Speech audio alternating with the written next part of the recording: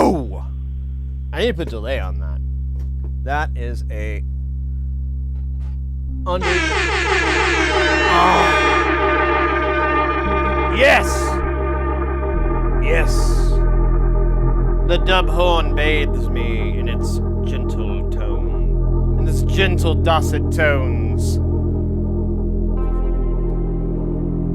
That's weird, this camera got gooped over. Bisnot, Jefferson, how are y'all doing? Hope you're having a good day. I'm gonna kick this guy out just a little bit. There we go. Let's get the festivities going here.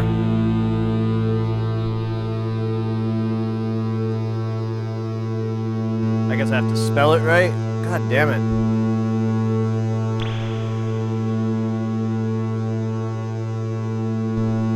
Oh my god, I did it twice in a row.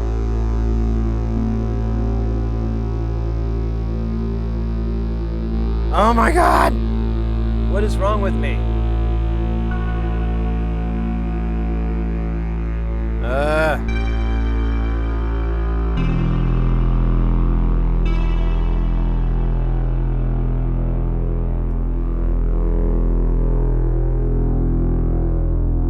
I guess it's broke? Let me refresh this window.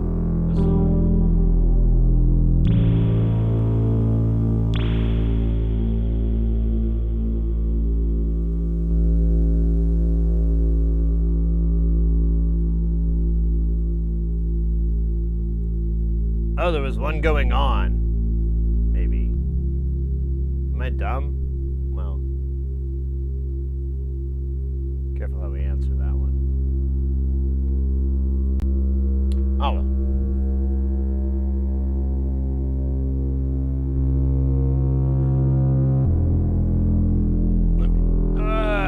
Man, everything's all goofy today. I had this all fixed and then it unfixed itself. There we go. Azimuth, welcome in.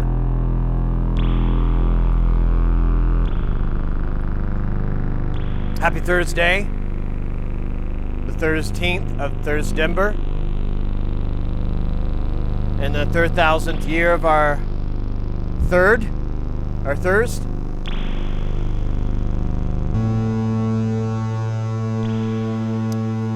So, sorry I had to start the stream a little bit late today. I went to bed, well, okay, I went to bed at a reasonable hour, and, but I didn't get much sleep. And I tried to sleep in a little bit, but that wasn't happening. And then, my stomach was just bothering me, like, just waking up and going, so, and it lasted like all morning, and finally went away like an hour or so ago, and I like showered and everything like that, and got ready for the stream. But I was like, yeah, I'm gonna be a little late today. My tum hurts. Kudos, Biznot.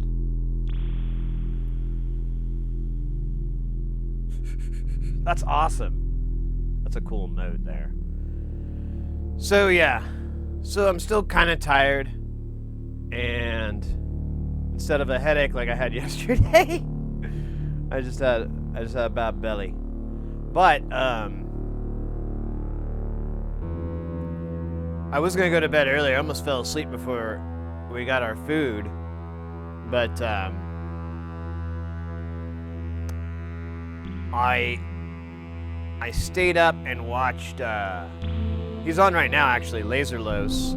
I stayed up and watched Laserlos for a bit, and, here, I'm gonna swap this out. And, was picking up some pinball tricks, just watching how he handles, multi-balls. 'Cause I've seen some tricks and whatever, but I didn't really pay attention. And last night I watched for quite a while because he was playing this old Pirates of the Caribbean game before the movies, and this was like 2001, I think, is when the game came out, and it's just multi-balls like all the time, and there's a lot. There's like 4 or 5 balls on the play field, and I was just like paying attention to how he manages it and whatnot. If he, you know, exploits the drain because there's like a ball save thing, or if he tries to just save it and run it out and whatnot, and it was pretty cool. I know when Doey gets in, I'll have to relay this story, because I never really watched him play like a whole pinball game, like, and paid attention. Most of the time I'm just kind of, you know, kicking back, but I really was watching it. And I came in on his second ball, and so I never saw the first ball, but I noticed it said ball 2, and he was in ball 2 for about 45 minutes. Then he finally lost that and was in ball 3 for another 20, 30 minutes. So like that game was at least an hour and a half to 2 hours long on one deal. And he hit the replay and he got a high score for it. But I was greatly humbled. I was like, all right, so I'm not that good, but Laserlos is really, really, really good at the old pinball. But I was like, all right, well, at least I got a standard to hit to, and luckily there's someone nice to chat with about it, learn some tricks and so forth. He was having trouble getting things up the ramp, and I was like, I commented, I'm like, I'm so glad that happens to you too, man. Because I can't, like, sometimes I just can't get it up the ramp, and I'm like, what the fuck is wrong with me? I've got my, and he was trying to get up this ramp like 4 or 5 times in a row, and it just kept like fucking up. Like we'd either get stalled halfway up, or would bounce back down, or something crazy. It was just some crazy annoyance, and I was kind of like, okay, well, good, it happens to the best of them. But I didn't play pinball myself. I didn't play VPX because when I was getting dinner, I was getting plates, and I reached up and I felt this muscle right here, and I was like, well, how did I pull this muscle? And I started thinking about it, and I was like, hold on a second. And I put my hands just like I am now. Here, I'll pull the camera down just a little bit because it's the height. And I pushed down with my finger really, really hard and locked my hand, and boom, that muscle locks up, and then these 2 muscles that hurt as well. And I'm like, and I do it on the other hand, and I'm like,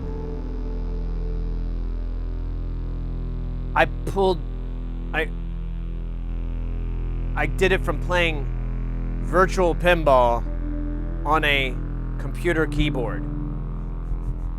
I couldn't believe it. I was like, wow, that's pathetic, but funny. Funny pathetic. Fun-thetic. So yeah, I pulled my muscles on that. It really was weird. And so I was like, oh, maybe I should take a little bit of a break, let my muscles, the ripped, you know, all the ripped muscle tissue, let that heal up a little bit, and then pile that burn back on. Start working out my pointer finger muscles. Really get those good. I told Mrs. Heresy, and she was like kind of rolling her eyes about it, and she's like, well, you know, you're gonna have to work them up for the pinball. I was like, well, that's the thing. That's just for virtual pinball. Like for regular pinball, you're kind of got your hands like this, and you you're kind of lean into it. So I don't know. Yeah, I'm gonna have to work up these my trats and might have to start lifting weights so I can be, more in shape for pinball. Wear like a special carpal tunnel like wristband and be like, yeah, hold on. Gotta cool these hands up Make sure they're all ready for pinball. Are you ready, girls? Huh? Huh? Girls aren't ready yet. Give them a minute. You ready, girls? All right, the girls are ready. You girls ready? All right, Sheila, Susie? All right, Sheila and Susie are ready to play pinball. That was a Freudian slip. Cunt. Anyways, so, yeah. I've got a whole lot of growing up to do. I meant, well, yeah, I guess that works soon. Anyways. Oh, Zark, good to see you, mate. I'm hyped. I'm hyped up because I'm ready to party. I've been abstaining a little bit. And well, a little bit. I don't know. I'm like, I want to get myself all propered for Saturday. I think it's gonna be fun. New Year's celebration. I won't go for anything crazy, but we'll try. We'll try.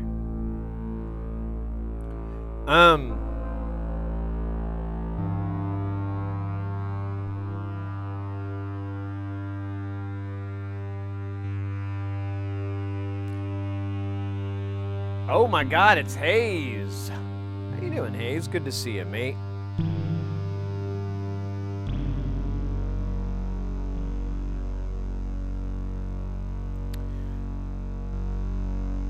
So, what are we doing here? I'm trying to think. So I never did work on this. So Channel 4 is still out. That's weird.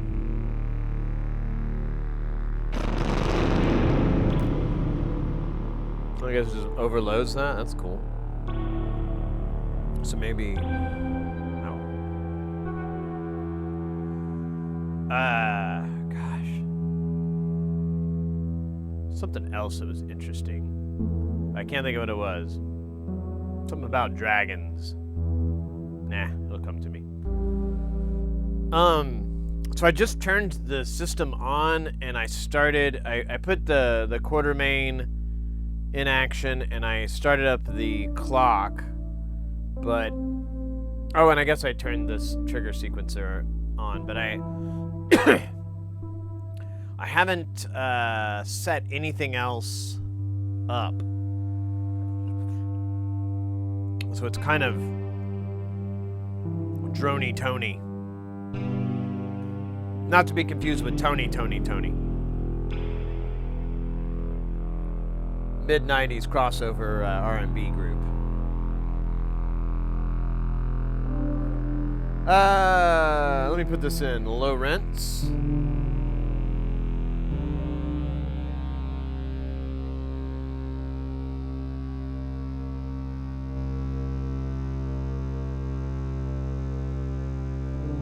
Put these both in sloth mode. And then, I don't know. See, two of these have. This one has a rando magical.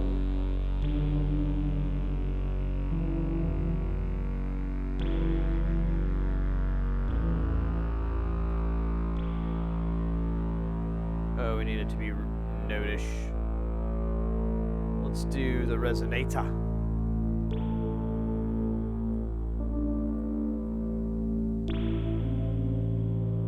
We'll get to that one later.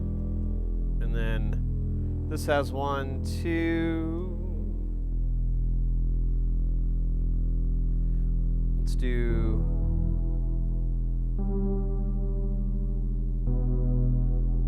something simple.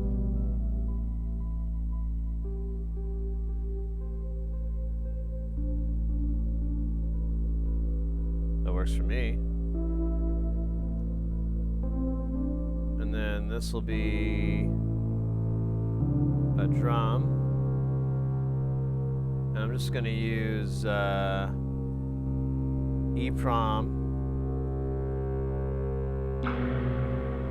And there it is.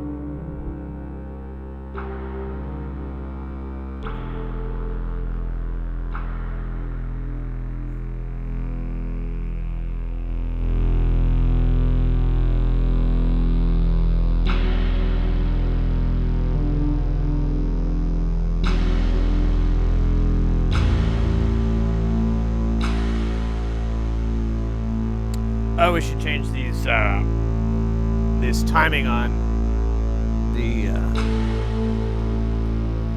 tempu tiles. I really don't like this name. I can never remember it.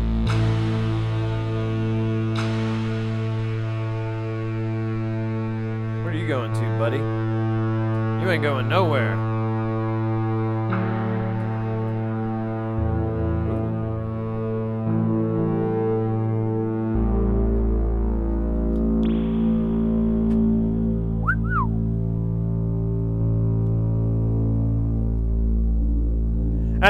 That's the sound you make when you see a cat on the street. You go, it's called a cat call.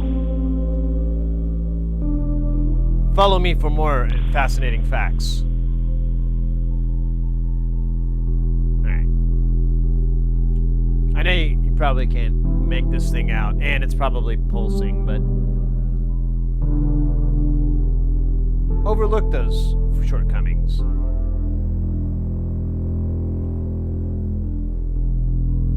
Actually, I'm just gonna set these all like in.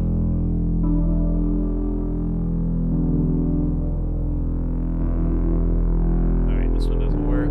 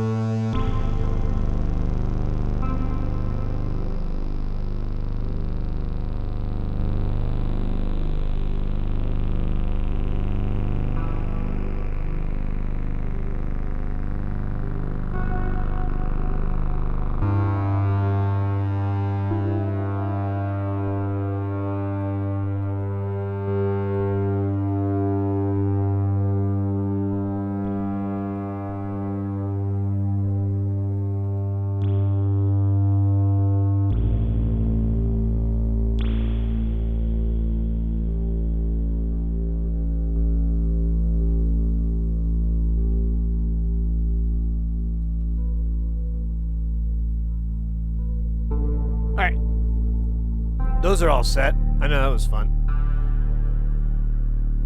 I had fun with it.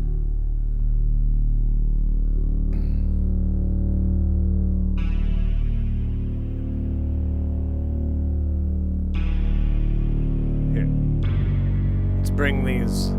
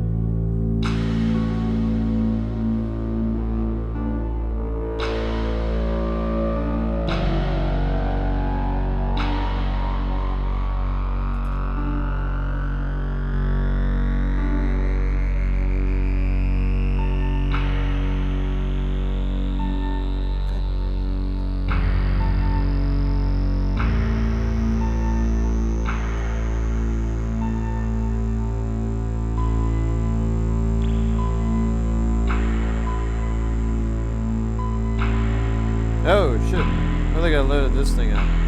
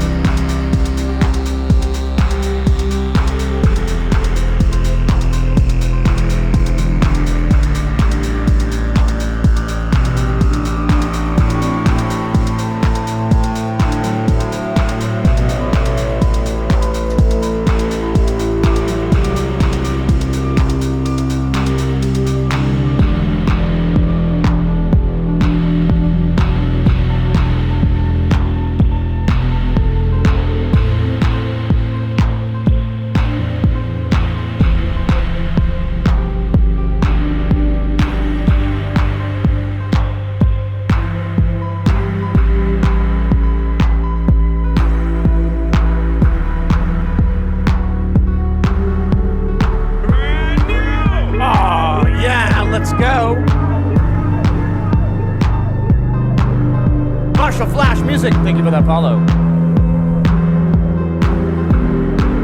Welcome into Jamtown.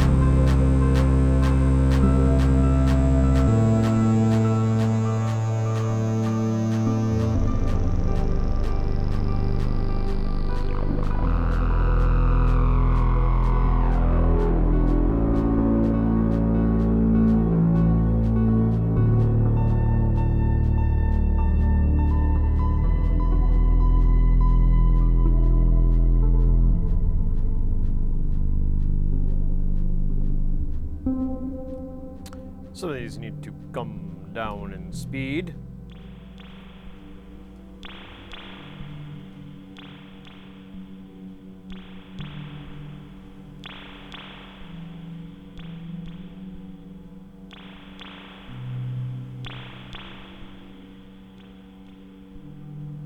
Alright, that's a little better. Welcome in. Thank you for that follow. Amazing. Hey, thank you very much. You ever put music on Monster Cat? No, I don't know what Monster Cat is. Nice spring verb. Thanks. That's all this thing does.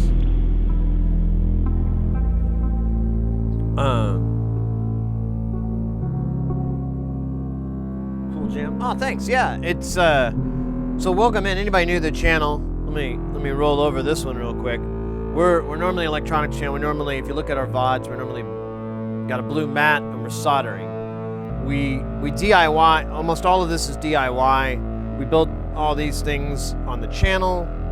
This stuff I built prior to the channel. But the last week of the month we like come out here and hang out in Jamtown, where we test the things that we built. Like for example, we built this thing. This is a Tempu tiles from MX. I don't know how you pronounce it. And it has, it's basically like a clock thingy. You send it clock pulses and it can do weird shit to it. And we built it and it was a really great build, fun build. And we tested it and output 4 worked. And it even worked on Tuesday. But Wednesday I noticed it wasn't working. And I tried to troubleshoot it a little bit, but I think there's some sort of high impedance air gap that forms. So I'm wondering if it's just a bad solder joint, because these are not, I didn't put this thing 100% together, so it's kind of, you could break it if you wanted to pretty easily. And so I think I might have broke it accidentally or intentionally. You'll never know. But yeah, we're testing that out, so I need to fix that. I was going to do it last night, but I didn't. I did some other stuff. And then this is another thing that we built recently. This is the Takra. It's a drum sequencer, but it has its own sounds. And you can load sounds into it. It's all sampler based. There's tons of different kits already in here, including jungle kits, which is kind of why I got it. Because I was like, I've always wanted to do jungle with this, but it's really hard to do it without a DAW. You know, when you're writing jungle and breakcore and breakbeats and stuff, you're just heavily utilizing a sequencer into it's like farthest you can go. And I don't really have that in the modular world. They do have, there are some things like there's a tracker sequencer from NerdSec, or I think that's the name of it. And but I don't know, it kind of defeats the purpose for me a little bit. So I've been trying to find some way to meet it halfway, and this might be it. Because you can arrange really complex and really long patterns, which is what you need for jungle, and then you can have a whole bunch of different patterns and have them be called up either in random or in a sequence or from an outside source. So I could be able to go play this break, play this break, play this break, play this break, and you know, either triggering it from a control voltage source or from like a keyboard or some pads, whatever the fuck, just to launch that next sequence in. It's pretty cool. It's a powerhouse. The only downside is that I'm having a very difficult time understanding the UI. I mean, the UI itself is beautiful and I love it, but I'm still trying to figure out, like, because there's button combos and stuff like that. There's no menu diving of any sorts. There's no little screen. Everything's displayed on here. Like if you go to the mixer, you have each individual channel's mixer. So I can take like channel 2 down, and then we can go back and there's channel 1, 2. And there's pan, filters, and there's some other stuff, but I don't know what it is. Still learning. So, anyways, let me catch up on chat here. Monstercat takes indie tracks from various artists. Huh. Modular mysteries. Yeah, well, that's kind of the fun, too. It's just trying to figure out, you know, what it is. Like, I always consider modular I usually tell people, you know, if you ever had like more than a couple of guitar pedals or anything like that, you're gonna have a fairly reasonable grasp of modular because it's real similar. You're just making signal chains. But like guitar pedals, some of them, sometimes they'll have like an expression pedal input where you can put like a little, you know, wah, like, well, I have one right here. So you can put like an expression pedal input, and some pedals will let you do stuff like that, like to change the delay and stuff like that. So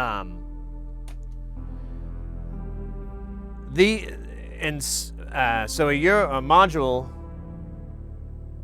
or a modular synth, the comparative to that is that, yeah, it has that input and it's got shit tons, and it's not just the delay, it's like every function on that pedal, the gain, the time, the feedback, the mix level, all those are controllable from some other source. But instead of a pedal, you can use all these things that will generate or emulate the same actions that's going to do. And you can have it be, you know, very languid and go between, you know, like a sinusoid or whatever, or a slew, I should say.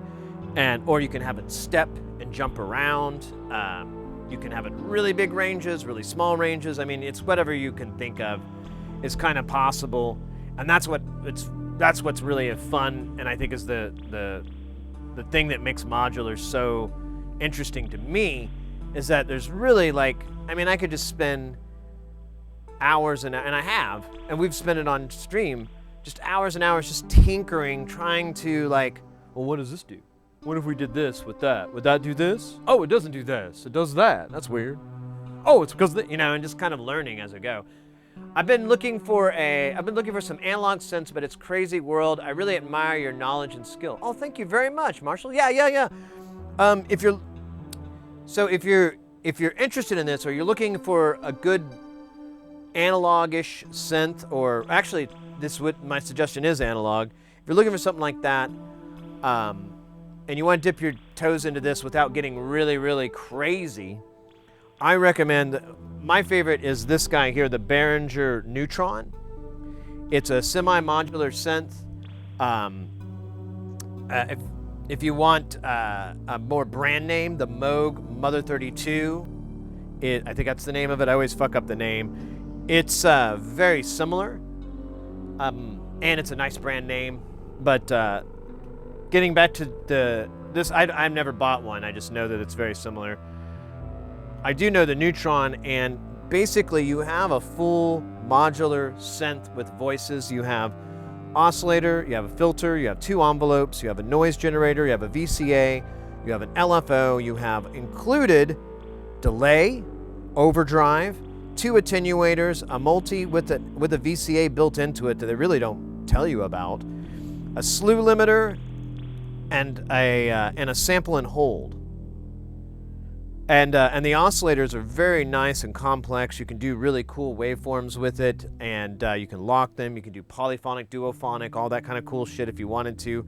But the reason I like the Neutron so much is if someone's getting into this, they come into this channel, or they go to a concert or something, and they're just like blown away and like, I want to fucking try that. You can get in for like under $1,000 to try this stuff out. And for the Neutron, you can get these things for around $300. They've kind of gone up in price, but you can get them for around $300 to $400. And if you decide it's not for you, you can just turn around and sell it, and you probably make your break even. And I'm a gear addict. Behringer is okay, right? Yeah. I mean, people have their issues with it, but I don't. I mean, whatever issues you have, you can't argue with the Neutron. The Neutron's an original design from them, and they have another one called the Proton that's just as good. Or actually, it basically takes care of all the shortcomings from it. And I'm going to get it as soon as I can. But the thing with the Neutron I like is that you have a ton of things, and there's a patch book, and you can make all these crazy sci-fi sounds. And if you decide like, man, I really like this, but I really need like 2 LFOs, or I need a sequencer or something, you can buy a Eurorack case, start and take this thing, drop it in there, put your new module in, and start partying and start going and building your collection. I just realized I forgot to say, the coolest thing is if you're new and you get into this and you're like, oh, this is cool, I'd like to, the concert example, and you go home, but you're like, where do I start? You know, you could buy the Neutron. It has a USB input. So you don't even need an audio interface or a MIDI interface for your computer or anything like that. There's plenty of free software out there to generate a keyboard on your keypad or to run a little sequence, and you can plug your headphones into it. It has a headphones amp in the back. You can plug your headphones in and just start partying right out of the gate. The fact that it's so turnkey is why I like it so much, because you could just go and buy it and start playing. As long as you have like a computer or some sort of MIDI keyboard. It doesn't even have to be MIDI. If you have USB, it does work with the USB protocol. So I have a keyboard that doesn't have MIDI out. It just does USB, and I can run it into a deal direct for it, and it'll work. So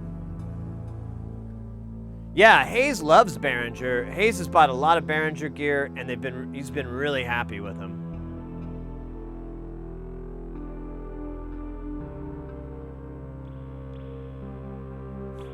Doesn't hold my beer. Oh man. Let's fucking get some emails on that. What the hell?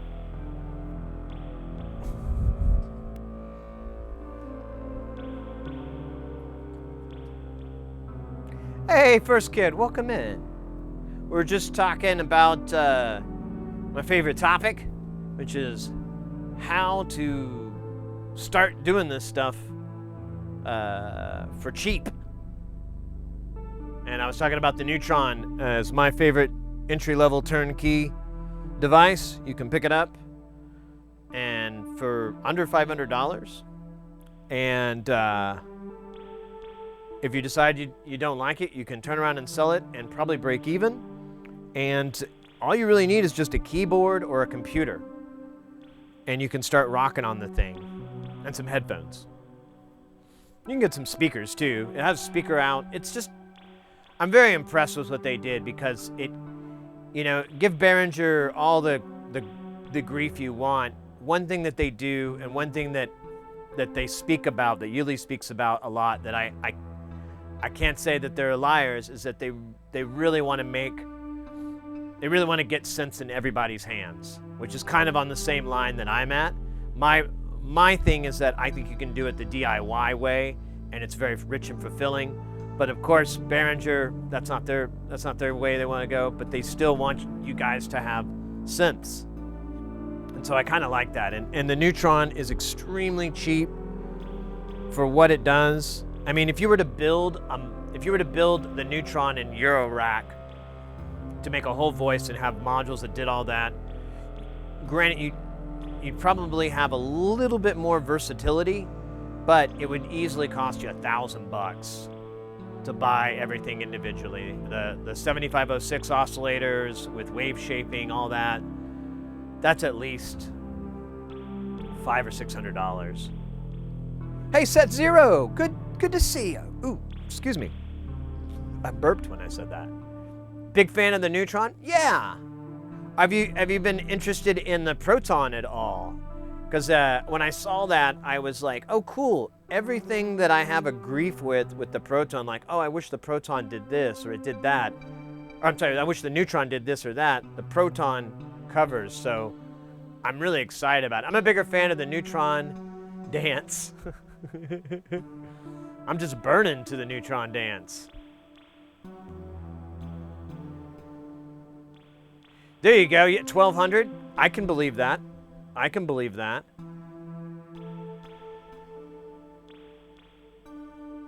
Exactly. And they're all the really useful ones. I mean, they really capture all the stuff that you want in module. The bucket brigade delay with being able to control the times on it. The sample and hold function, the slew limiter, the attenuator. These are all things that are shit that you don't really get to see on your conventional synthesizer. I mean, some will have it, but not all of them have all of that. And it's all a very big part of the modular world. So getting you introduced into it in that way, I think, is really cool. And I think it educates you too, because once you get into it, because I think, you know, you can use the Neutron as a way to get familiar with what you need. If you're just a synth head and you go to Modular Grid or you go to Perfect Circuits and you look at everything that's there, it's just overwhelming, and it's really hard to say what is going to be best for your needs and all this and money. You know, it's like this thing does 10 things and it costs, you know, $400. This thing does 5 things, but it costs $700. What's the deal? You know, shit like that all gets confusing. And I think, you know, once you come into it with just having a complete synth voice already there, which the Neutron has, and then you just kind of build from there. You're like, oh, you know, let me find, you know, the sequencer looks really cool. And you start driving the oscillators with the sequencer, and the music died. Stuff like that, and just keep adding. I don't know. It seems like the best way to go. Yeah, you know, I remember when they announced it, which was about a year ago, and it said, like, in the post, like, we're just waiting on the chips, which spawned all these Behringer memes where they're like, where that was the joke, that's the punchline. Just waiting on the chips. Yuli, waiting on his chips. On and on. So that was the biggest thing that came out of the Proton, was the Yuli chips joke. I might swap my K2 out for a Proton. We shall see. I love the K2, but it's just a different CV standard and doesn't play with the other kids at all. Oh yeah, that's right. I didn't think about that. What's going on with y'all, chat? Hey, first kid, let's go. We have such a great community. I don't know if pride's the word or what, but I'm very I admire it. I admire you guys. You guys are so cool and chill. So fun to hang out and talk to each other. And that's a skill, not a trait. Whatever. How do you first get the Neutron is a gateway drug? Yeah, I say so. I think it'd make a good one. And if you don't want to buy Behringer, whatever, that's cool.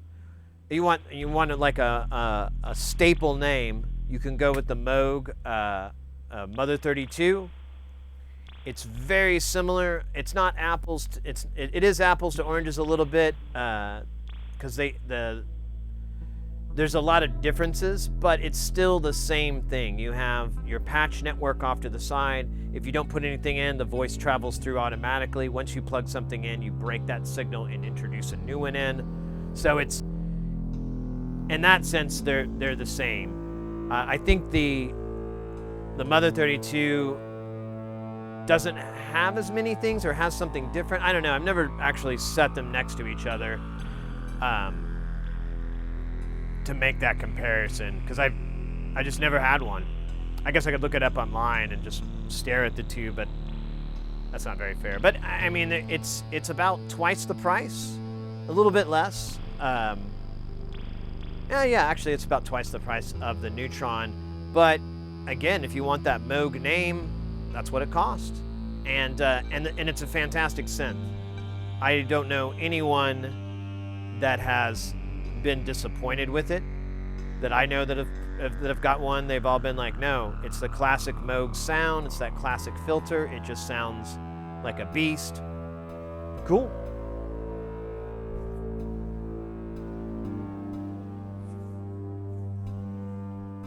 Oh, that's just dumb. Oh man, you went to band practice yesterday, Hayes, but we were talking about I think we were talking about Behringer synths, and I was like, if Hayes was here, he could chime in. And yes, the air horn symbols the arrival of the Supergeil. Supergeil. Mr. X. Willkommen! How you doing, Mr. X? How you feeling? How's it over there in Deutschland? Are you guys gotta go back to work over there, or do you have like this kind of weird quasi week off between now and, or is it like a half? I don't know.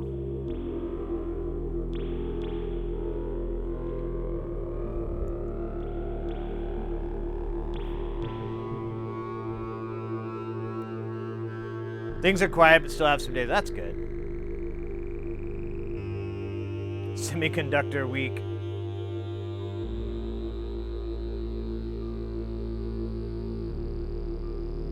No, well, yeah. I wouldn't say that there's a holiday per se. I've never heard of anybody having like that I was aware of, but like just culturally, like here in the U.S., for like all the basic retail type stuff, it's business as usual, and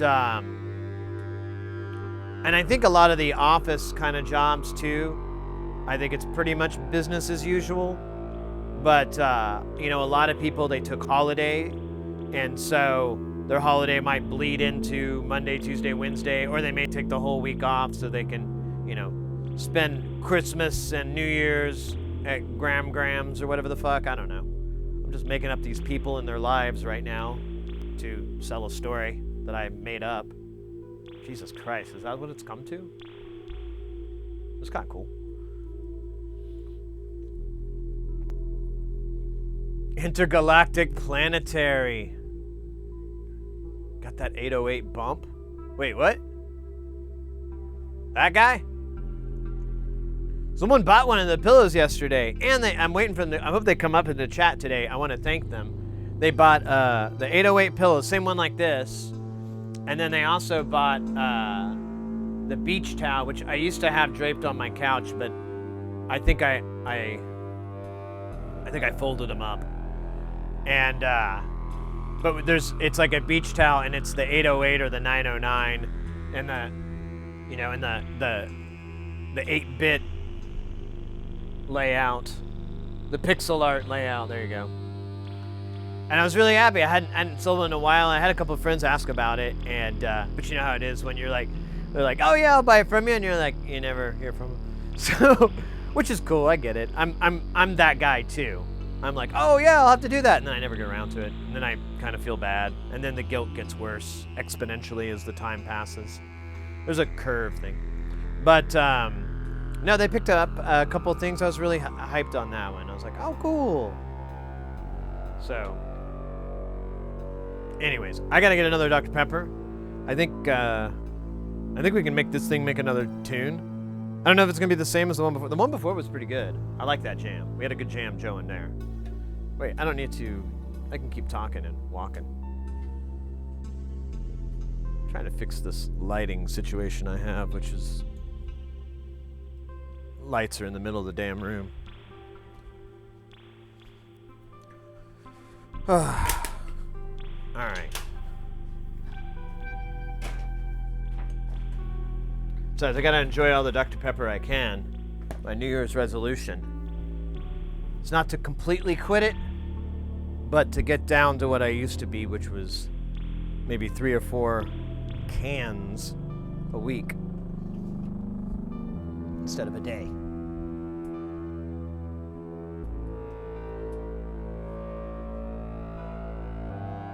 Hello everyone. Hey, yeah, Mr. X. Let's go.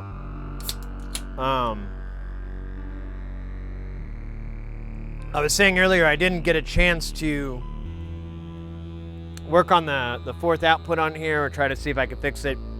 I'll do it later.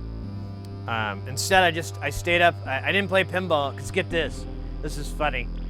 I was like last night after the stream I went to go get dinner, or I was getting yeah, that's right. I went to reach for a plate out of the cabinet, and I reached in this muscle like right here. I was like, what the hell did I do to pull this muscle? And I'm thinking back, and like right when I do it too, I'm like, and why is this one?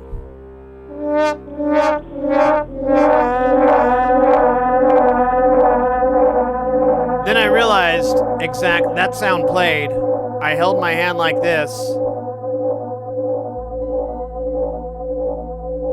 Yep. It's from playing virtual pinball. I didn't pull muscle, whatever.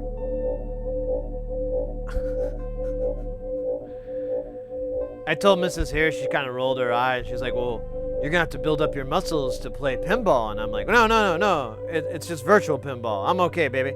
But, because when you play the other one, you're like this. Which, that motion, too, by the way.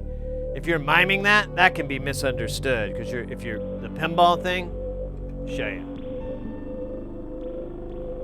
Just got to be careful. People could totally misunderstand if you're miming it and you're like,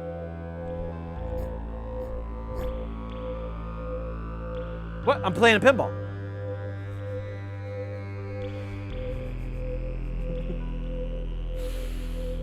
Of course, what are you doing with your fingers there? Like, oh, I tickle the hips. They love it. They love it when I tickle the hips. Damn, that thing is still going. Ooh. Oddball in the house, let's go.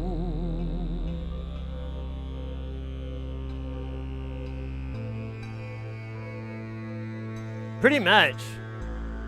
Yeah, it was like, okay, I gotta take a day off, let the muscles heal, and then I'll reapply the rip. And then before you know it, I'll just have these giant little fish. Really, not pythons. They'll be more like little beasts. That'd be great.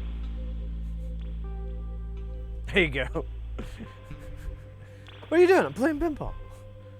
Hey. What? Playing pinball, man. Come on. Get your mind out of the gutter.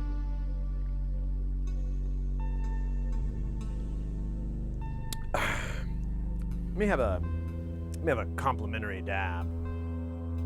Where is the turntables? Man, no turntables on this one.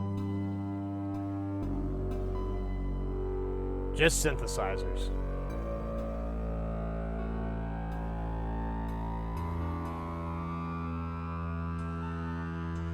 Garter snake. Yeah, it'd be like, yeah. Small reptile.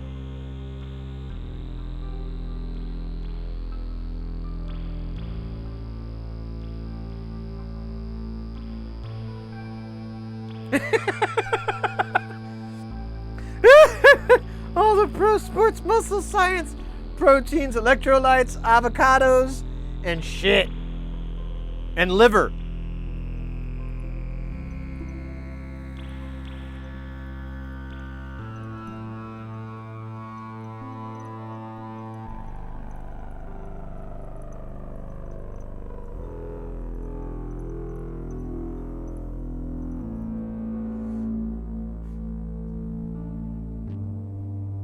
The Liver King. Man, that was a little bit, I didn't really, I'm gonna do it again. That was just, yeah, there was nothing there. I thought so. Lies! Subterfuge!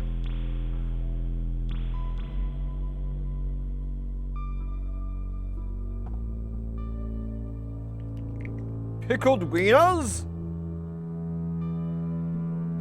Super Fudge. Oh, that's my favorite band. If they existed. I would listen to Super Fudge all the fucking time.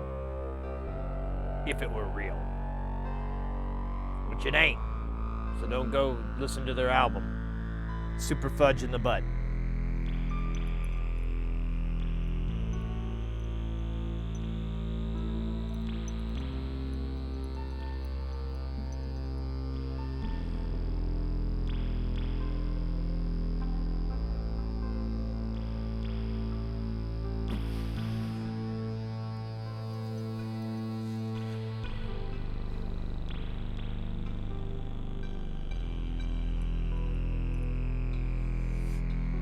All right, that was way, way better.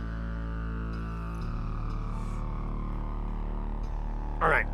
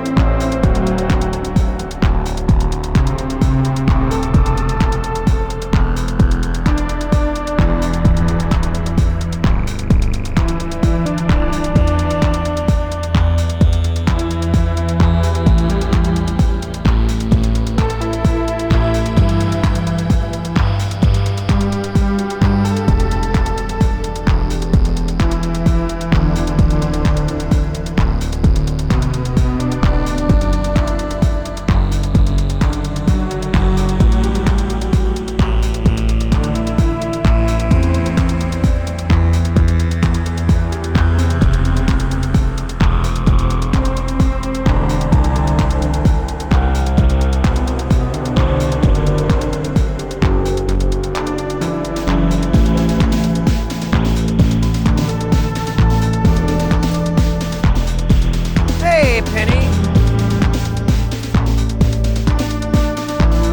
Let's go.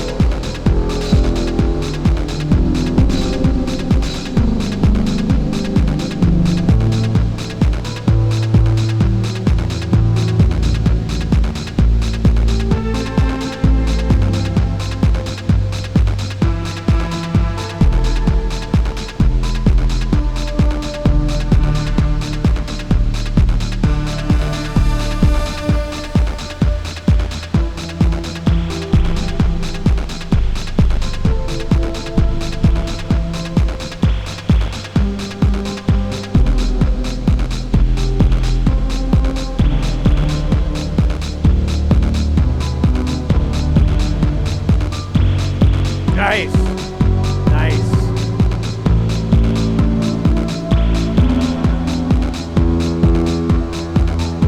The Takra with distortion and filtration.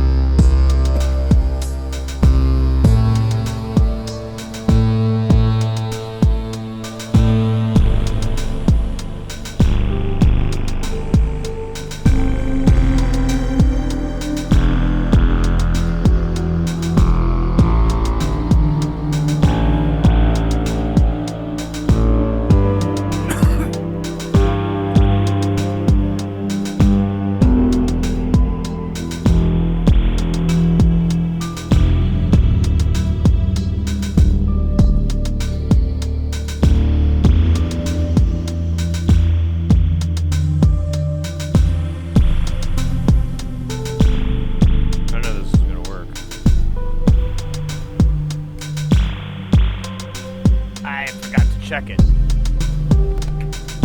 Oh, that sounds good.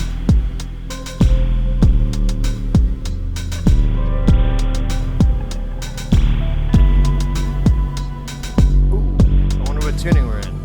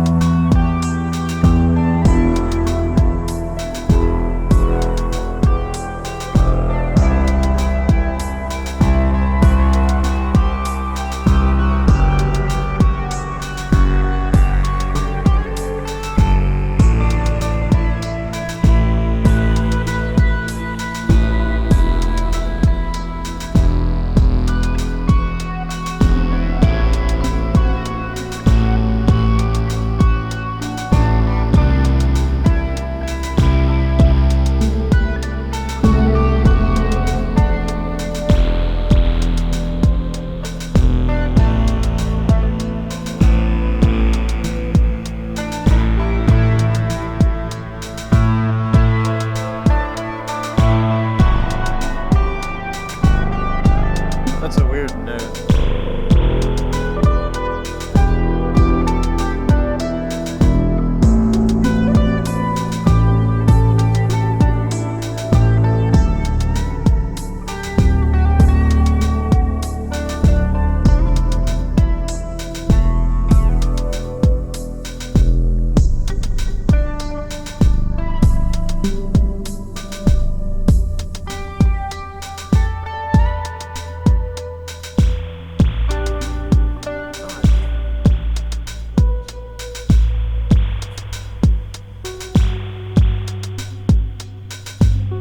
Gotta get wireless.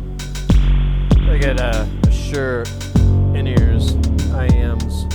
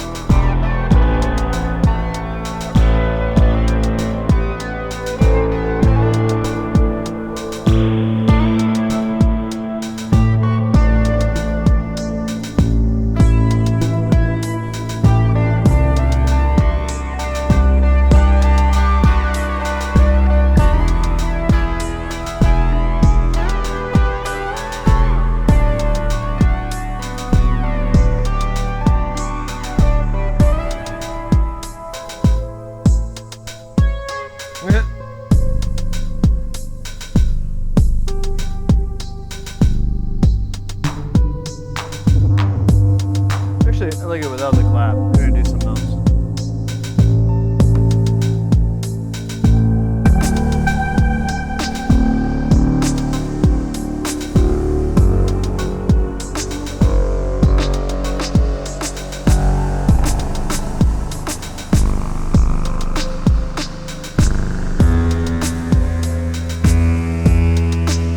There we go. Simple.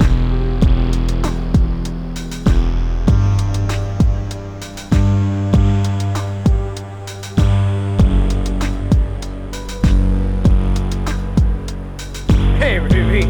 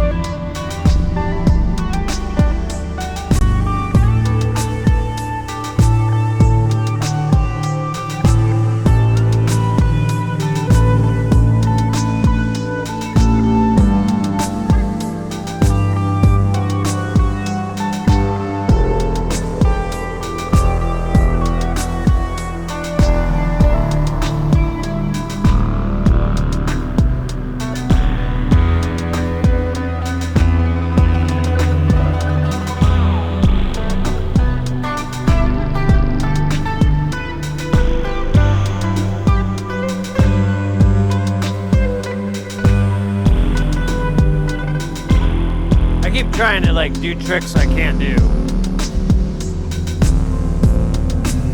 I've been mixing them in with tricks I can. So it's kind of like ah oh ah oh ah oh ah oh.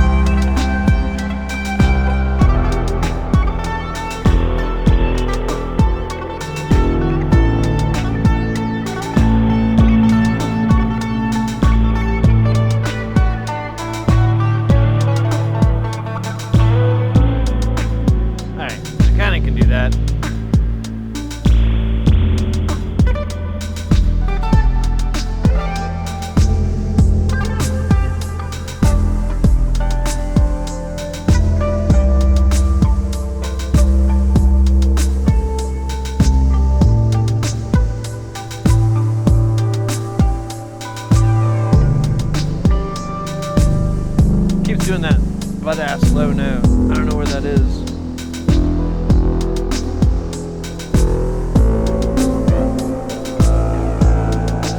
Butt-ass low. Which one are we going to?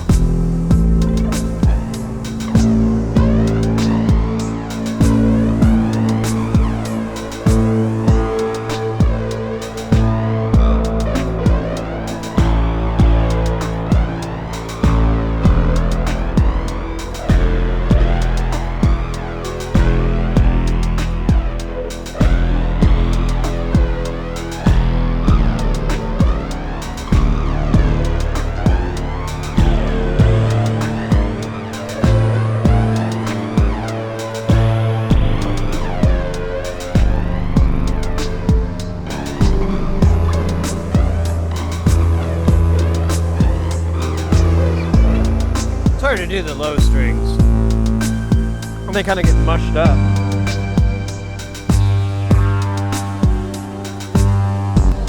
Let's see if I do it without the bass.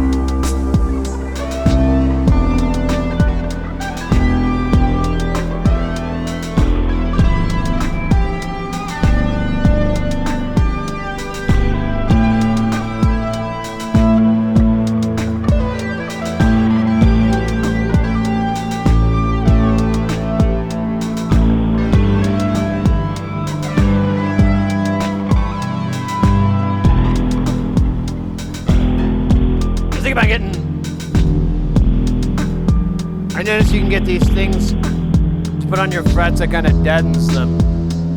That's how, I'm forgetting his name. He's this famous guitarist, and he has the guitars, and he plays like two guitars at the same time. Like there's another neck that comes out, and he plays them at the same time. And there's also a famous one that has two other necks that come out as well. I think there's a meme. and that's how he's all playing. He's just tapping on with one hand. And I'm like, I should get better at that.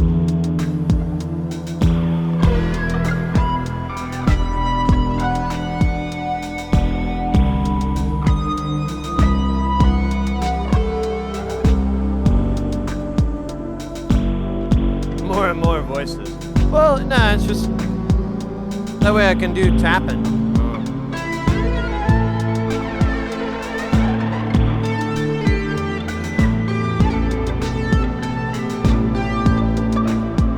I mean, you can make one. I've tried to do it before, but it never quite works. I don't think I have anything around here that I could like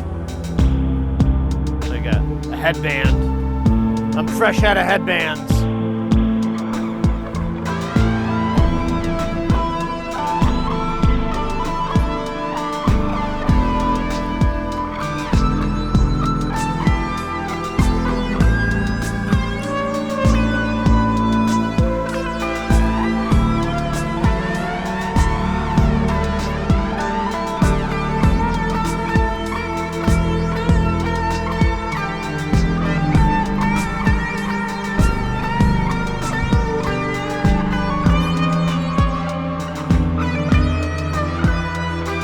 Told that guy out of tune.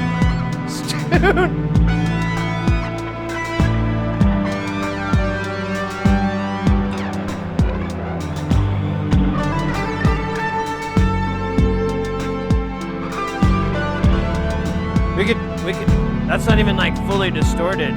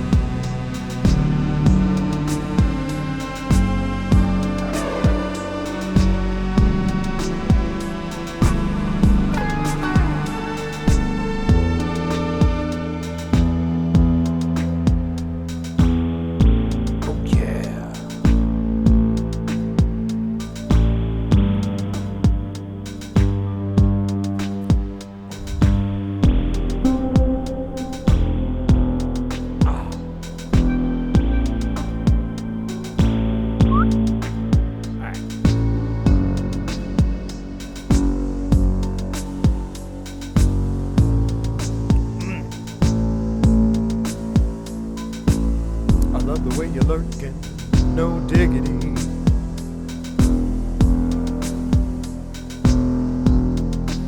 I need to make that a thing where it plays that song.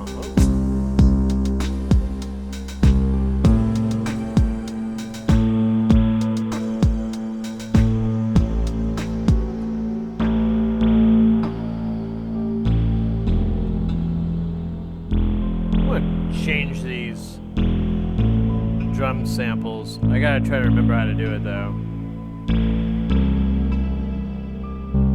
Yeah, it's here. So we want to change kick. Oh yeah, I can't hear it.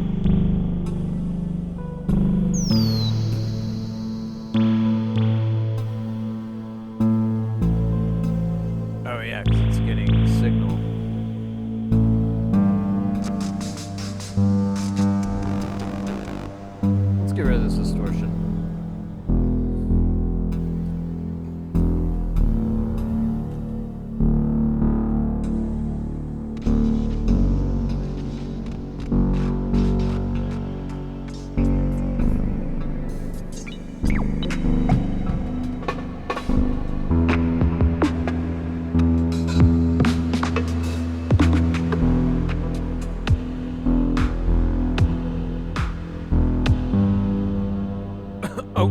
Okay, mouth stop. Alright, so then second one.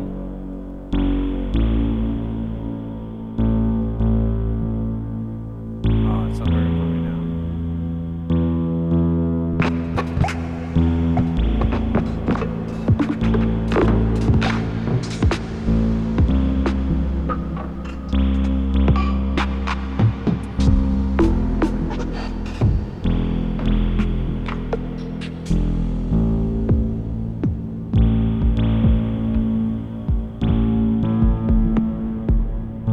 Ooh, I like that kick. Okay, and then a snare.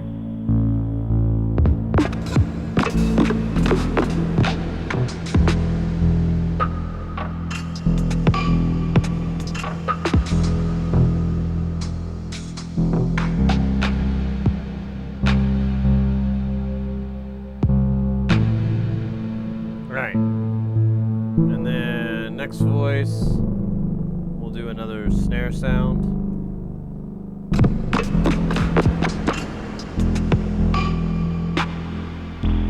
I like that snare sound. Let's keep going. We need a hat.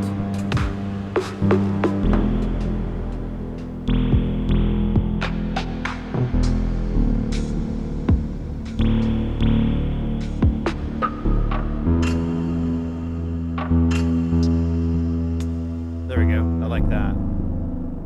And then an open hat.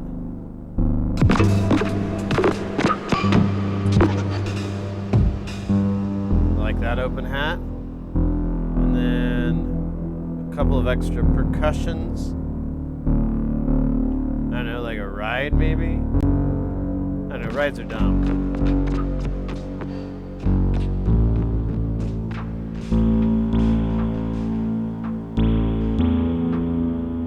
I'll do that clappy sound. And then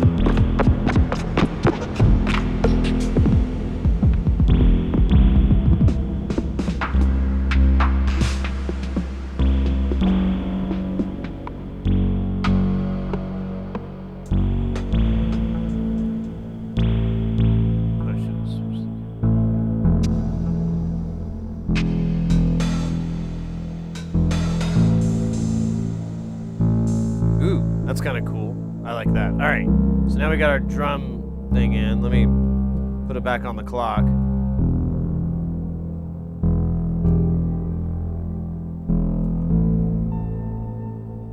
Oh wait, I'm on the wrong thing.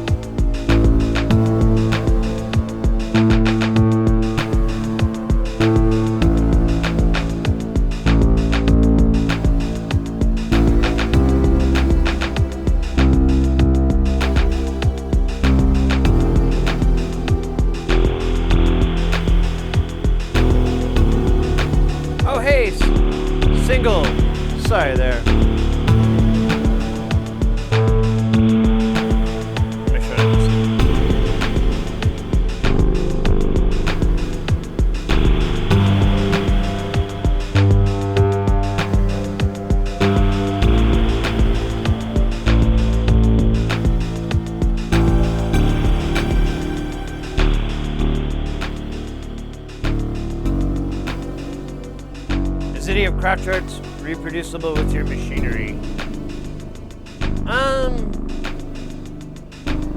Probably. I don't know, they made a lot of their own instruments. And they were, to my knowledge, they're pretty secretive about it. I mean, they may have released it. I never looked into it, to be honest with you. But I mean, it's born from a similar era. That late 70s, early 80s time when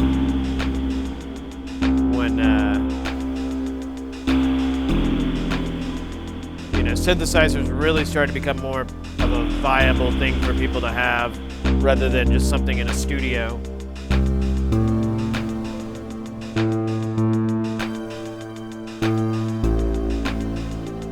Really synth work.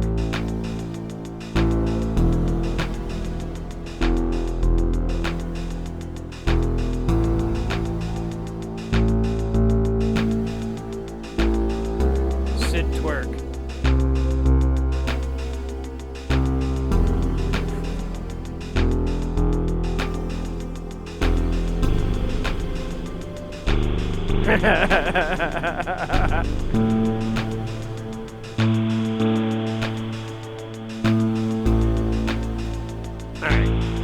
You're right. This is an okay tempo. We'll do some more jamming on it. And it's kind of weird to not have the Nava playing, so let's see how that works out.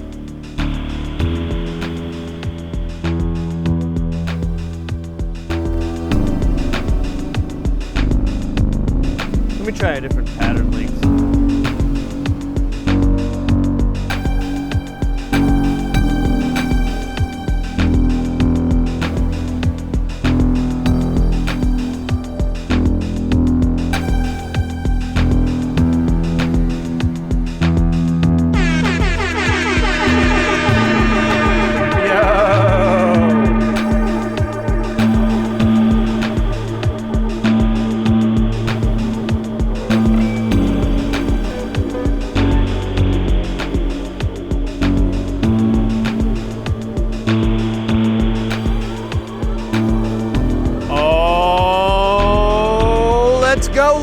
Let's go!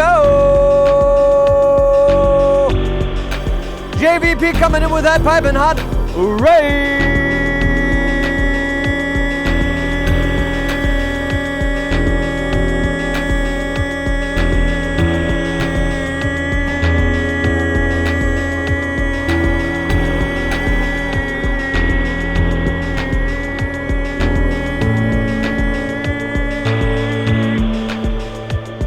Let's go! Welcome in, Raiders!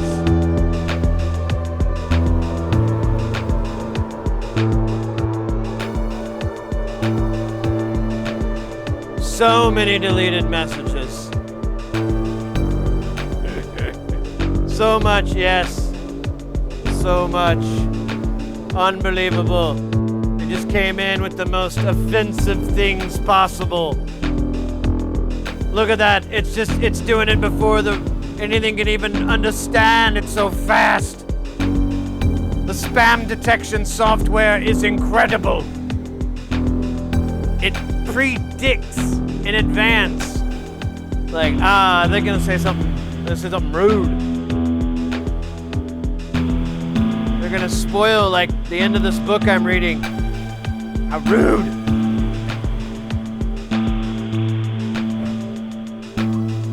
Welcome in, JVP. Oh my goodness, this is awesome. You guys, if you're not familiar, you gotta go check out their channel. They do electronics, they do design, they do programming.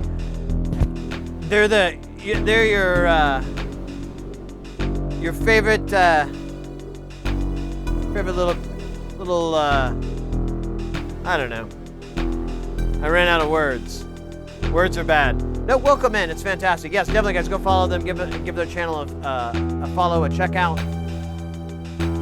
How are you doing? How was your stream? What did you guys work on today?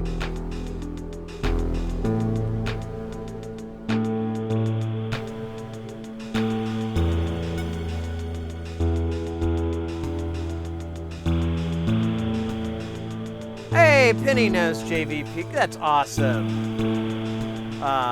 What a small world. I love it. Yeah, Phil Coleman. Phil Coleman, guten Abend. Welcome anybody that's not been to the channel before. We do electronics too. Today, or this is the time of the month where we test them. Let me show off our newest modules that we're testing this month. We've got, this is the newest one. This is called a Temputile. It's looks very similar to this because it's by the same designer. And they do very similar functions, except this one is clock based. So it does clock functions. This one does a bunch of other stuff. And then over here, this rude boy is the Tukra. It's a really, really awesome drum machine, but it does so much more. It does have trigger outputs like your typical drum machine would, or your drum sequencer would, but it also has its own sounds.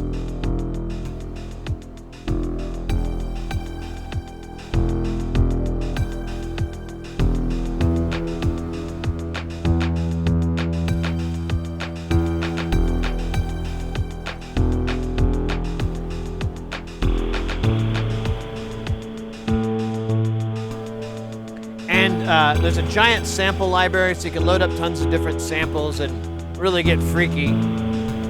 We're testing that thing out. This thing's really cool, but the UI is beautiful. I mean, like, here's your mixer layout. You've got like some really like awesome utilization of the graphics and whatnot, but there's, I don't know if it shows up on camera, but it's all this iconography and it's, I haven't figured everything out yet. It's it reminds me of like when I would buy like a synthesizer and I'd have no idea what the fuck any of the stuff said on it.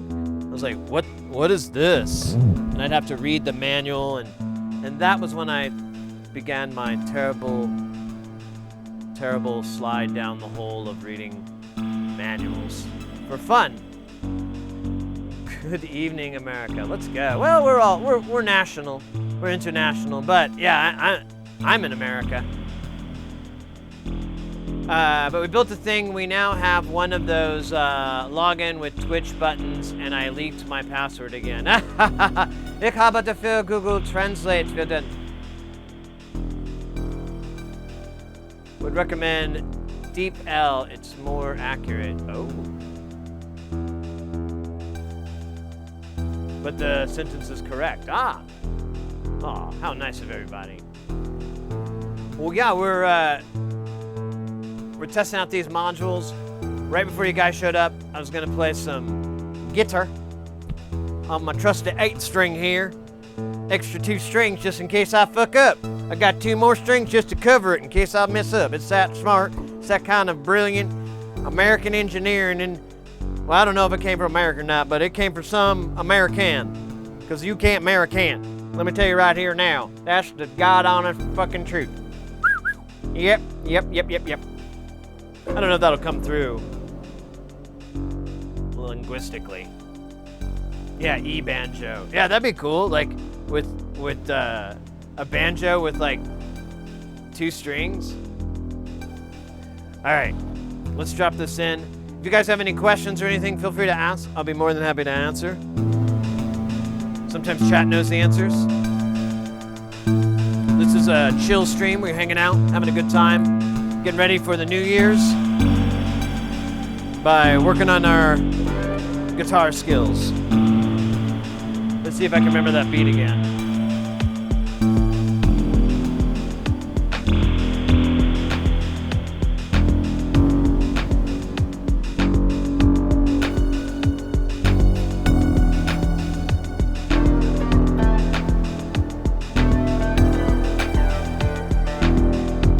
That seems quieter.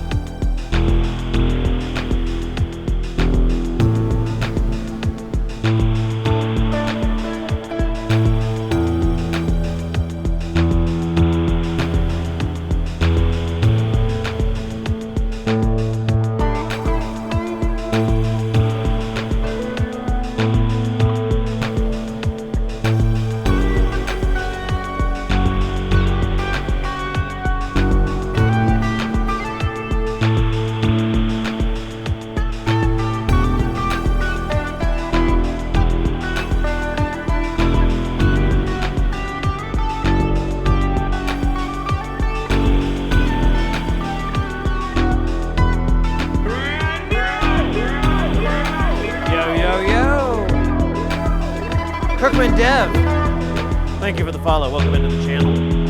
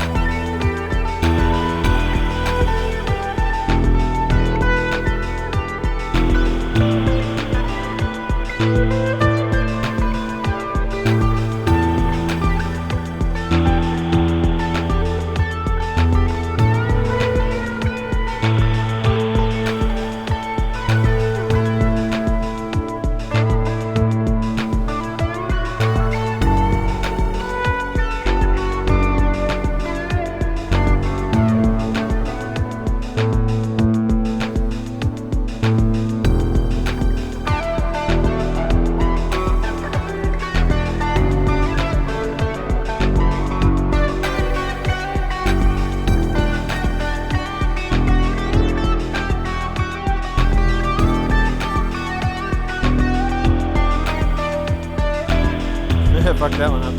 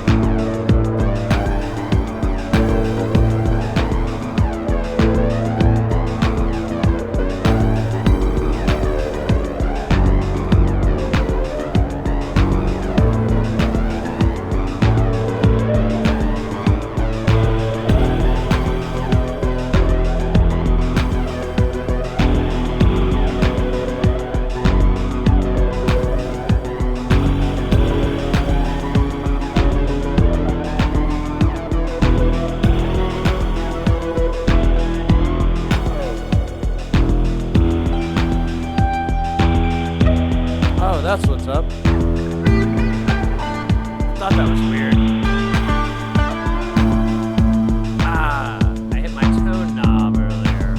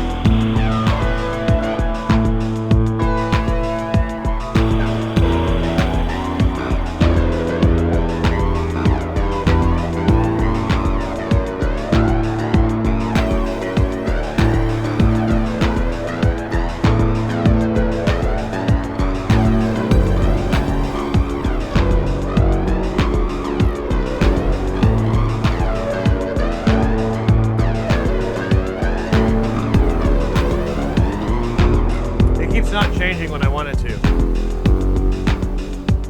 Let's try a different pattern.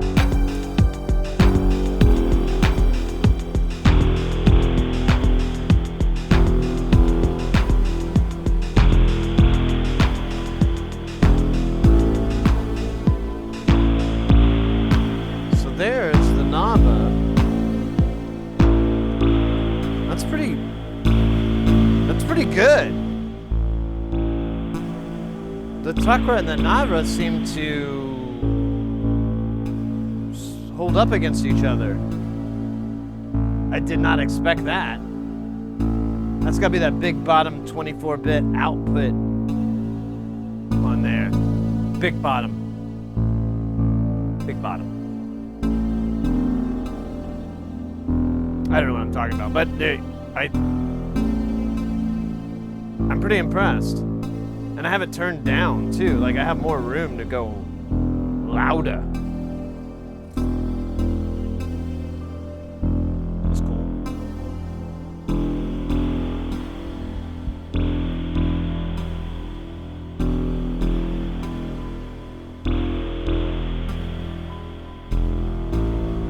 Oh, I only see and hear the chat. Ah, that was a good one.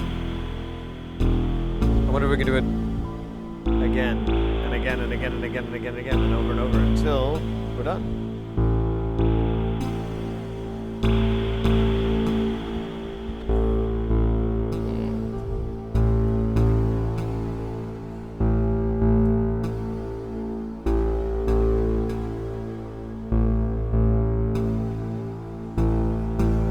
Oh, we got a hydrate on here from Page not found.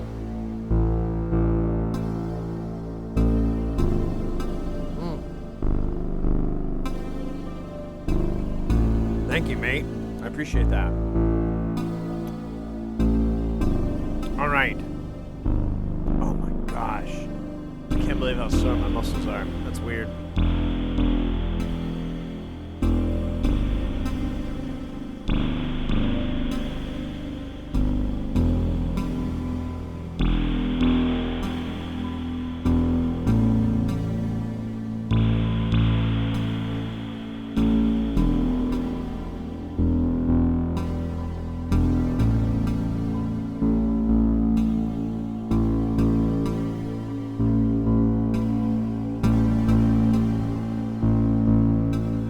Change up the patterns here.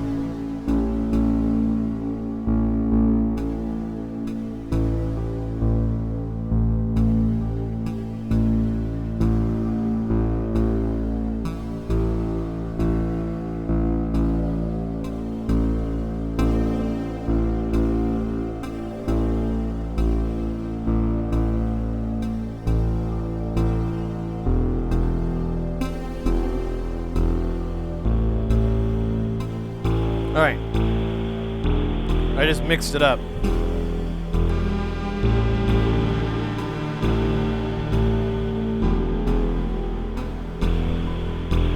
change this up a little bit.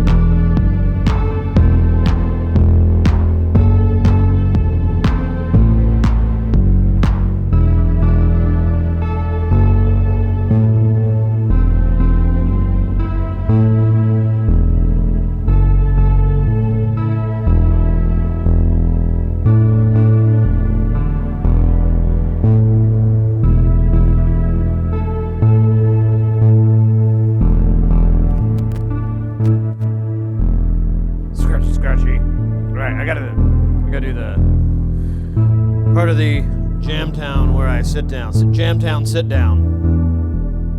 We have a toke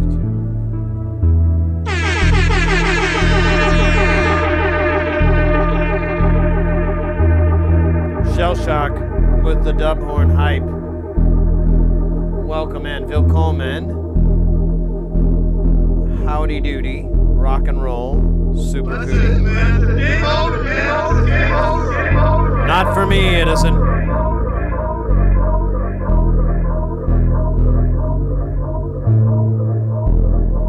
Oh, Shell Shock victory. I see. Now I know what's going on.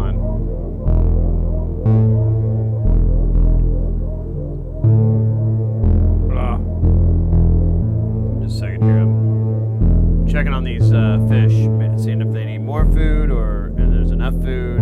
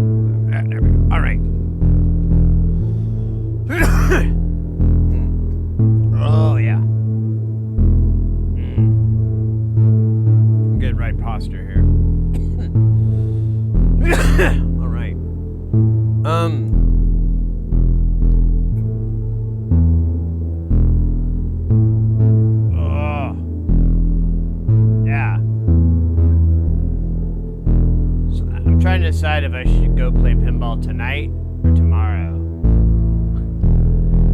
Maybe tomorrow. I'm pretty tired. But I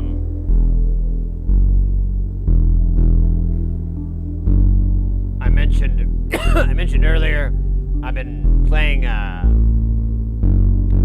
VPX Visual Pinball, and I actually have like sore muscles from playing it so much. And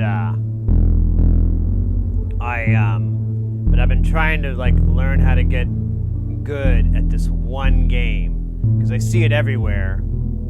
Like it's at my favorite place I like to go play at, and then I've seen it at like at least 2 or 3 other places, at least one place here in town. But I see it on the road, and I was like, you know, I know it's corny, but my idea is to get good at that game so that I can just go over and write Sid and like all the high scores. It's a simple request. I'm a simple man. And I think it'd be nice, you know, for me to go all over town. And I was telling Laserlos about it last night, and he's like, oh yeah? And I'm like, yeah, man, I'm gonna do it, dude. I'm gonna start getting good at this one game. We'll see if those credits transfer over to other games, but I'm like, if I can get good at this one game, I'd love to like just rack up some high scores and just kind of. And he's like, yeah, man, you'll actually kind of get something going because people pay attention to that. They'll go back and go, whoa, what happened to my high score? And then we turked it into like something funny because he's like, don't you fix these? And I was like, yeah, I'm working on it. And he's like, that would be hilarious if you knocked out someone's high score while you were teching it. Like, oh yeah, man, the right bumper wasn't working, so, you know, I played a game real quick, and, it looks like it lasted a little bit, and before I knew it, I guess I got your high score. Pretty cool. Hey, 48K, good to see you, mate. We got a bunch of cool cats today. A lot of cool cats. Oh, speak of the devil and ye shall appear. Wild Bill is here. Good to see you too. I was just saying, there's a lot of faces I don't know if I've seen. Seems like it's been a minute, Maybe it's only been literally a minute. I don't have the world's greatest memory. But, the feeling is there. Like, hey, it's you. So it's good to see. Oh, and look at that.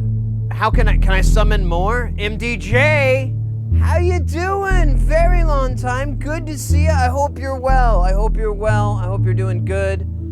Wow, that's awesome. That's awesome. All kinds of people I haven't seen in a minute or two. So good to see you guys. Don't be a stranger. Feel free to hit me up sometime. Or just come here to the channel more. That's probably the more feasible thing to do. But whatever, glad to see you. Glad to see all of you. Wild Bill, MDJ, 48K. Ooh, that rhymed. We're chilling here in Jamtown. We didn't get to do Jamtown last fix this. We didn't get to do it last month, so we're doing it this month, and we get to land on New Year's Eve, so we'll be doing New Year's here. I'll start on Saturday, and I'll just go until it's the new year, and then I'll go a little bit longer, and then I'll go to sleep. What do I know? No one knows. I'm doing great. Hope you're doing good too, buddy. Been too long. Yeah.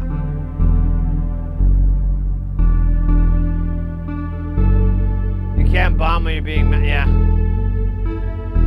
There's a hierarchy of commands.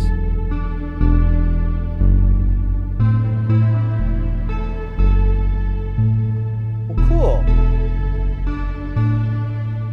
And I was just talking about how I've gotten into pinball a lot lately. Like I'm obsessed with it. I think about it, and I was watching one of my favorite pinball streamers, actually really the only one I watch, and last night he was playing this Pirates of the Caribbean game, and this is before, the movies, and it's just filled with multi-ball. So I was just watching how he handles it, and there's a lot, there's at least 4 balls, but I think there's 5 or so, sometimes 6 at a time.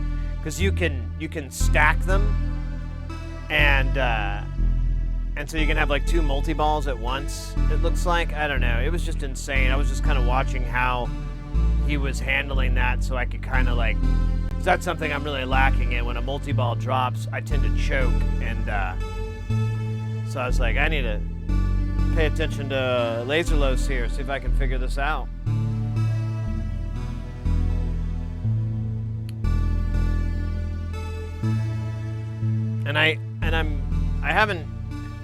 I gotta buy some equipment, so it's kind of an expense because it's like an $80 battery.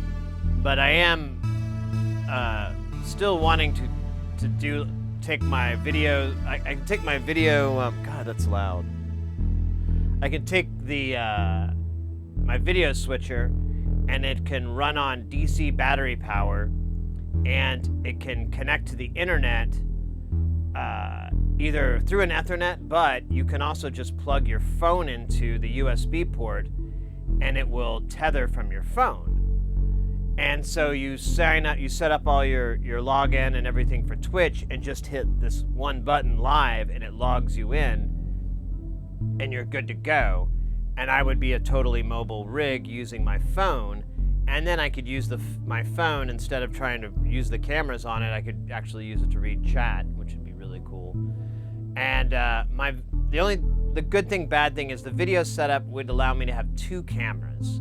Now I have 4 inputs, but I can only display 2 cameras at a time. So I could put, and I only have 3 cameras total. So I could put 1 camera at the playfield, and then 1 camera at the scoreboard, and that way you guys can keep track, because I think that's really important. There's a lot that you get that's missed out on that, and so I want to make sure you guys are able to see the back glass where it keeps the score, and then also there's just animation sequences and all this information that gets passed in there. ideally, I'd love to have a camera aimed back at me so you'd have like some reacts and I could kind of, look at you guys. But I wouldn't be able to do that all at once with my video switcher. Now, I could upgrade, but now we're talking like spending a bunch of money.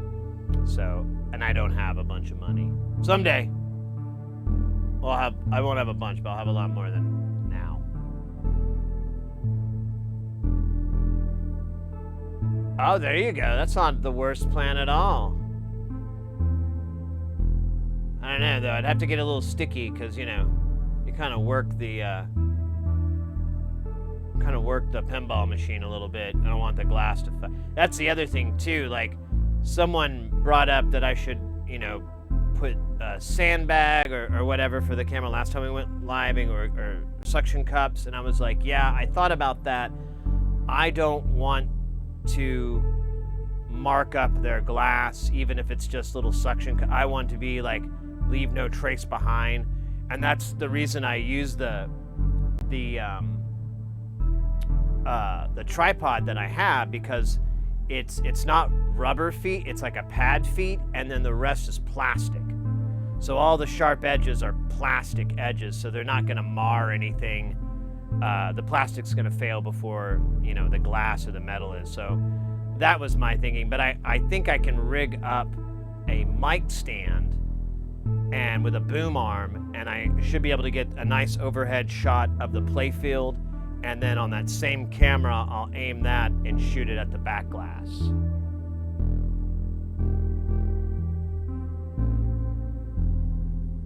Release a Meatwad rap cassette tape? Yeah, I know, right? Until I get that cease and desist letter from Turner.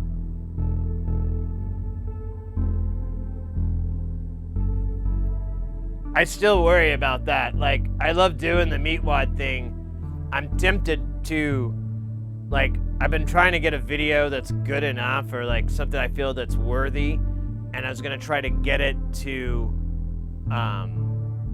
Dave Willis, who does the voice of Meatwad and is the creator of Aqua Teen and everything, and try to get his like blessing so that we can like legally operate in the clear, because we'll be like, well, Dave said it was okay. Go talk to Dave. I got an email. He says, great, keep it up. I call that legally able to continue doing it. So take that, Turner. Well, that's my plan. That's like the only way I think I can get away with doing it long term. Because eventually it's gonna catch up to me. Like, someone's gonna be an asshole and try to ruin Christmas and Hanukkah and fucking the whole year for everybody, and they're gonna go fucking whine to them, and their lawyer people are gonna look at it and they're gonna go no, and I'm gonna get a letter, and then I'm gonna have to get a lawyer to tell me what I already know, which is don't do that again. I'm gonna be like, fuck. Yeah, the grunge. 8 strings, what the hell? Yeah, mate. We got, I don't know. It's Schecter Damien 8. Focus. There we go. And, yeah, I got the 8 string a while back because I fell in love with Meshuggah and gent music, or D-gent, however you're supposed to say it. I don't care. And I bought one. I went to like this guitar center that had a bunch of 8 strings, and I just played them for like 3 or 4 hours, something like that. And I played like quite a few, and I kept coming back to this guitar. I intended to buy an Ibanez, the Ibanez 8 string that they had, but I didn't like it as much. I really liked this guitar.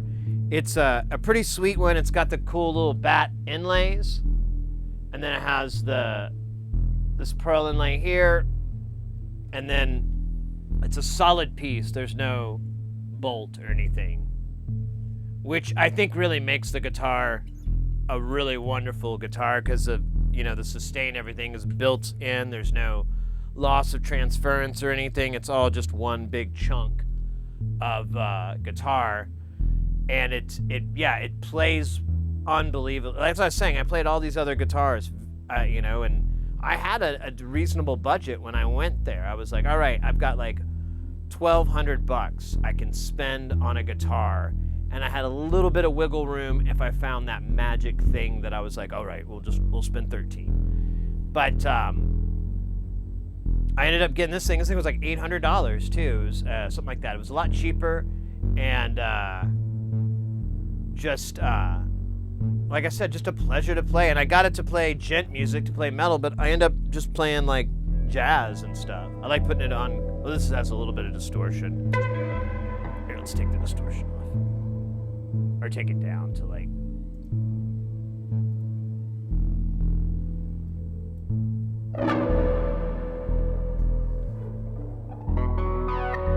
It needs new strings though.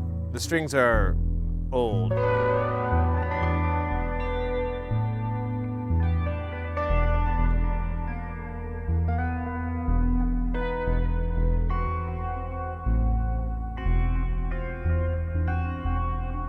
Oh wait.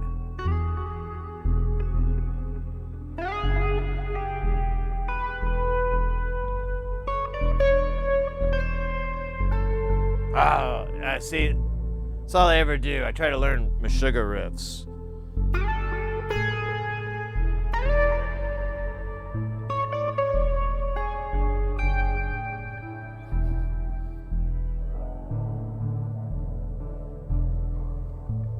And yeah, like I was saying earlier, I was trying to do some taps.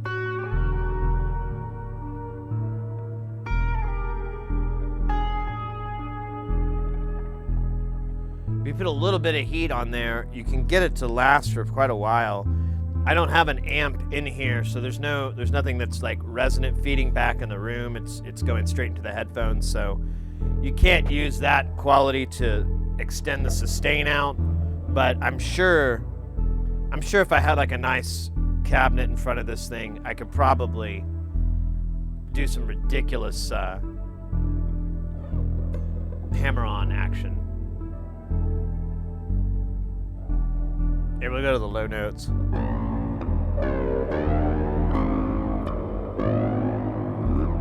Here, we'll do the metal patch.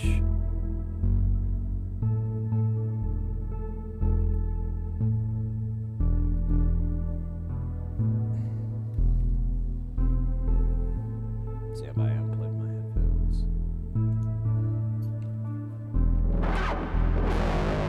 Oh yeah, there's reverb. Let me get rid of the reverb.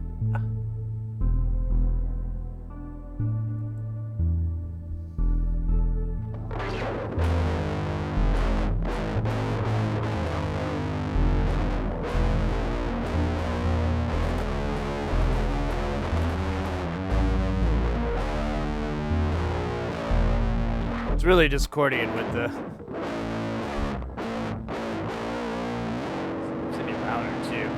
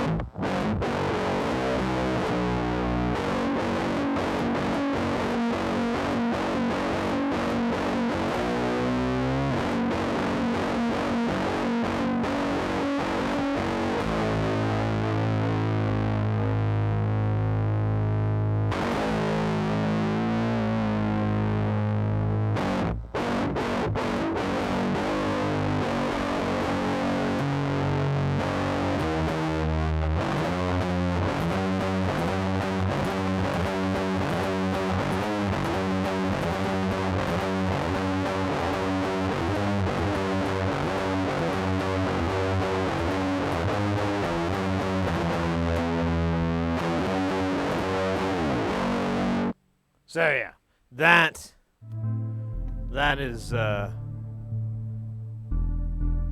that's, I don't know, I don't like that tone as much. It needs more butt, but I've been digging on this tone lately, and I guess if I throw the distortion in a little bit on the side, it's not so bad. But anyways, yeah, that's what's going on. Going on. Goes with this, and thank you. All right.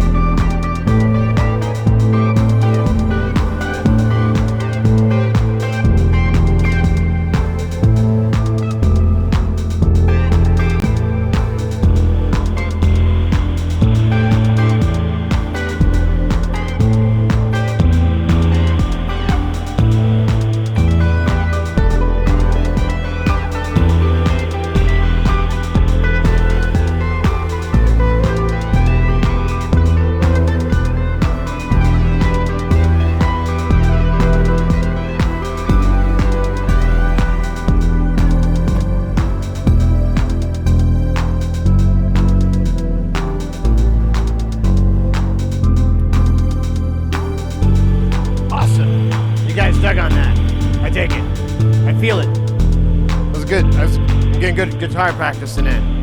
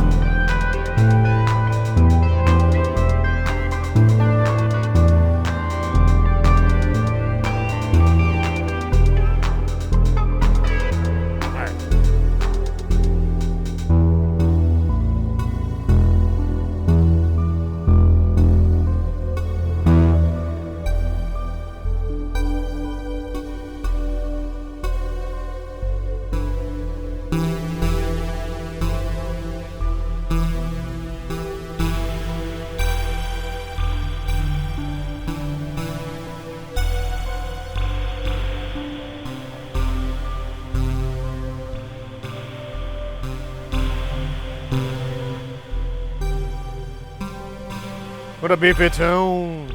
Thank you.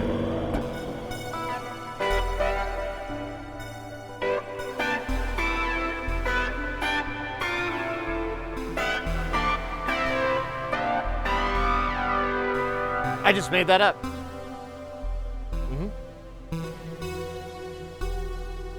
I call it fuck on the water. Because it makes no sense. How could you fuck on the water? Well, unless there was some sort of a device, but let's just assume there is no fucking on the water device.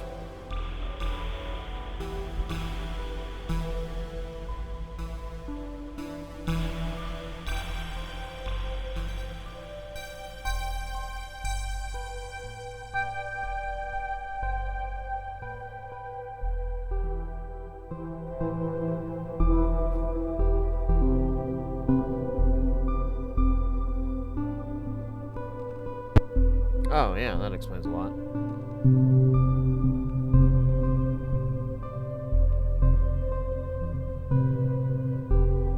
The extra reverb for the reverb. Yo, dog, I heard you liked reverb, so I got reverb for your reverb.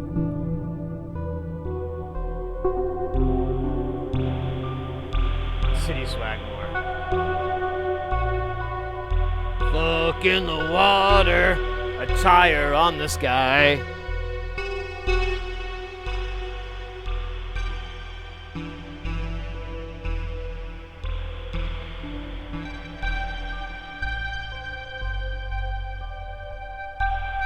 Alright. I forgot who the host of Jeopardy is.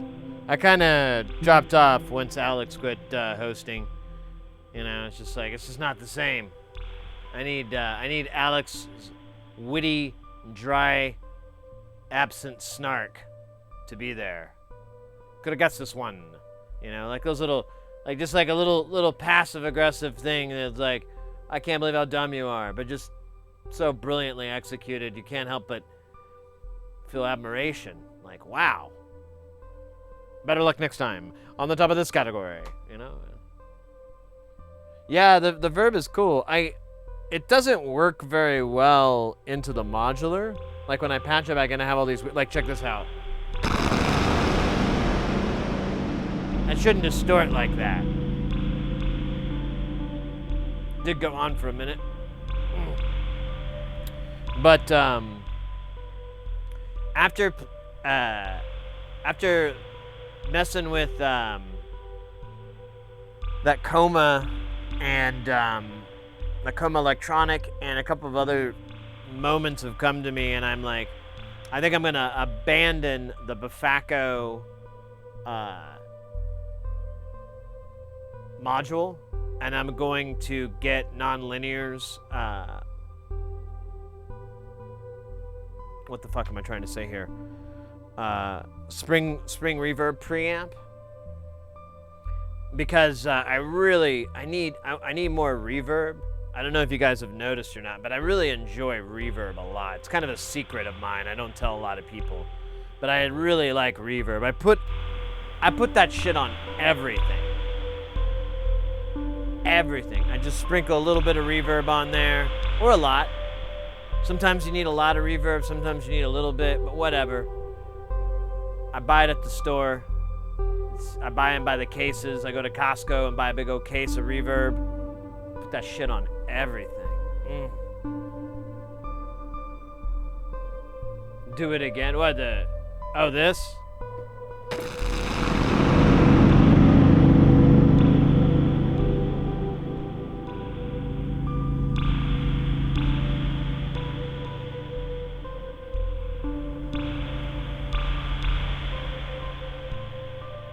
Try making verb.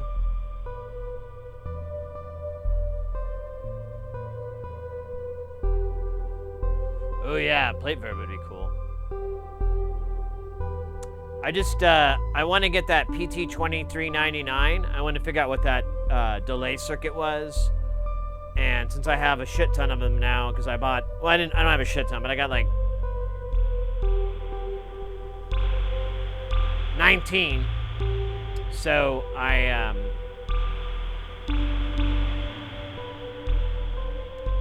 gonna do some. I gotta find something to put them in.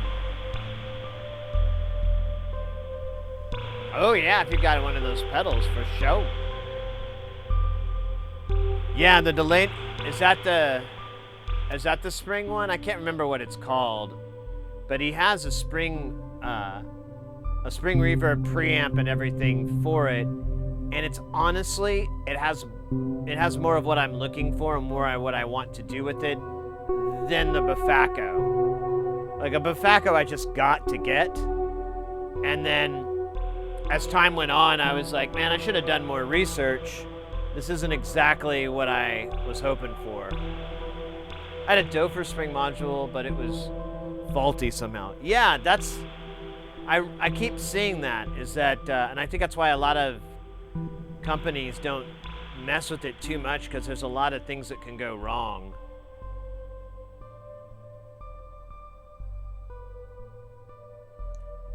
That's the glitchy. Oh, okay, good to know. I wonder, I'll have to look that up. I wonder what package it is, because I have them in an SMD. I have them in, I think, it's just SOP, but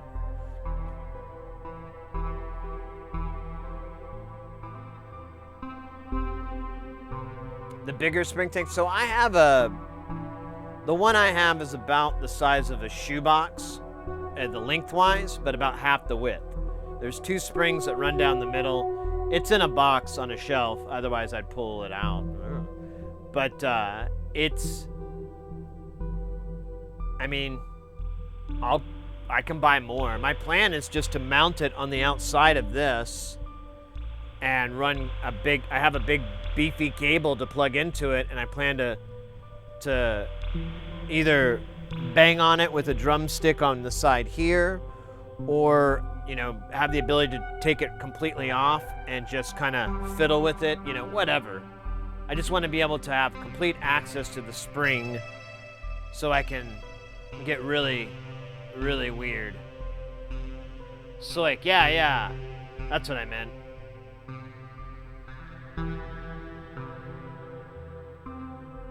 That's sweet.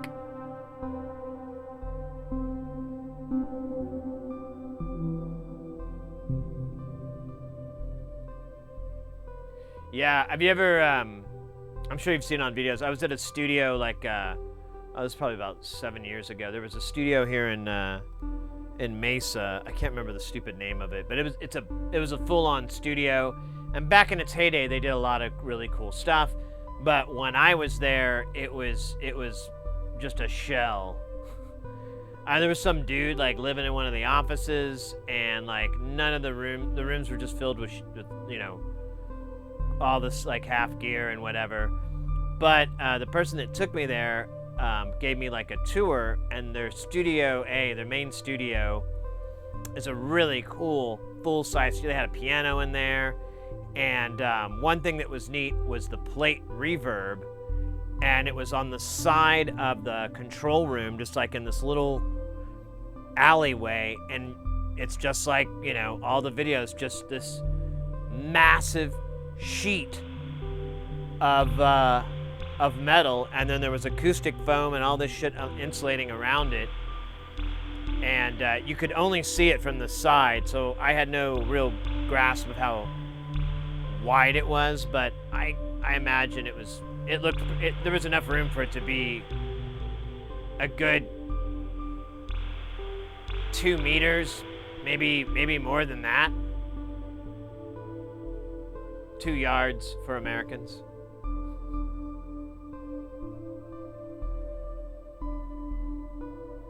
The edge? I don't think I saw that. What is that? Is that like a module? I saw they've been putting a lot of modules out. 9? Oh, apparently I'm not getting it. Oh, it's a DFAM clone? You know, so I go around helping people learn how to use their DFAMs. But let me tell you, I don't really want one.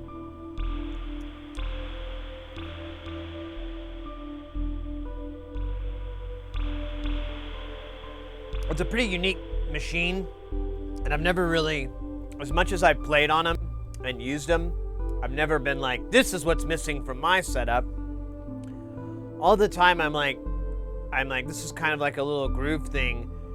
And personally, for someone like myself, I don't need it because I already have it. And even the things that are in there that I don't currently have, I plan to get a better version of this or that. So it never really interested me.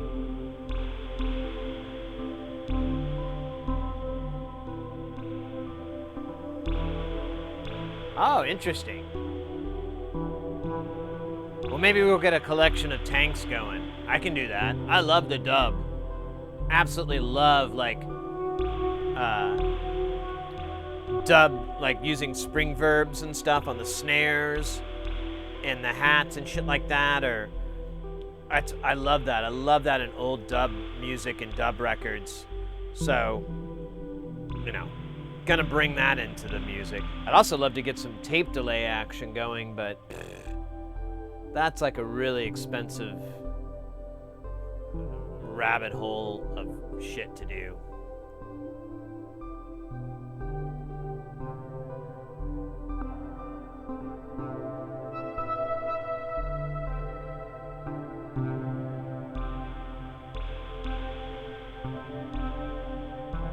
It's not even Eurorag. Yeah, that's another issue. I don't have any table space. I basically, I can't, I mean, I'd have to do something with the 2600, you know, to get more space. I may be able to get rid of this mixer down here or consolidate it a little bit, but currently as soon as I finish those mixers from Tesseract, I'm gonna order another one. I have another order I gotta put through with that guy. It may be a while though, but I wanted to build I wanted one channel of stereo, four stereo inputs, because I have a couple of things that are stereo and it's just makes sense. And then the 4 monos that have the VCAs built in, because I'd like to, you know, mess with that more.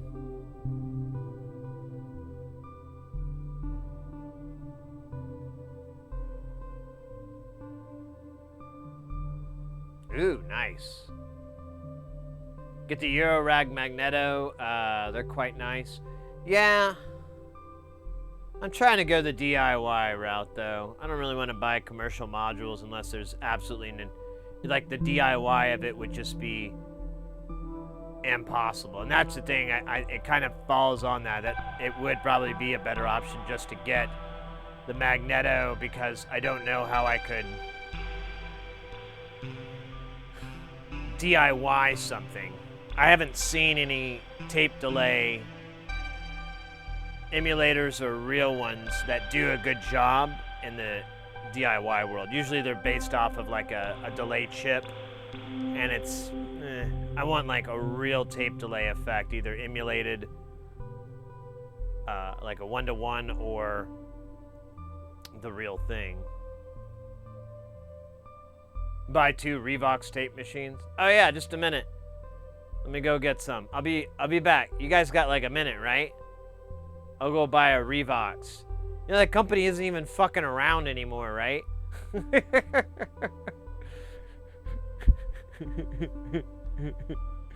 They don't even exist. In fact, I can't even work on the, it's not Revox. It's, there was another brand, but it's the same company. Studer. So the Studer tape deck, I can't even get any parts out of Germany anymore because it's the only place I can find them because it's just outrageous for shipping. And last time I ordered something from them, they weren't like the greatest. Like, they didn't send me any shipping info. They said they did. And every time I clicked on the link, it was nothing. And I just kind of was like, oh, I think I might have gotten ripped off for 80 bucks. And then like a month later, it came in the mail and I was like, cool. I didn't get ripped off.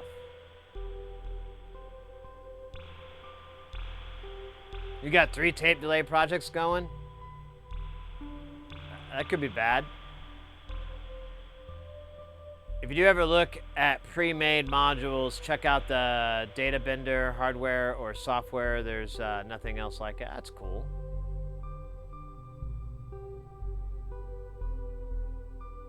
A mag tape emulator. Yeah, that's what I'd assume from the name. Hang on, my butt hurts. Oh look, I have been sitting on 2 Revoxes this whole time. Yeah. Yeah, when I was like cleaning out the fridge, I found like one in the back behind like the frozen taquitos. So that was nice. Just pulled that thing out. I gave it to this kid down the street. He didn't know what the fuck it was. I was like, here you go, kid. And he's like, thanks, mister. That was a lie. Can you imagine kids talking like that? Thanks, mister. Yeah, you'd be really creeped out, like, oh my God, we need to get you out of your home. Your parents are probably crazy. They're teaching you to have this kind of manners to a stranger who gave you a giant tape cassette. I'm gonna sell $1 million worth of weed this year. The year's almost over. Okay, good. Well, next year. All right, there you go. I was gonna say, your goal, while plausible, is very difficult to achieve, where you have only a few days left, less than 72 hours, in which to solve the labyrinth before your Anyways. Sid selling dirty VHS tapes downtown. Oh man. I didn't tell you that story, did I? I almost went into that business. I seriously thought about it. But I'm not joking at all. Like I worked out all the things that would need to happen, and I found like everything I need to do to make money. And I was like, and I don't mean to judge anybody, but I just couldn't morally do it. I was like, I'm exploiting people. I know it. I know it. I know that's exactly what I'm doing. And for money. For money. And I just couldn't bring myself to do it. So, yeah. I had people, like, I like floated it around. People were ready to, I had actors. I had, distribution. I had it all figured out. But I was like, I can't do this. This is just not, this is like shooting heroin. Like, yeah, you can shoot heroin, but maybe you shouldn't. Maybe you should just stick to weed. You know? Maybe just do that. Maybe drink a little bit here and there. But maybe not do heroin. I don't know, it just seemed like a slippery slope. I didn't want to do it. It was VHS tapes. I worked at this gas station, and it was an underground illegal adult bookstore. I don't know. I wouldn't say underground. Just the cops came in and bought it too, and they should have reported us. So everybody knew, and no one cared. And and this is in the late '90s, and there were magazines of amateurs, and that was my distribution chain. I was like, I can distribute through here, and that's where the idea came. And then I started figuring out all the other stuff, and I was like, I'm gonna make porn. I don't know how comfortable I am with that. I guess it's cool, and I'm like 19 or no, I'm 20 at the time. I'm like, I guess that's cool, and then I'm like I start thinking about it more and more, and I'm just like, and drawing up contracts too. Like, I was drawing up like a basic contract like that we need, and I was gonna go to a lawyer to get everything, so, for whatever the release forms and all that stuff, and and as I'm writing it out, I'm just realizing, like, I'm totally exploiting these people. I don't know if I want to do that. So, anyways. I Need Crack was just shitty coke. It's crack! You mix it with baking soda or something, it's great! I went to high school with a dude who started a network of hentai websites when he used the money to buy a bunch of AV equipment, started his own equipment rental company, and abandoned his websites. Well, there you go. Hey, Brat. Welcome in. You still have a solid mustache, too.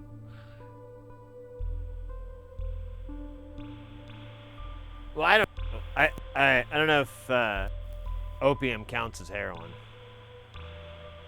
I think they're two separate things. The story of Sid Hub. Well, this is like before. It was like a magazine. But I thought about it. I was like, these people were selling these tapes for like $50 a pop. You sell 10 of them, you've covered like a lot of expenses. Just 10. And I was like, wow, the return would be really fast. And it'd make a bunch of cash.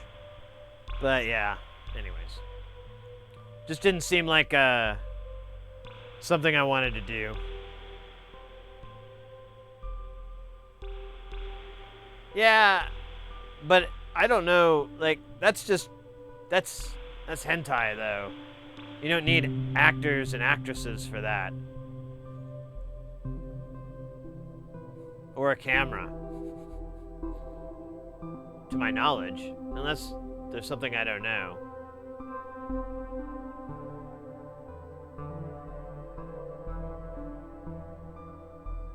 Decatelomorphine?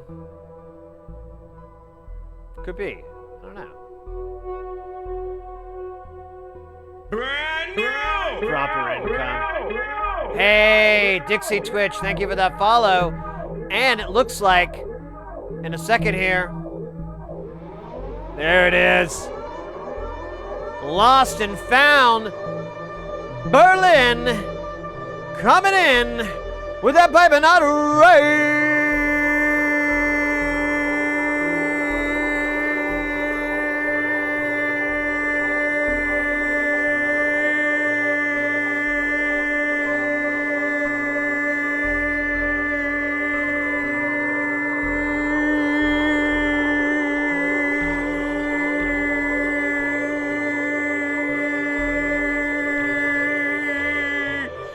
Let's go.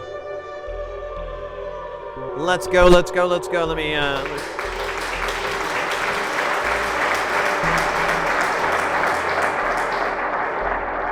Lost and Found Berlin, thank you so much for the raid. Let me pull up your channel.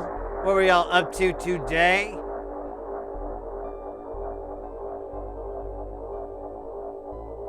Techno. Oh, I like that.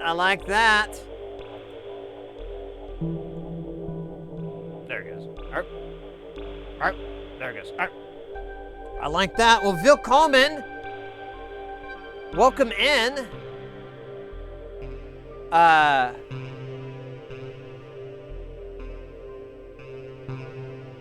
Bist du ja? Hey, yeah. How was your stream?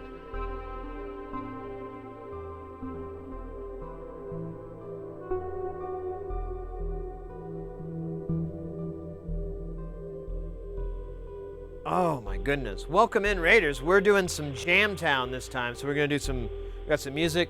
Things are weird. We got a guitar too. I guess I forgot to mute it, but yeah. And it's an 8-string guitar. Nothing is normal here. Not even me.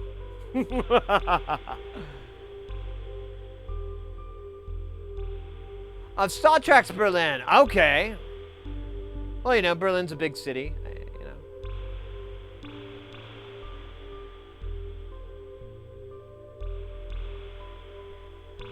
I thought so, but I have, like, when people change their names, I get confused or associated. I don't know. Anyways.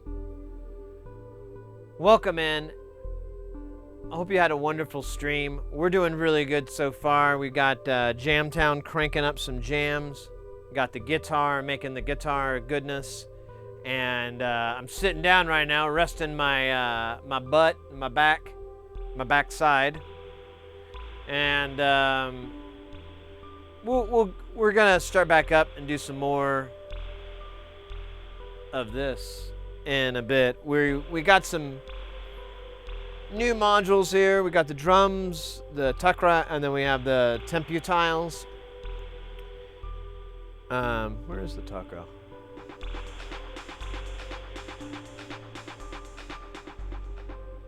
It's good stuff. And then what else is? Yeah, that's kind of it. We're just kicking it. We got we're getting ready.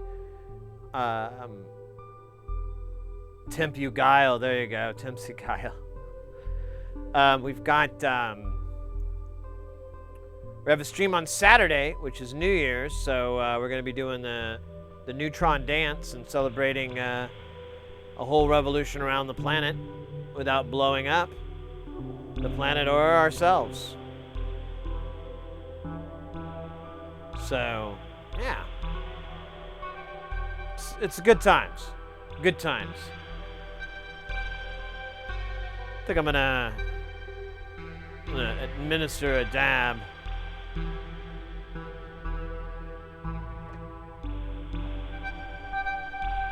Just for a moment here.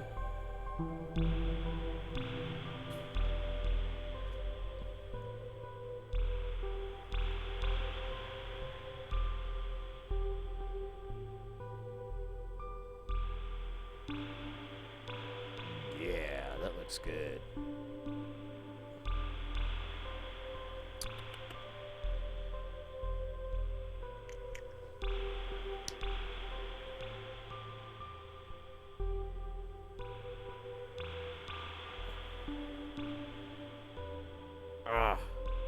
Man, it's so hilarious. Like all these sore muscles from playing virtual pinball. I don't know what to make of that. It's either really cool or really lame.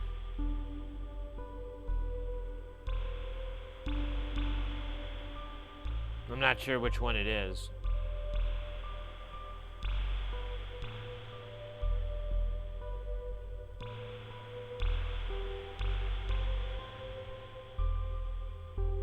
All right. Fishies. Here you go.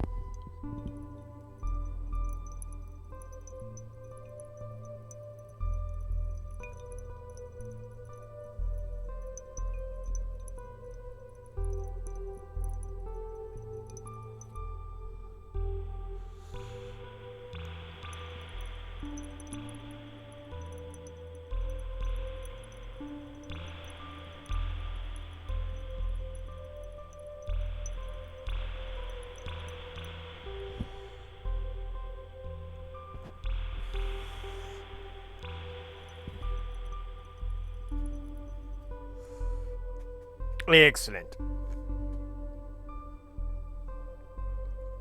Hi.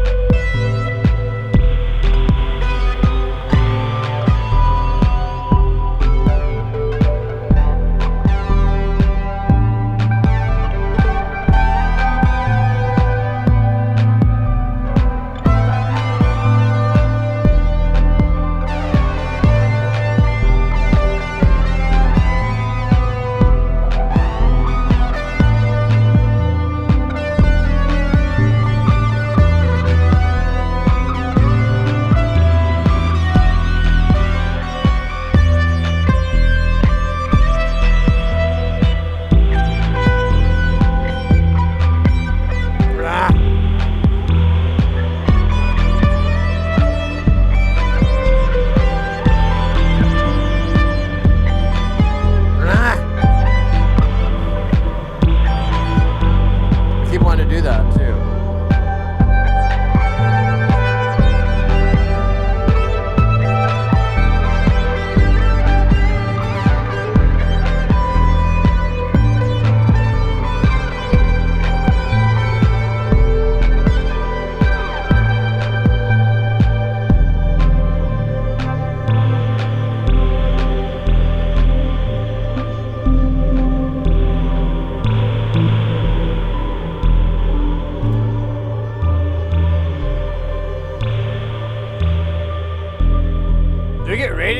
I feel like there was a raid siren and I missed it.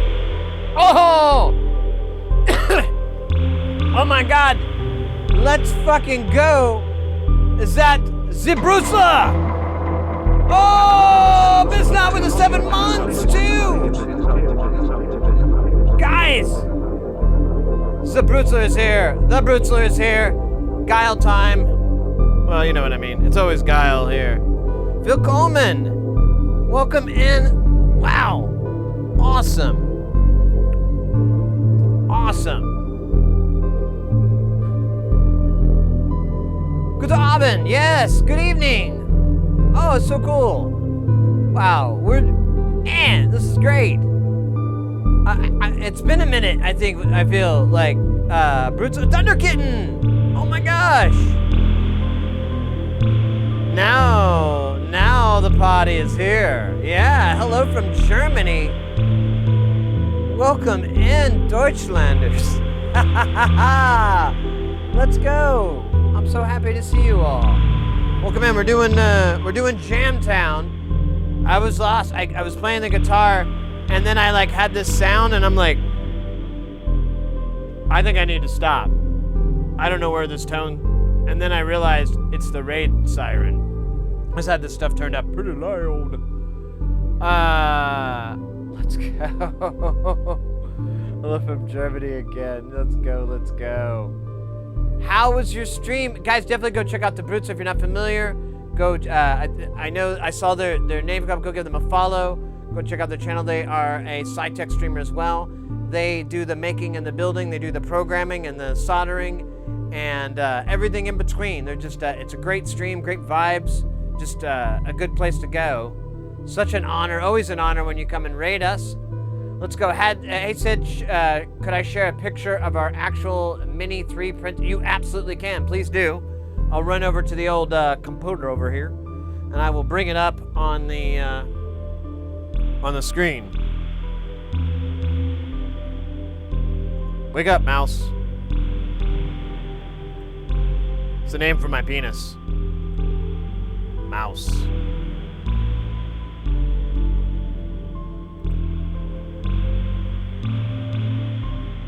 Oh, whoa! I'm trying to... Oh, wait. Yeah, yes, allow, you goofy. Did it not work? Reload.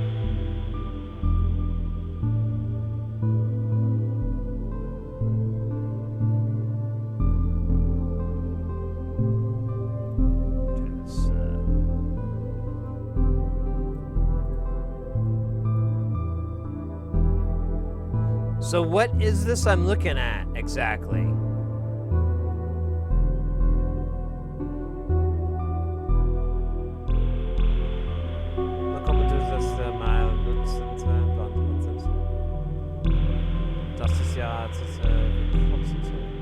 Ah, shit.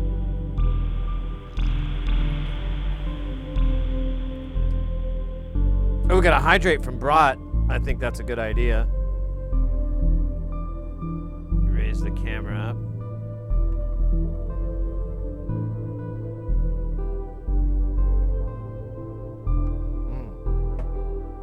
Wonderful.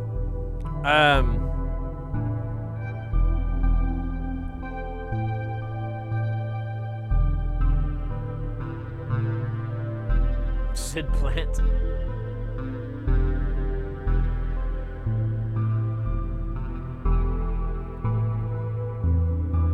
All right. Yeah. So what is that you put a picture of? I see the screen. I see like the triangle format.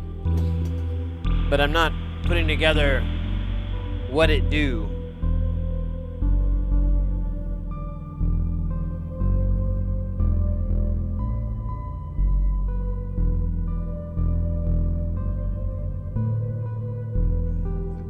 Yeah, I haven't planned it yet, but I want to go to Germany. The sooner the better. I'd like to go to Australia too, but Germany seems slightly cheaper to go there than it would Australia. And I, you know, if I'm gonna go to I don't know. It's a mini 3D printer. Oh.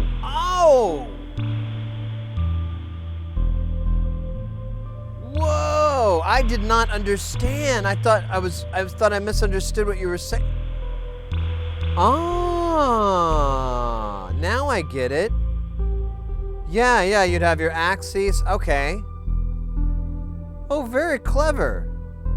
Very clever. Does it print coffee? The heated bed is the IC itself. Ah. That's a good idea. Yeah, I read like a little corny little article. It didn't really get anything specifics, but like a lot of engineers are now trying to utilize the heat that's generated. You know, they're trying to find ways to use the heat that electronics generate in some way, because, you know, it's energy, it's heat. Can't you do something with it? And apparently you've found one solution for that problem. Yeah, I guess it's a 14. Yeah, it's small. Print like screws. You know, print little screws. Tiny action figures. Well, that's really awesome, mate. I'm pretty impressed. Kick ass. Well, welcome in. Anybody who's never been to the channel before, we're an electronics channel. We do soldering. We mostly do audio stuff, and all the stuff we make, we add to this thing. So all this stuff here, and on this row down here, this is all stuff that we've made on the channel.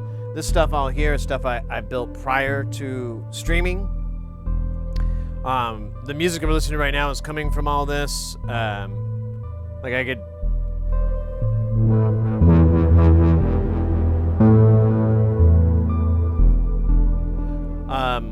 the music is kind of being, I guess, procedurally generated in a way, but it's not like parameters that, you know, you're like, oh, this parameter will do this. It's more like you kind of just randomize stuff and see if it sounds good, then randomize it again. You're like, oh, that's really good. And you run with it. Mini brutes are, there you go. Working for 2 years on it? Oh, wow.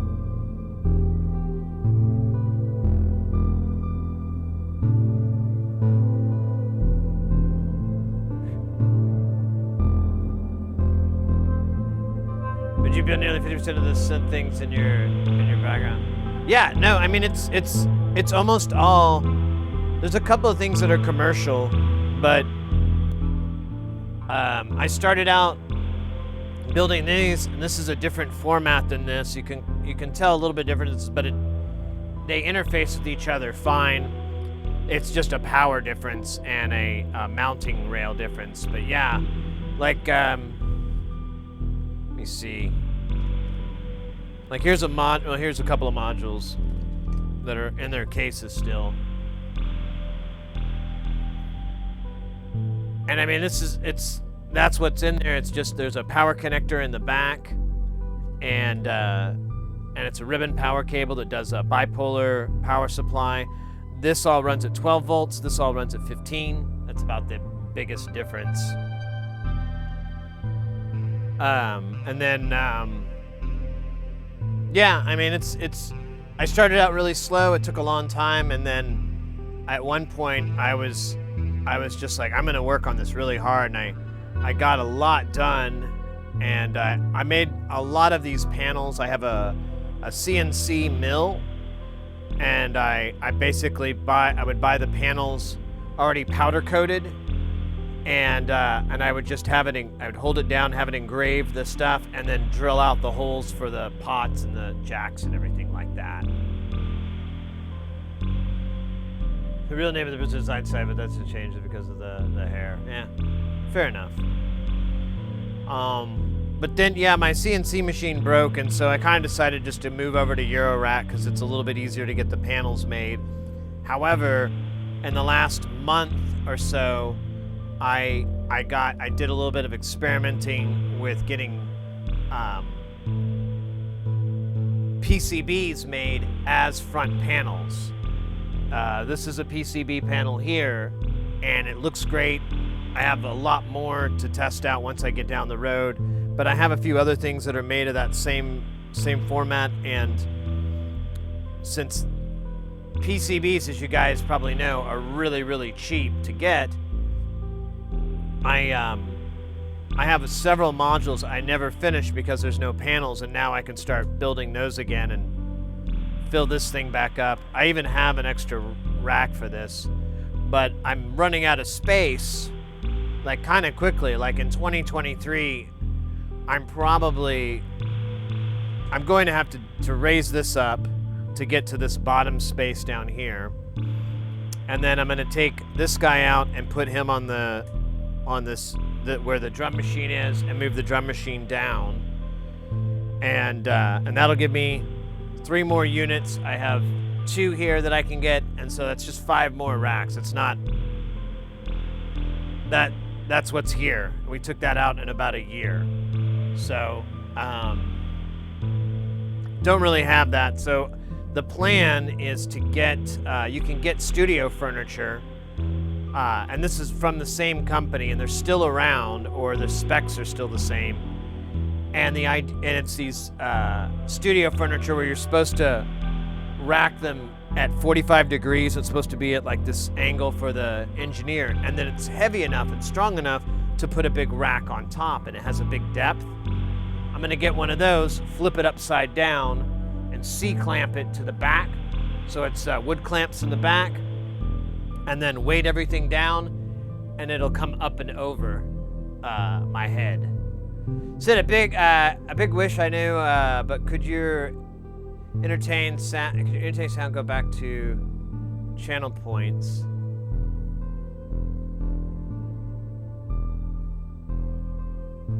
Wait, what do you mean?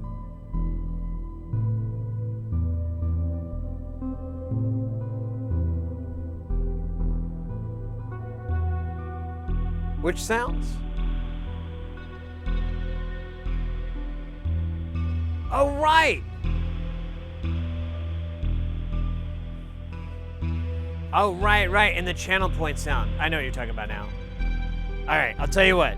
Let me make a note. I can't do it now, because it's like a big ordeal to do. But I'll make a note, because there's like one sound that doesn't get used very often, so I think we'll swap it back out with that one. Let me think. How can I leave myself a note that I'll remember? I'll write on my peanut. No.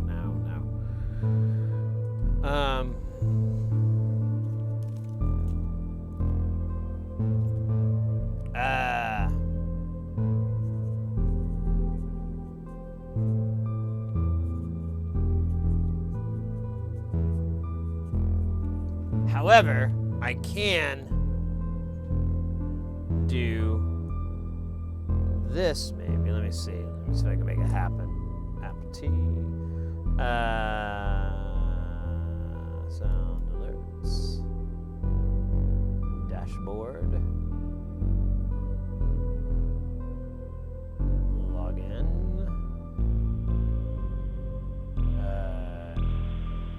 No.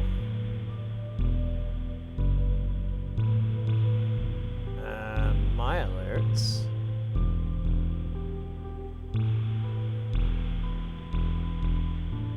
There it is.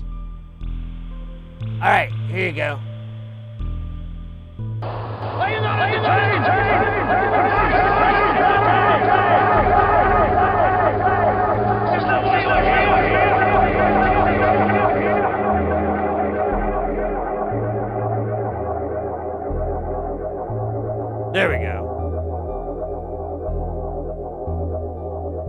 My penis. No. Alright.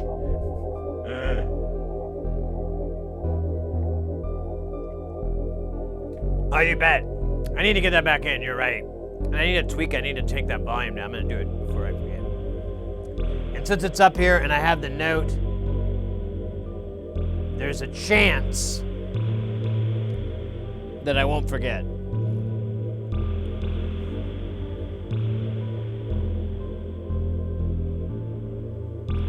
Well, there's the old Jeopardy joke where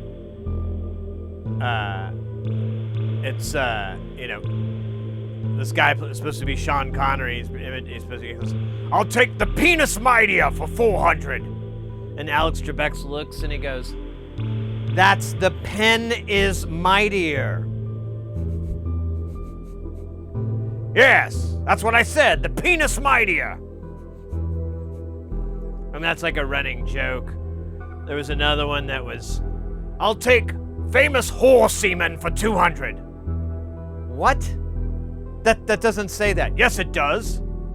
That says famous horseman. Yes, famous horse semen. That's what I said.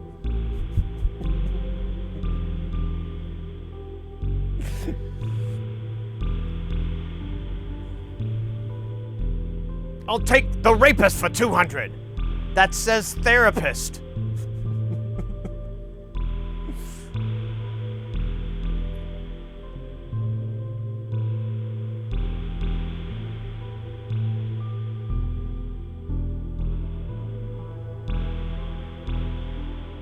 Hey, was that a tiny penis joke? I feel like it was a tiny penis joke. I set myself up for that, though, didn't I? Kinda. Actually, if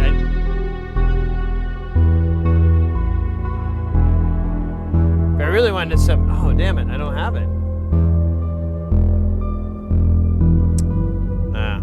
Well, if I really wanted to set myself up, I have a Sharpie that has one tip, it's the big felt, and then one is the tiny one, but I think I stole them all from me.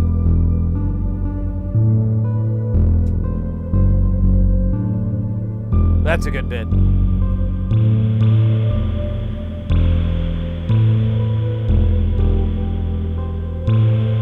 Penn Island. Mine is also tiny. All my things are. The shrink ray. All right. We're doing some jamming in the Jamtown. We got the drum machine thing.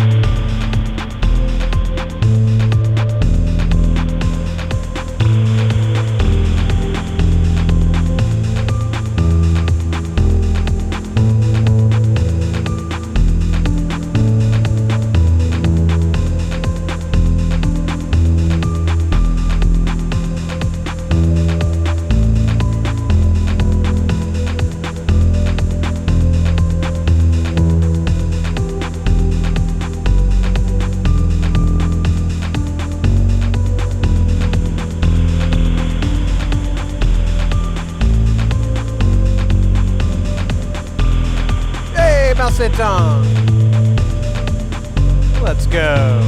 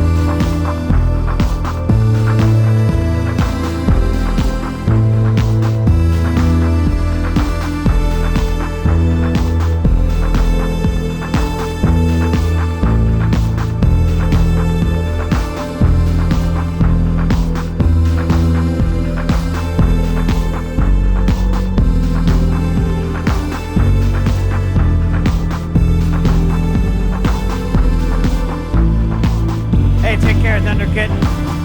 Take care.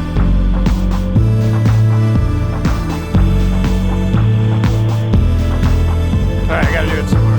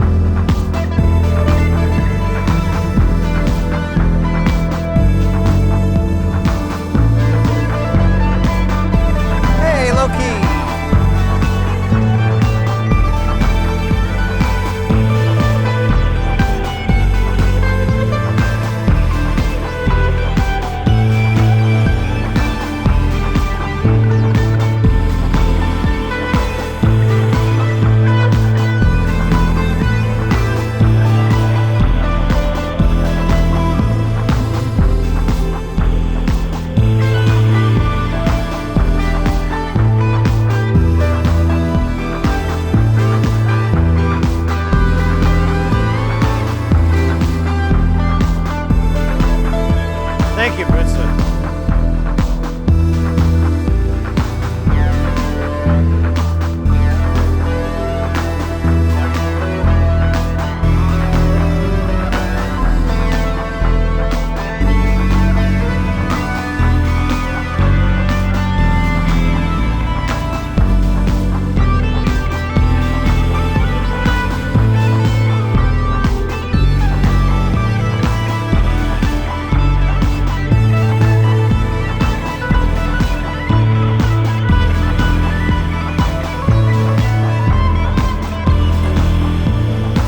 Trying to do some shredding, yo.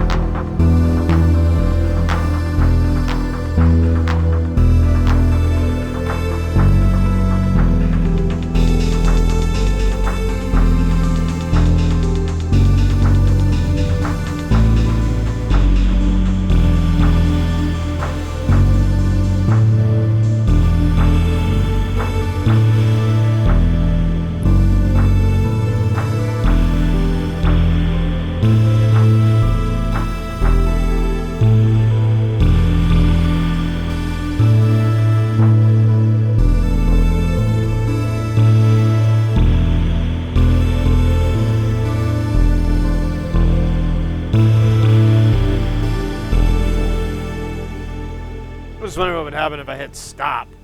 I was like, I don't know, what would happen?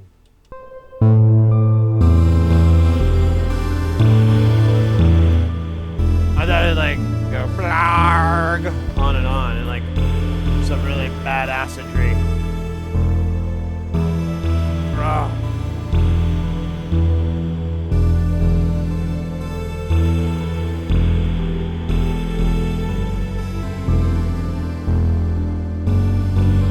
I wonder how the bore is with this shirt.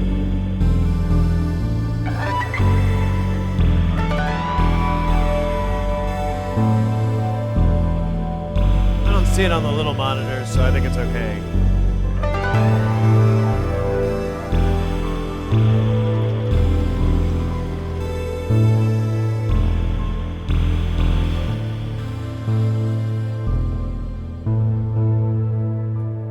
Yeah, I love this guitar. It's a really nice. It's a Schecter Damien 8.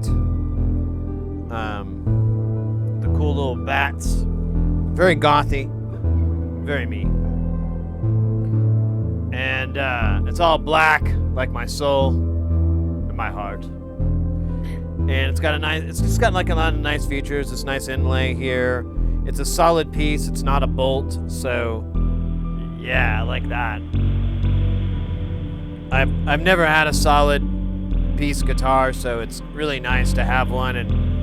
And the story goes, I went to go buy an Ibanez, and I went to the guitar shop, and they had like, I don't know,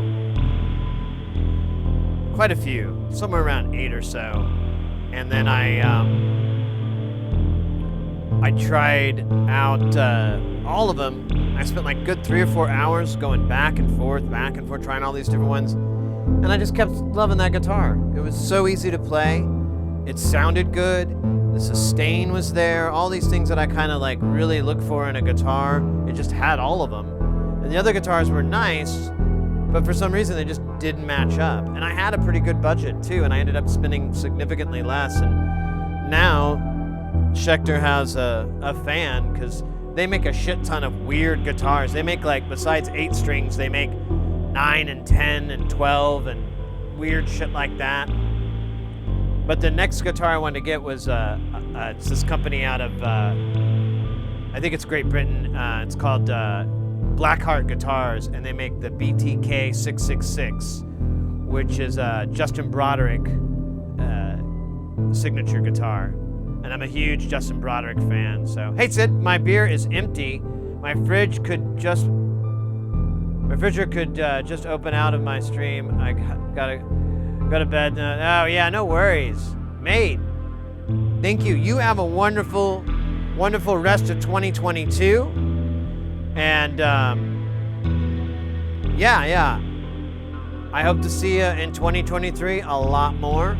Hey, yeah, who knows? Like Mr. X was saying, I mean, when I go to Germany, I definitely want to try to hang out and meet up with all you guys that are able to get out and so forth, and I definitely want to hang out. I definitely want to have a beer, or a smoke, or a coffee, or a meal, whatever. I'd love to hang out with you guys. I love hanging out with you guys here. And I figured it'd probably translate over into real life pretty good. Yes, gute Nacht. Gute Nacht. All right. What'd you say my shirt looks like what?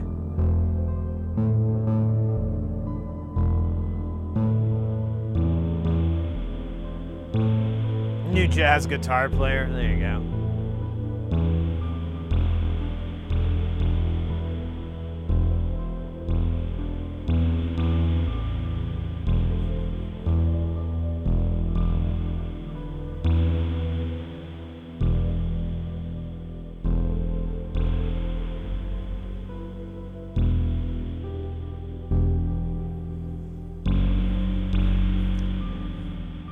Where are we at on the stream?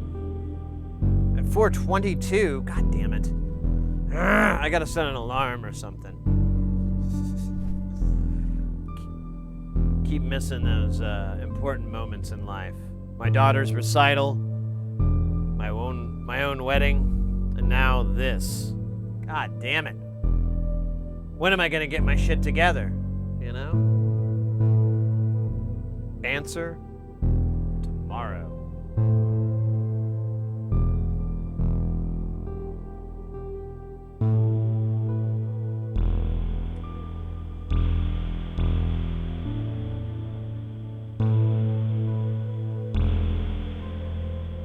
There you go. Hey, Manna! Let's go. Good to see you. Just a second here. I'm off camera working on these fish.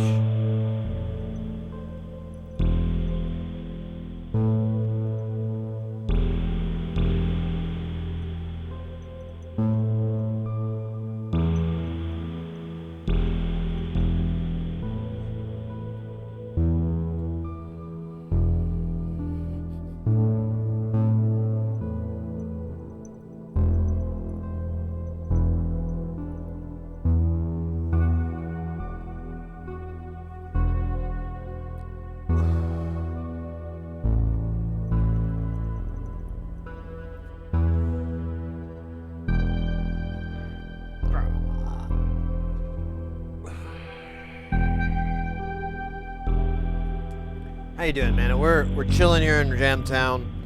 We just got raided from actually like quite a few awesome people from Twitch. We had the Brutzler not too long ago. Lost and Found Berlin. I think that was it. Oh yeah, and then JV Peak earlier too. That was awesome. Good times. Good times indeed. And we just did like a little jam. We got the guitar out. And you know, kicking it, yo. Just straight fucking burning that shit up. Boom, boom, boom, boom, boom, boom, boom. Rat-a-tat-tat-tat-tat. Rat-a-tat-tat-tat.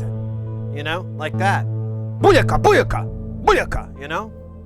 Ratata. Going to all the different types of gun automatopoeias. Brr, brr, brr. That's my Tech 9s. Brr, brr. Yeet, yeet, skirt, yeet, yeet, skirt, yeet, yeet. Watch that, yeet, cut that, yeet. Hey, hey. Ah, that's a good one.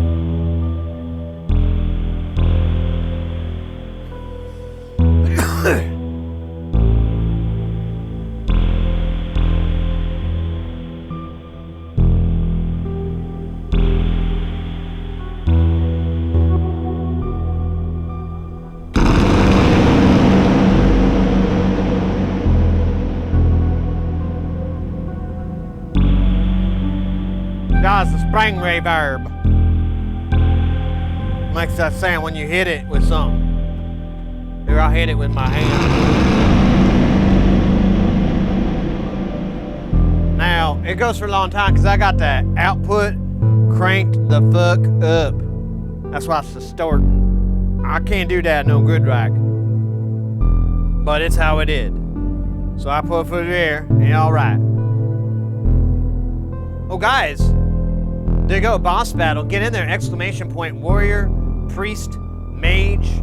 We'll get you into the game of games. Don't let this opportunity pass you by. What is it? How does it work, Sid? What do you fucking got me into this time? Well, let me explain it to you. Remember those RPGs from the back in the day and today?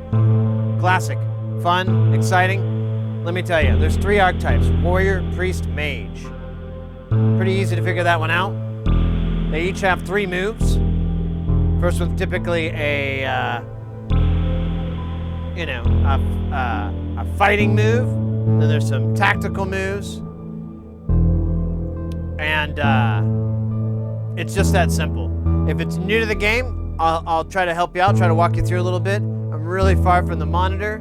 Oh, we got Shao Kahn. Shao Kahn. Oh, and you did a hard boss battle. Ooh. You guys are gonna need all the help you can get. All the help you can get.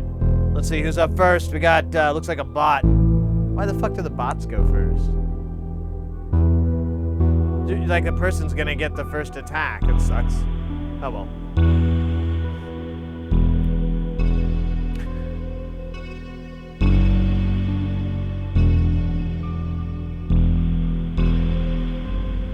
Alright, another bot. Alright, he's gonna do his attack. See what he's gonna do.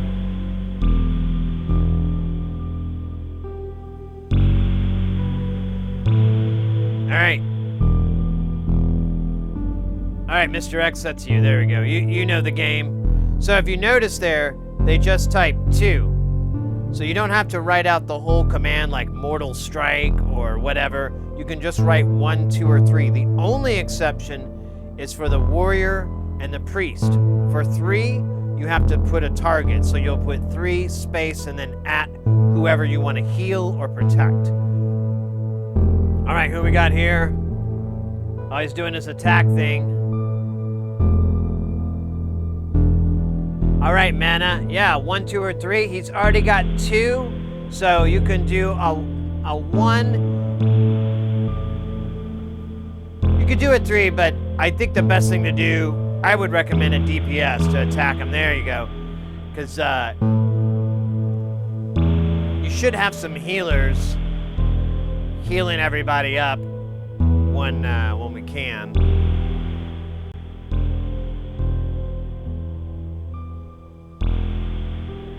It's a good game so far. I think we've gotten like 1 rotation just now, and the boss is already like a quarter of the way down. That's not a bad place to be.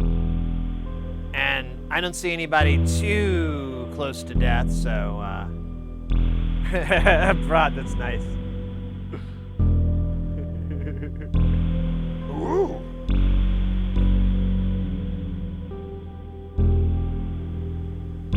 Hammer swing it is.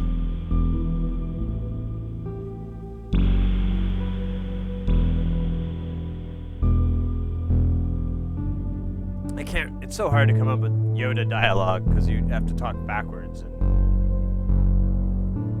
I usually think linear. I think in the reverse.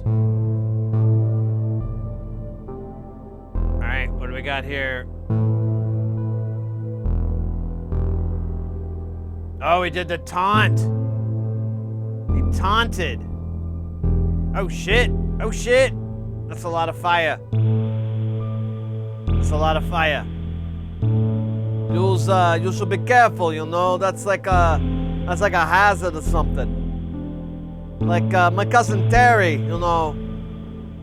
He got manslaughter for doing like that exact same thing to somebody else. Like setting him on fire.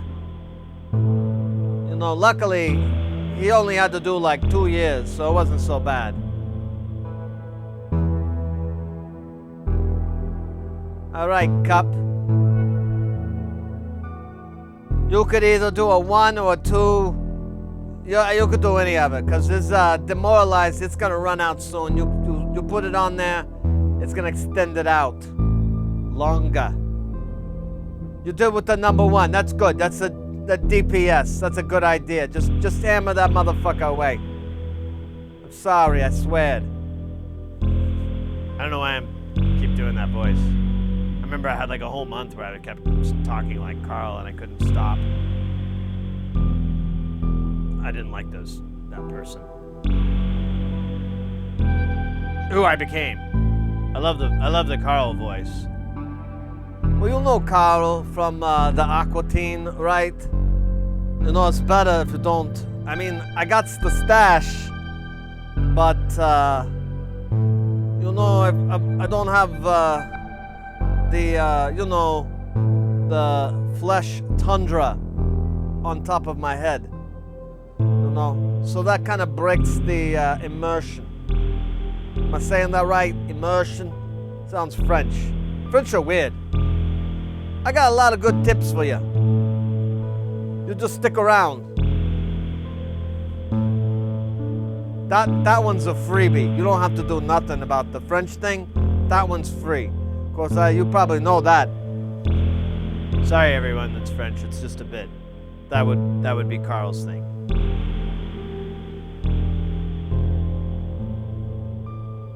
All right.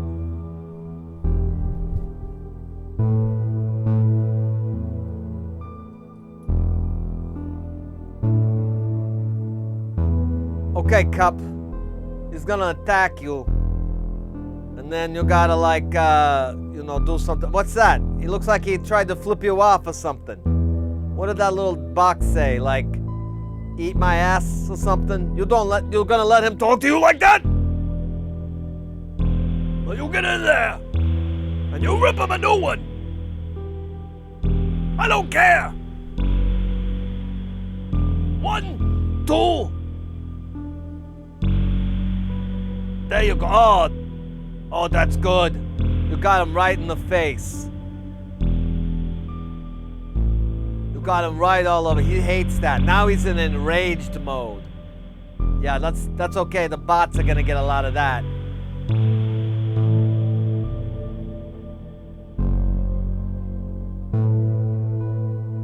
Are you out of here, bro? Are you heading? Is that an out of here?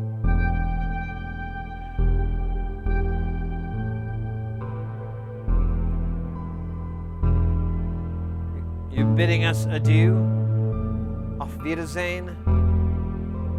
Gute Nacht? Later, skater? Robo Tussin? How the hell are you not dead yet? You guys, that's a hard boss. That's Shao Kahn. He was in like a, oh damn it.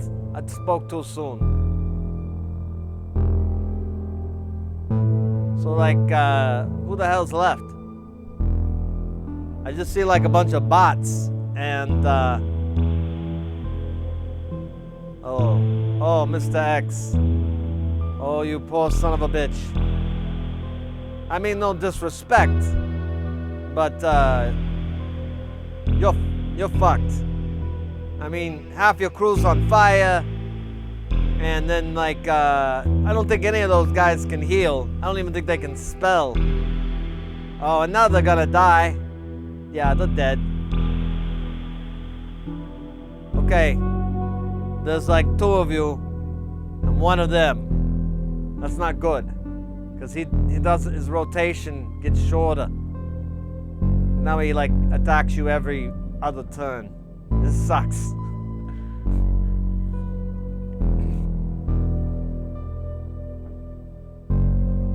I don't know, there is a chance. Not like a really strong one, though. I mean, if we could be Frank and Ernie and Bert Thompson. What's he doing? Did he shoot something out of his junk? Did you see that? He went like this, like, ha-ha! Oh no, he did like his scowl. What's the NPC bot? Oh, I didn't even read. I think he's just magic. All right. Demoralize or attack. I don't know.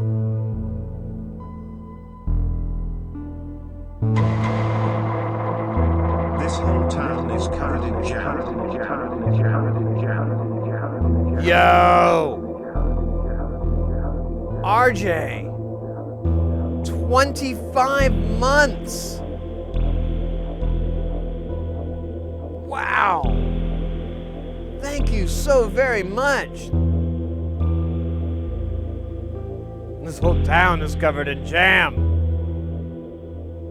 Alright, that doesn't look good. Oh, looks like he's victorious. Yeah, that's gonna sit with you a long time. Let that anger just like seep into you. It'll ruin your life. Might ruin a couple other things, but you can bounce back. You know, you get yourself a good car like Too Wicked. I got that thing for sale, like half off. That guy didn't even know what he was selling. It was so great. Yeah, I know.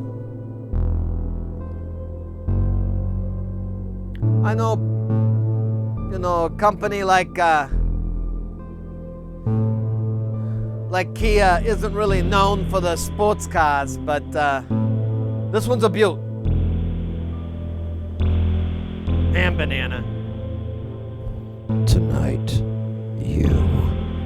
Oh, what does he mean by that? Tonight, you. What does that mean?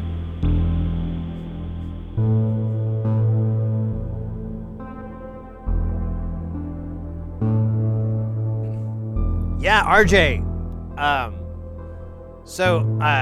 Yeah, we were looking at a bunch of NLC stuff the other day, and yeah, that popped up, and I actually was aware of it for a while, and but yeah, like the whole interest has been reignited because it's pretty dope. It does a ton of things, but the main thing that I've been like looking for ages, and I didn't know it existed until he made it, is it's a sequencer that will call up the sequencer stage via whatever voltage it gets.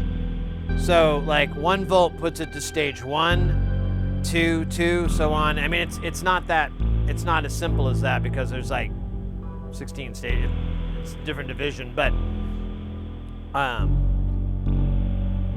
always wanted a sequencer that you could run that way. And I kind of thought the TKB could do that, but it doesn't. It uses clock to drive it. But I didn't know, and then when I got it, I was like, oh, okay, I get it now.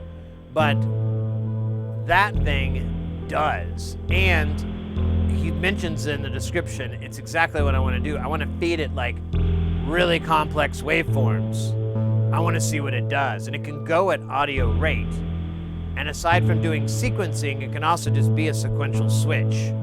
So you can pass different signals either through the main out or through the respective outs. You have a gate for each one of those outs as well, so you can just have it be a wonky gate generator if you want. So much goodness. So much goodness. I'm really excited about that thing. I was thinking, we were looking over it the other day, and I'm like, yeah, you know, it's been a while since I bought anything from Nonlinear. I should put like a nice order in with him and just order direct, you know, so he gets all the monies. And because he's just got so much stuff that I'm like, oh, you know, it's those modules that you look at and you start coming up with patches. You're like, oh shit, I could feed an LFO into that, and then I could run my so we'll do it soon. We've got a few things I want to pump through, but it'll happen. It'll happen soon. And yeah, and we're testing out a couple of new modules. We got the temp utiles, or utiles, whatever, and or temps utile. I don't know anymore.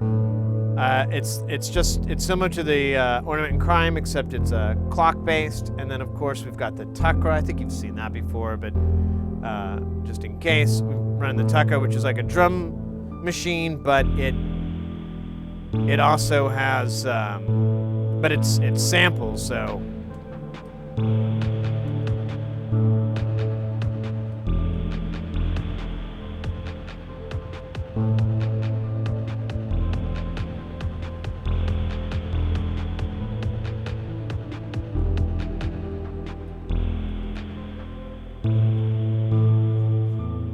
So it's pretty fun. We've been running that through effects. And then that's kind of it, I guess. I thought there was something else, but there ain't.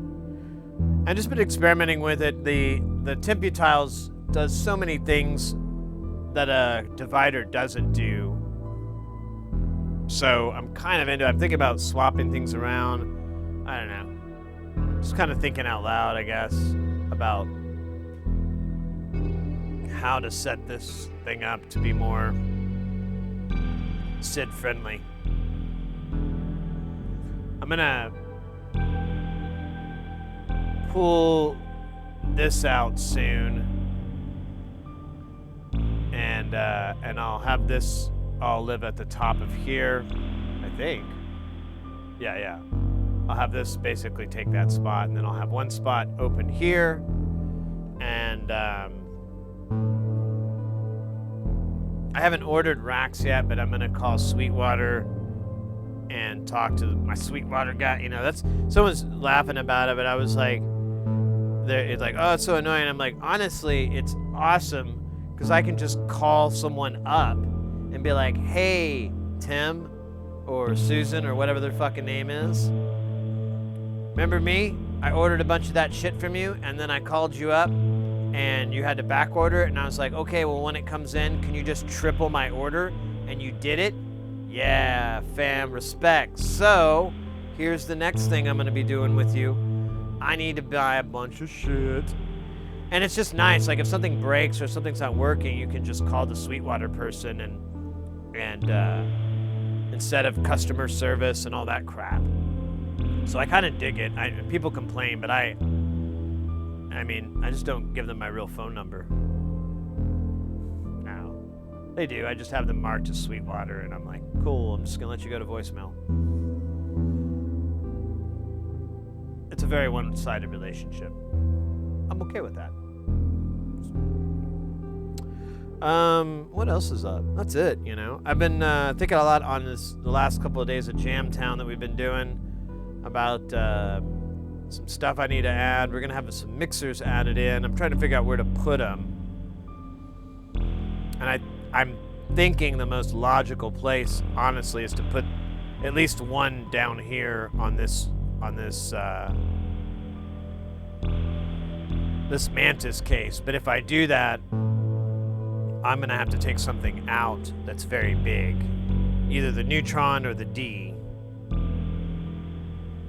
Probably, I don't know. Haven't figured that one out. But that's another thing. And I wanted to get a third mixer because I started thinking about it, and I'm like, I could use some stereo inputs, and I wouldn't mind the monos with the real VCAs. Be kind of nice. The ones I have Vactrals, so they don't really have a linear curve. They're more like just, there's like this little tiny nudge and then it's on or off. So it even labels them as gate in and out. But I don't mind it. I kind of like it. I like mutes. CV mutes. Which is also my old rap name. Back when I used to put out rap in the late 90s. You ever heard of it? Like, CV Mutes is in the house. Remember that? It was on like late night TV. It was not popular at all. No one, I didn't make any money from it. I actually still have some debt from it when I think about it. Still about 20 grand. But, you know, as soon as I changed my name to Sid, a lot of that debt went away because they couldn't find me. Smart play, right? Then on Channel 7 at 3 a.m. Yeah, we really fought for the 2:30 slot, but Sammy Sam and the Sam Sams won. And that's just stupid. That's just a guy talking to a bunch of puppets of all of him in a round table, like having tea and stuff. You ever watch that show? It's insane. Like Sammy Sam and the Sam Sam. So he's got all the Sam Sams around him. And like only the ones he can reach will talk, and then the other ones, you know, and it's a single camera shot too. So there's no like close-ups. And he's talking the whole fucking time. And you know, let's face it, he doesn't have that much range. So it's just, you don't even know which fucking Sammy Sam he's talking to. You know, I mean, he looks at them, but, you know, sometimes there's like 3 in his eye line, and I don't know which one's talking. And he's just like, hey, Sammy, we got some cake, isn't that right? And he's like, yeah, that's right. What do you think, Sammy? Oh, I think that's great. Oh, don't. I think he's a liar. And then they'd sneak in some like weird conspiracy theory, like, oh yeah, Sam, did you know that the moon landing was on a piece of cheese and never real? Yes, I did know that. And it's like 30 minutes of this show. And I hate to say it, but he just dominated the ratings. There were like something like 40, I think it's somewhere around 40 to 45 people watching that channel. And I just couldn't compete with numbers like that, you know. That 2:30 slot, that's big ad revenue. Anyways, enough about Sammy Sams and the Sam Sams.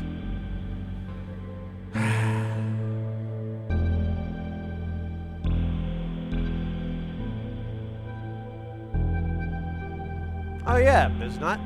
Brand new!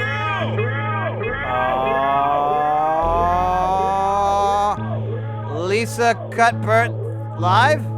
Did I do that right? There was a lot to digest there, but I think I got the word right. Welcome into the channel. Thank you for that follow.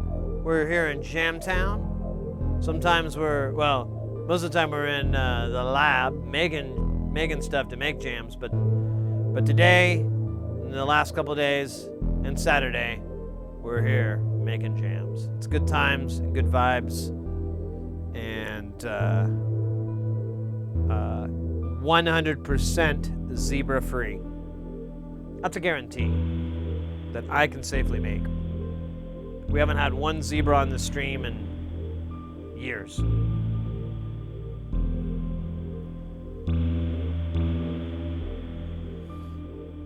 Ever since those deaths, I really can't have one. Not another death on my conscience, thanks to bringing a zebra on the stream. Their faces, they still haunt me. Those screams and the sound of the zebra just kind of like laughing. Ugh, it's dark.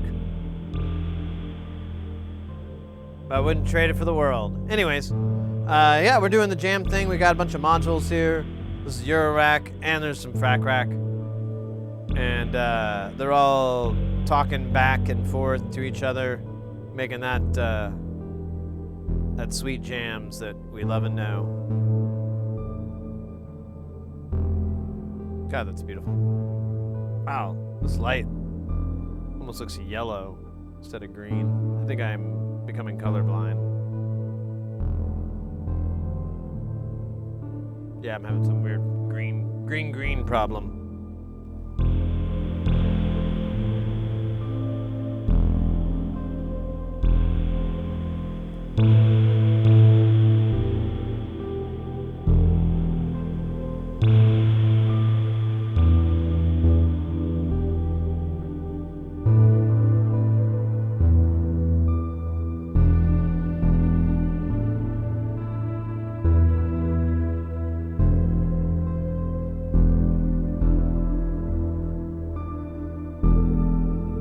Trying to figure out where that synth is.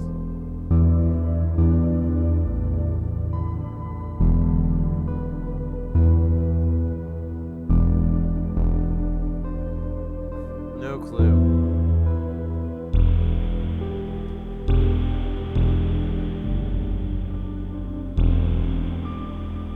I think I found it. Yep. Yep. Oh, it's...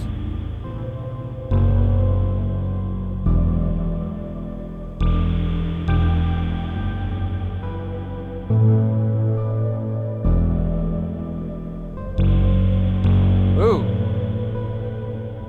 I bumped the speed up, it kind of choked there. But it's like a really low resolution.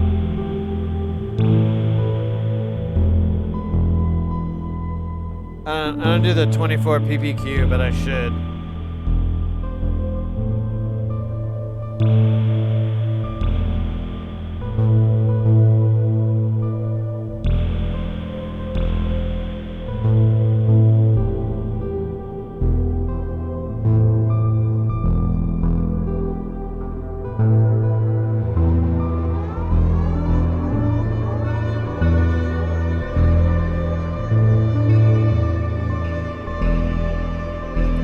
guys, we got Lisa Cuthbert live coming in with that piping hot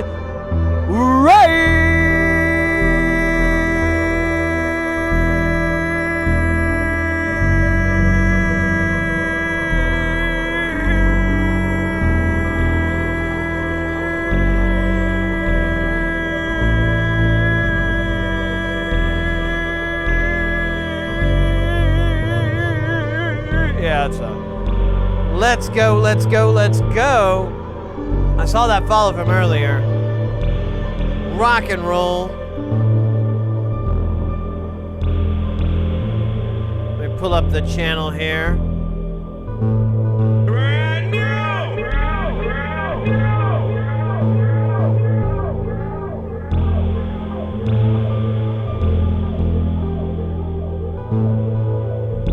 Oh, hey, I don't. Let me fix that. Following you now. Let's go, let's go. Hey. Pull this up here. Uh-oh. W_MRX gifted a tier 1. Oh my God. They have given 6 gift subs in the chat. Mr. X, thank you so much. Let's go. Motley Crew with that follow.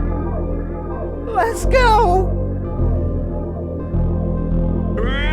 Lucky Spices with the follow as well. Thank you.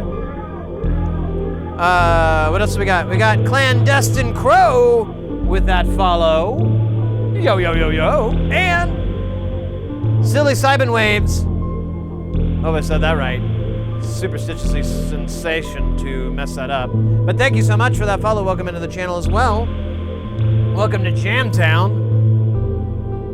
How was your stream?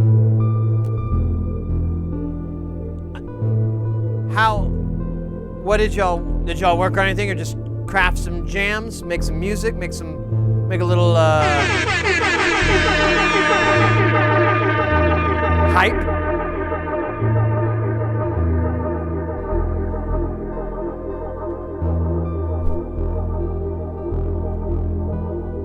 Thank you so much, Mr. X, for that gift sub. Appreciate that. Jams were crafted. Okay, good. Well, that's fantastic. Welcome in, everybody. We're typically an electronic stream. Most of the stuff that we have here is all DIY. Actually, nearly all of it is. There's a few things that obviously are commercial, but most of the stuff we've either made on the channel or I made before I started streaming. Fantastic, thank you. Just went into space most of the time. Lots of hype. Yeah, I kind of zoned out and we got raided earlier and I was like, where's that note coming from? It's not the right key. Oh.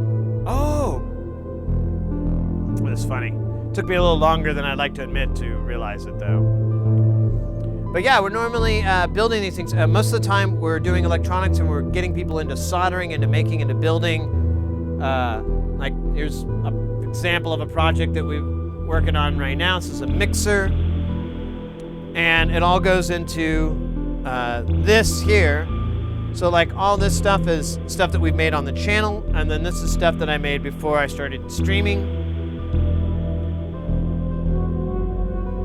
Lisa is new in the Golden Strip Guild and streamed at the recent Synthon twice. Well, I missed it. My bad. I think that's where I saw the name. I think that's where the name is familiar.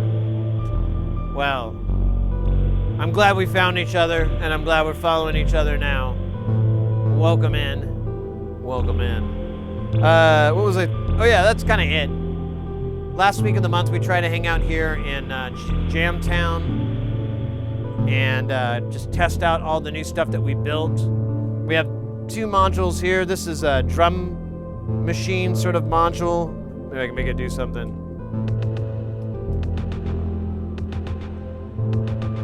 It's got a bunch of effects on it right now.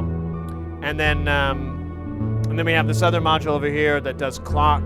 Takes a clock signal and divides it up into different things. I'm using it to push things along and then also act as a gate or a trigger source for other devices. I like to build electronics. Oh, fantastic, fantastic. Well, yeah, that's what we're about. We really try to get people, ideally, you know, it's soldering, you know, getting people into it, but a lot of people just love watching it. We have a nice microscope so you can see close up all the work that we're doing. And honestly, there's a certain ASMR to it, you know, just watching the solder move into place and whatnot. And then on top of that, there's a lot of dead time while you're doing that, so we love to talk about synths and music and electronics and all that kind of stuff. Is that an 808 cushion? Why, yes, it is.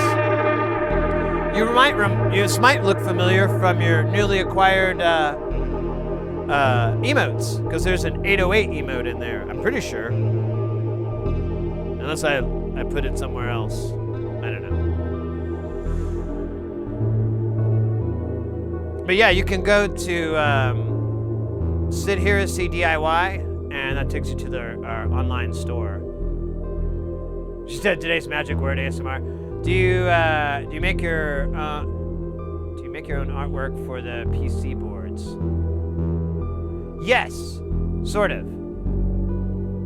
I need that pillow. You can go to our store and pick it up. We just sold one, and we had like a beach towel with it. So we have two different styles. We have it like there's a 909 that's the same thing, but it says 909 and it's square. But I was buying all these different ones to try them out. These are super comfortable though. I use Printful as the company I go through, and their products are unbelievably good. I've been really, really happy with them, and I'm usually a jerk about that stuff.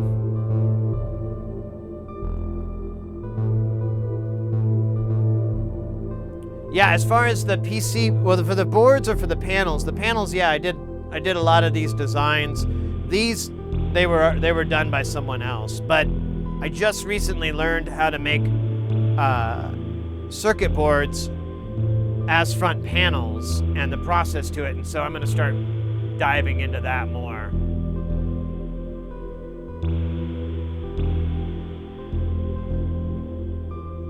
The MS-20, yeah, I still want to get one. I loved it. Korg re-released it, and I saw a review ages ago when it came out, and the person was like, I'm a big MS-20 fan. I got the new one, and they're like, it sounds better. I know that's subjective, but like all the things that bothered me about my old MS-20 are gone. It's just like the perfect version of it.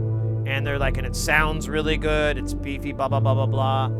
But the issue I always have with it, and why I probably will just stay in the VST or in the synth or the virtual world of it, is it's just so incompatible with this. I'd have to get converters for a lot of the, well, at least for the 1 volt per octave. But I don't think the CV standard is the same either. So, I don't know. I can get the filter from it. I have that somewhere. I don't think I've finished it. But yeah, I hope I didn't miss anybody's question. My chat window I have here is a little tiny.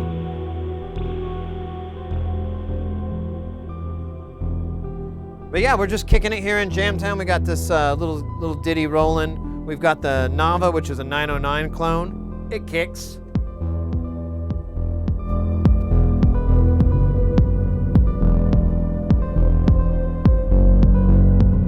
Let me put on change the pattern up.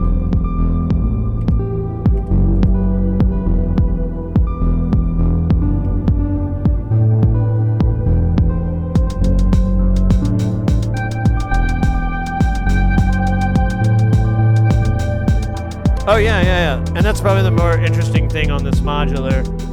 So all the music's kind of, I guess, like a really hokey way of saying it's procedurally generated.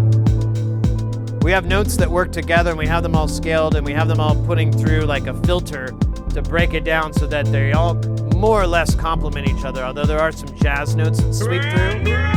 Ooh. Yo. Jack-Luke Rob? Yeah, I ruined that. Anyways, thank you for the follow. I apologize for butchering that name. But it's my skill. Anyways, everybody does? Oh, good. I'm in that That crew. A state variable with the low pass, band pass, high pass was a resonant attenuation would be a fun project. Yeah, absolutely. And there's some good ones out there too. Right now, as far as, I don't know how many of you are big Modular Eurorack fans, but I have been very obsessed. I mean, everything here is mostly DIY. Actually, the only modules I have that are commercial is I have some Expert Sleeper stuff, and I bought them for a specific purpose, and but I don't really use it that much. I may sell it to fund another Expert Sleeper as an audio interface, but I forgot what I was saying. Oh yeah, I fell in love with non-linear circuits. There's this guy named Andrew F, and we have several of his modules, non-linear, these are all non-linear. The Sloth DK is non-linear. NLC, we'll just call it NLC. NLC,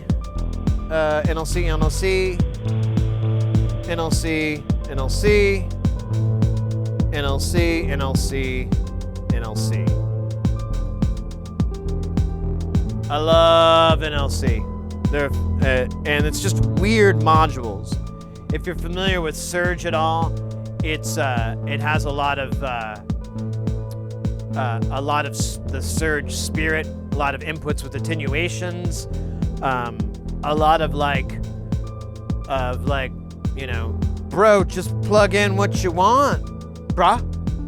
So you can kind of make it invites you to make mistakes, in a certain extent, so you can plug it. It doesn't really tell you what kind of CV it expects. It does give you like DC, AC, things like that, but I don't know, it just really invites like experimentation. And then on top of that, a lot of the times there's functions that are added in that really don't serve a very musical purpose.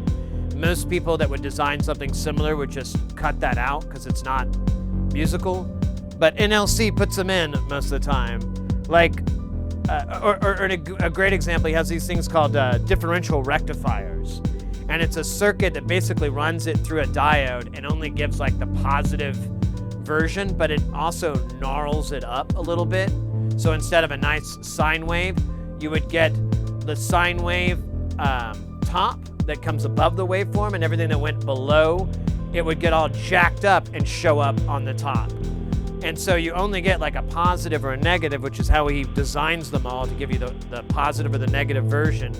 But it just mangles the shit out, and he puts it on all this stuff like all the time. It's on the Sloths, it's on this fucking mixer sequencer thing. It's awesome, and he just does that stuff all the time, and I love him for it. Expert Sleepers rocks. I'm using their Augustus looper. Yeah. I love what they do. And really they make extremely unique, very compact modules, and they're super scalable. That's why I have the FH2 with the gate expansion and the CV expansion. And that gives you 8, and you can go up to like 64. I think he actually updated the operating system to where you can do like 128 gates now.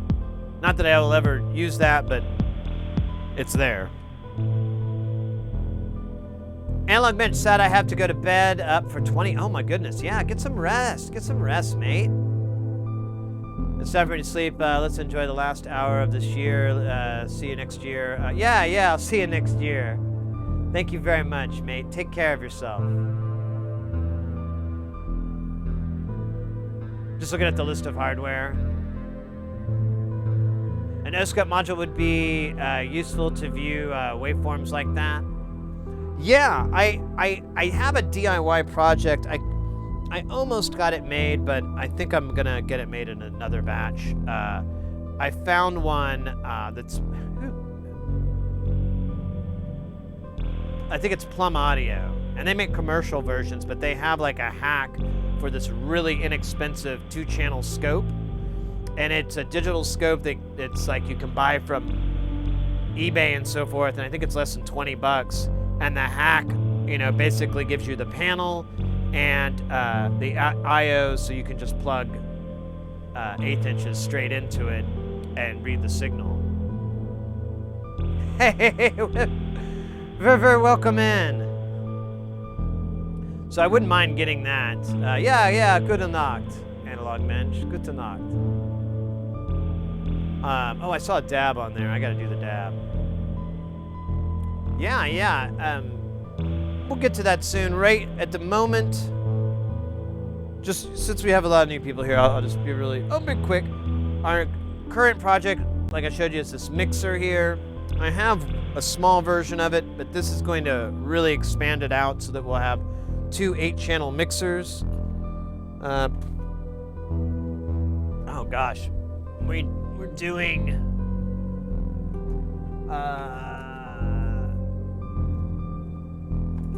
There's a big pile of stuff. I don't. Well, yeah. What the fuck? Let me see if I can grab the pile. There we go. I could.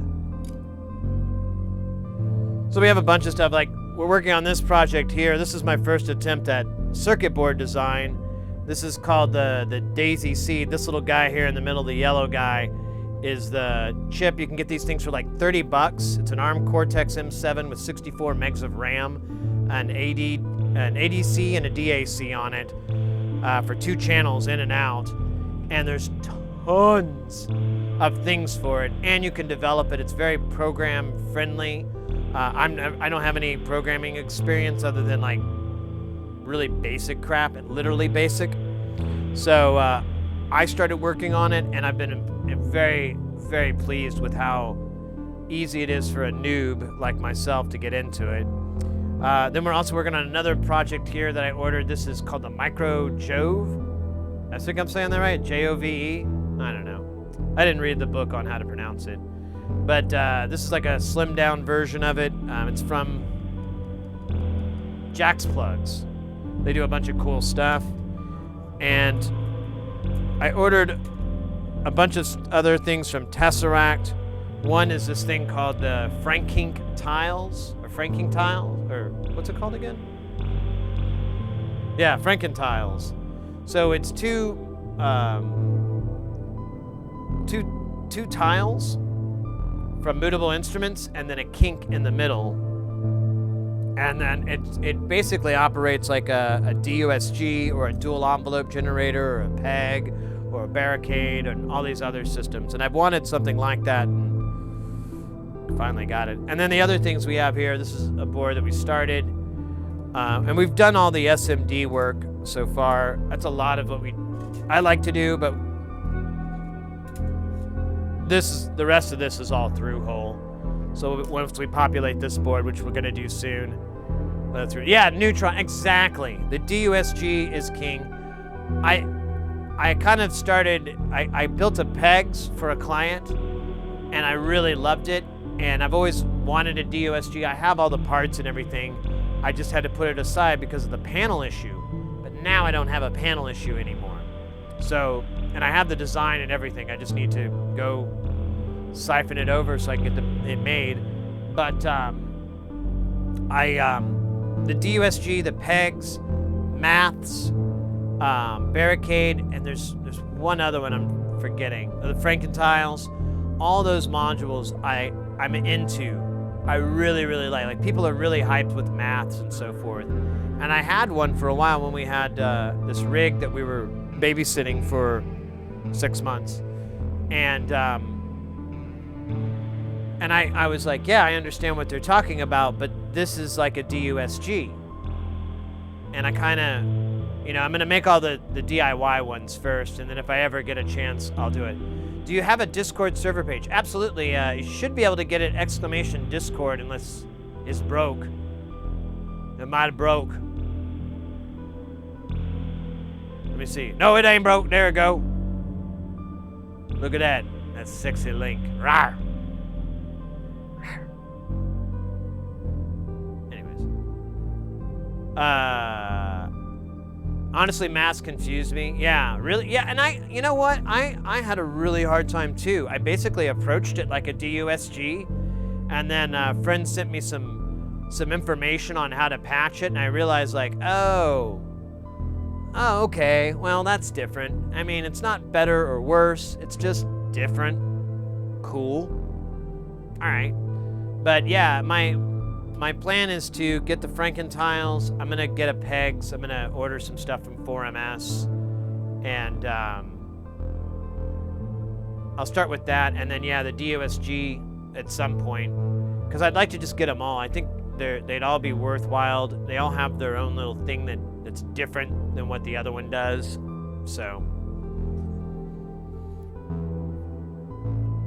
if you go to Tesseract's site and look up the Franken tiles, it's pretty cool. It's very similar. It's not the same, but the one neat thing is I asked him about it. So it's a tiles module, and I was like, oh, do you have a custom firmware? Because he just sent me the board, and they don't sell that. He was like, I was gonna throw these boards in the bin, and I was like, I'll take them.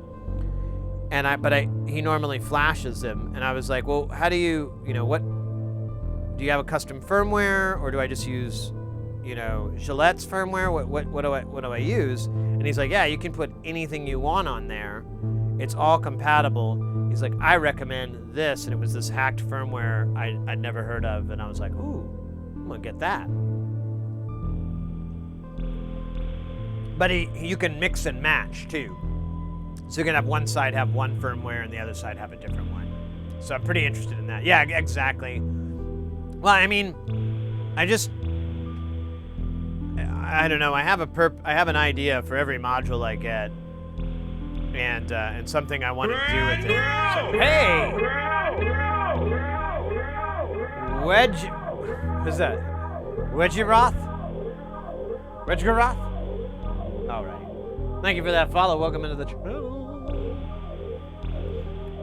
I did like a thing earlier. People were asking about what would happen, like for room, and I have to raise these up, and I'll get a little bit of height so I can get to the bottom here. I can put 3 more in, and then I can take all this out, and I can put 2 more in, so I'd get a total of 5, but that's it. And I plan on expanding these out because I have a couple of modules I want to do that would only work in this type of system. They wouldn't work in Eurorack very well. And so the thing is, this is all this basic studio furniture, and you can get a if you ever shop for studio rack furniture, they make a 45-degree version of this exact thing, and it's like 10 spaces or something, and it's so that you could put it next to your mixing, where your mix position is, and be able to have access to everything at a sitting level. And then it's really durable, so you can stack another big old rack on top of it. So I'm gonna buy that, take it, flip it upside down. You see where I'm going with this? Put it on top of this so it's upside down. C-clamp it on the back so that it's all in there nice and sturdy. Sandbag it, weight it down so it's not gonna tip or anything. And then I will have 45 degrees up over my head. And then there'll be a big thing there, but I'll cut some holes in it, put some speakers or something cool. I don't know. Ooh. Actually, this speaker's got to go somewhere. I think we figured it out. There we go. I'll cut some holes out or something, put speakers on the top. But and that should get me like at least a dozen, maybe a dozen more racks. That's fine. And then after that, I'm just gonna have to get rid of the couch and make a wall. Welcome. Yeah. Time for you to head out, Mr. X. Thank you so very much for everything. Take care. Mates, if you're not already familiar with Mr. X, definitely go give them a... why did it not work? Oh, yeah, there it is. Go give them a follow. They stream music. They have a massive synth collection as well. And they make fantastic music with it, really good jams. They stream fairly regularly too, so you can usually catch them throughout the week. If you don't make it on this day, you might catch them on that day, kind of deal. So definitely a good person to have in your follower. Great vibes, very laid back, chill. No gabber hardcore. Not very often. I haven't seen that on your stream yet, so. It's a lot of, I don't know, petty vibe feels. Yeah, let's go. Yeah, right, Neutron, exactly. Exactly. You only do the gabber off stream?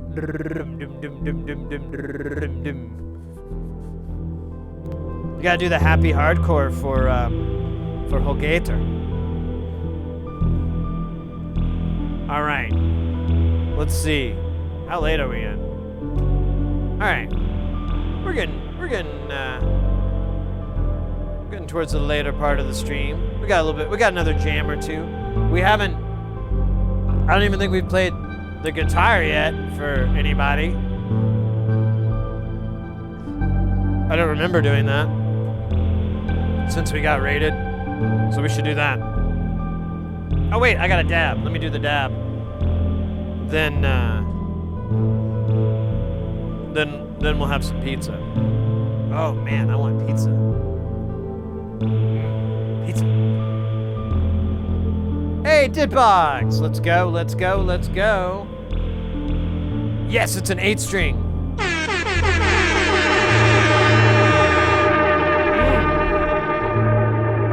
There we go, Ver. Thank you so much for that dub horn hype. Yeah, it's an 8-string guitar. It's a Schecter Damien 8 Platinum. I don't know if they made other ones or not. I can't remember. I mean, of the Damien series, they made like the Hellion 8 and all these other ones. But I went.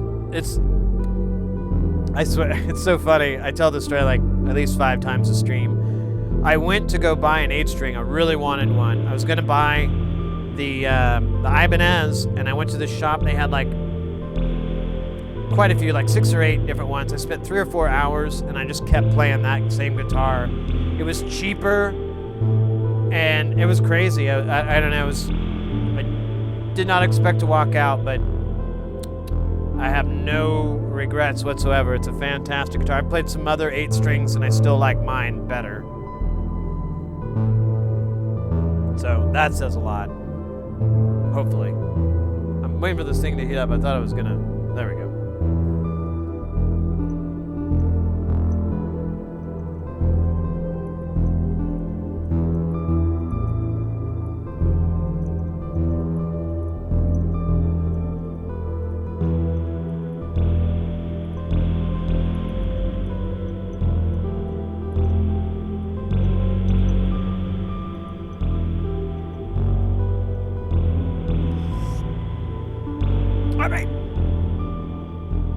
Dab.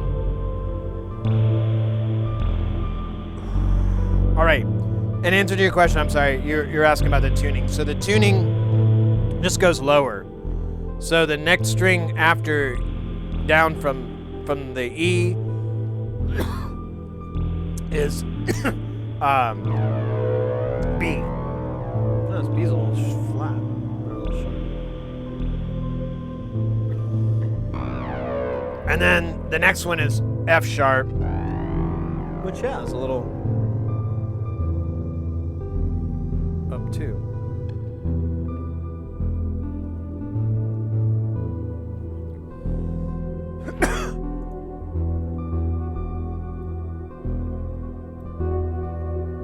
And yeah, it's a nice guitar. It's a single. It's not a bolted on neck, so it's a solid body, which I think makes the difference. I was gonna buy another 8-string right before COVID happened, and that's a solid as well. It's from a company called Black. That guitar's from Blackheart Guitars out of the UK, I believe, and it's basically the Justin K. Broderick signature guitar, and I'm a huge Justin Broderick fan. If you're not familiar with Justin Broderick, he was in, God, what's his band? There's a band that he did that's really famous. I always forget their name because I never really cared for that. But he started another band called Jezu, and like basically created an entire genre of music called slowcore. Yes, it's neck through. There you go. That's the term. I was trying to think of it. Yeah, it's all through. It's all one piece. It has really nice bat inlays too. Very gothy. And then a nice little pearl for the neck top. It's a beautiful instrument, and I can't believe it was so cheap. Brand new. And the company makes a bunch of other, like, this is about the tamest 8-string tamest guitar they make. They make 9, 10. They make other variations, and they're all like fairly reasonable for being exotic instruments.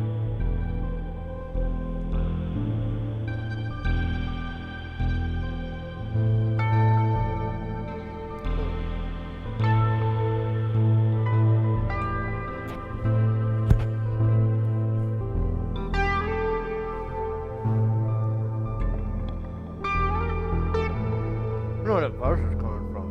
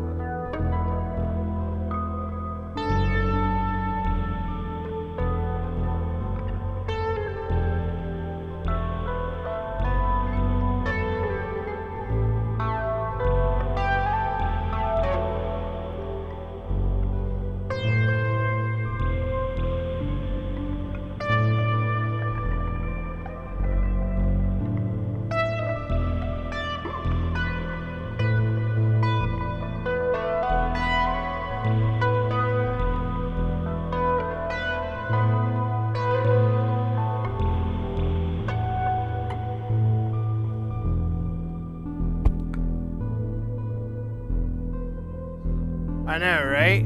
I was wondering about that. When do you get to like it being a harp or what the hell's that? Oh shit! Man, I'm forgetting all the words today. It's a dulcimer. Like when does it stop being a guitar and start being like some sort of dulcimer or something like that?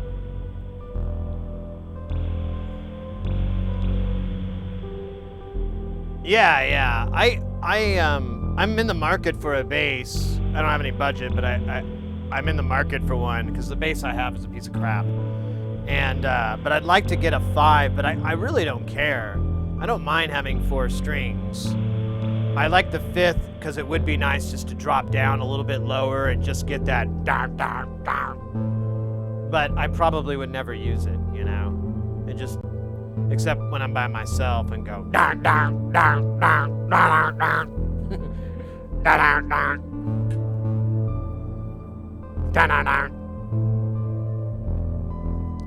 Hey, Scrain, hello again. Welcome in again. An Olympic. You play fretless. Nice.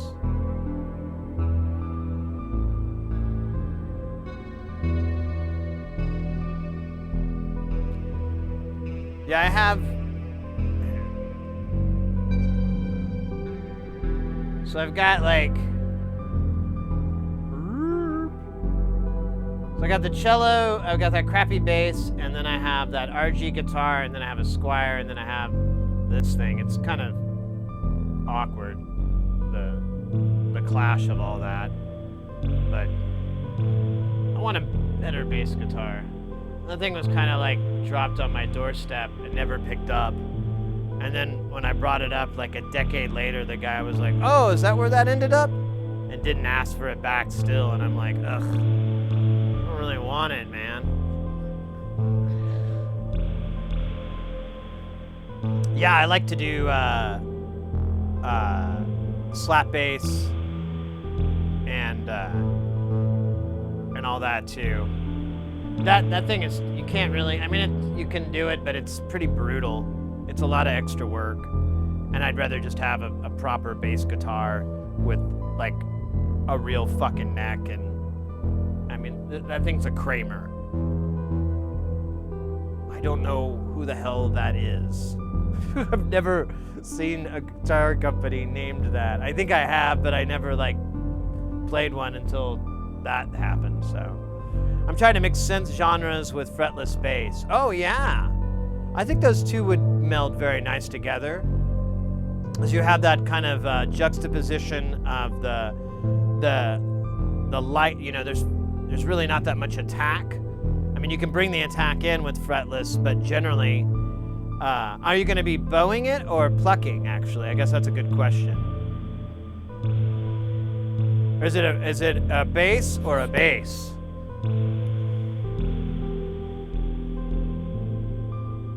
Yeah, you could do like a synth wavy thing with it, cause like, well, even I can think of like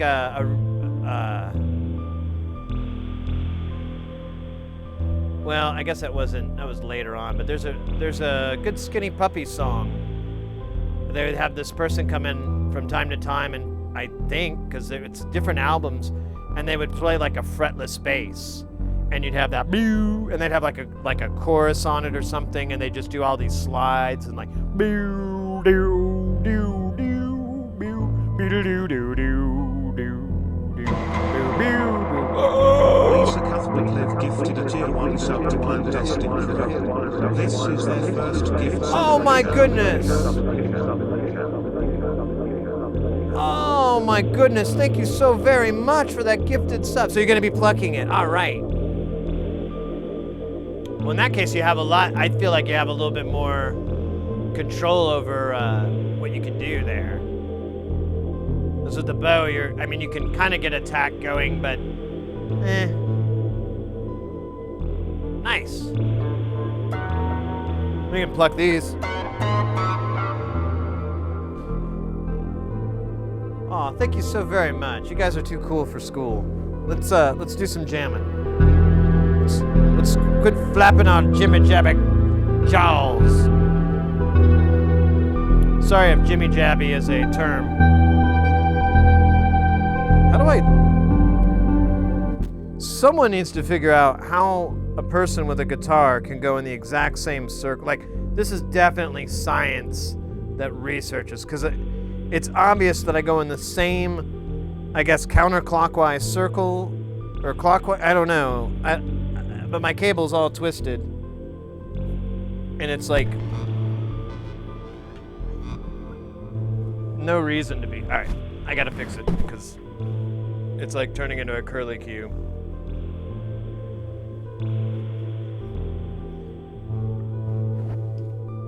Science, help us solve this mystery of humanity.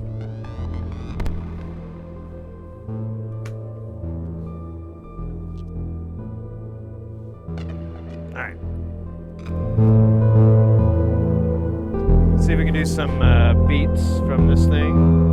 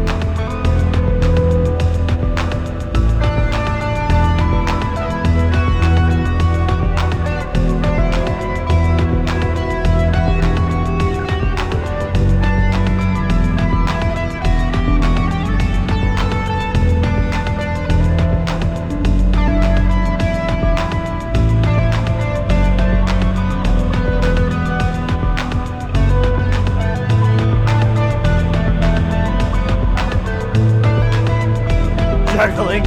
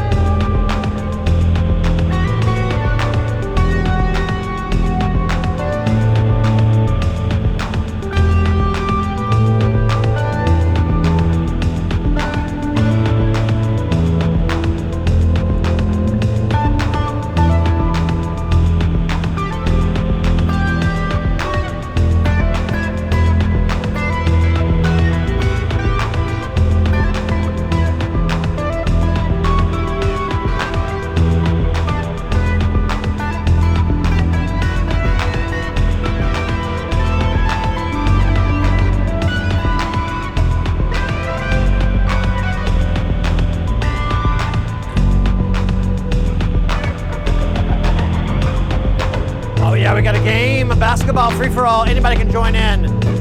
Just start getting those numbers. Your first number is your angle.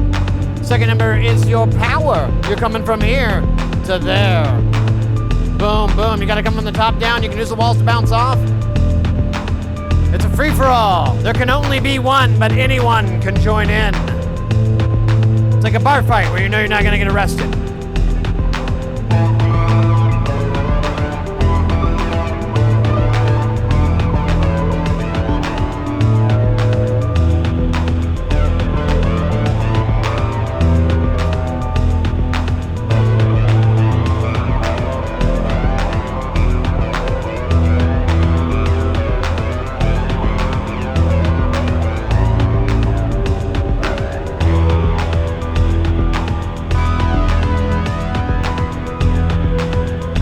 Can't believe it. This shit's working.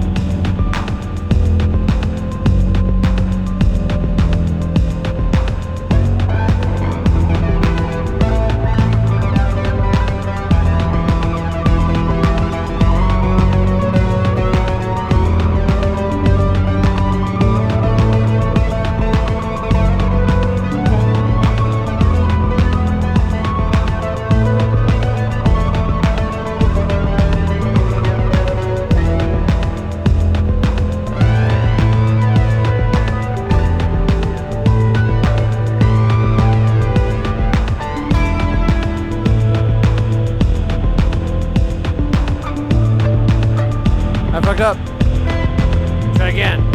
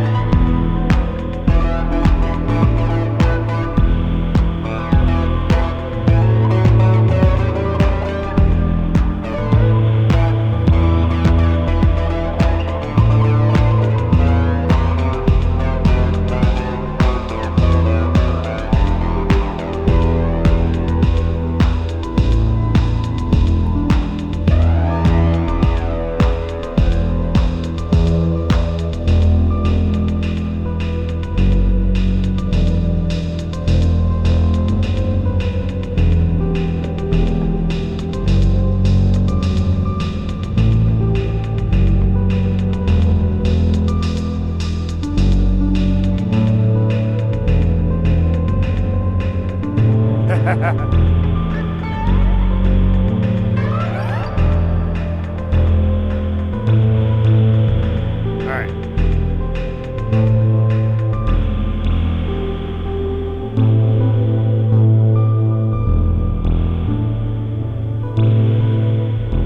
I'll be right back. I'm gonna take care of some business. You know what I mean? And then, I have a new strategy. Oh, you know, you'd be surprised. There's some strats out there. There's actually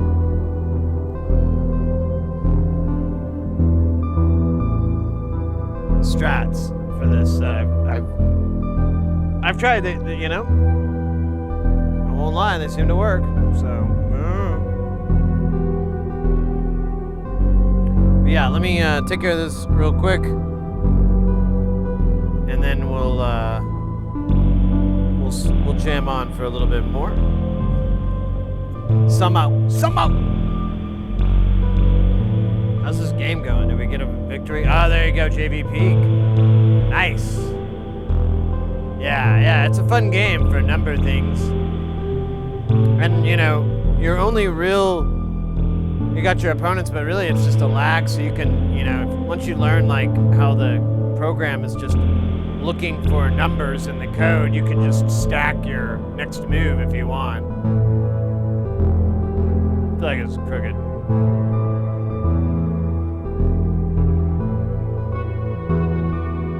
That's just an optical illusion. I like trains. I like turtles.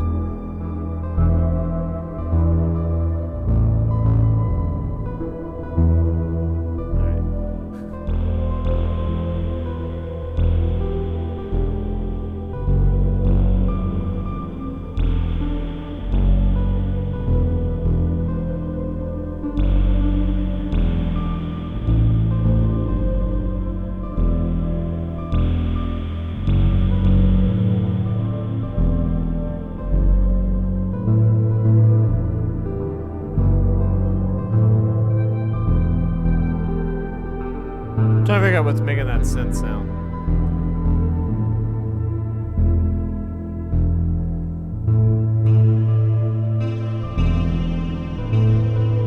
Okay, I narrowed it down.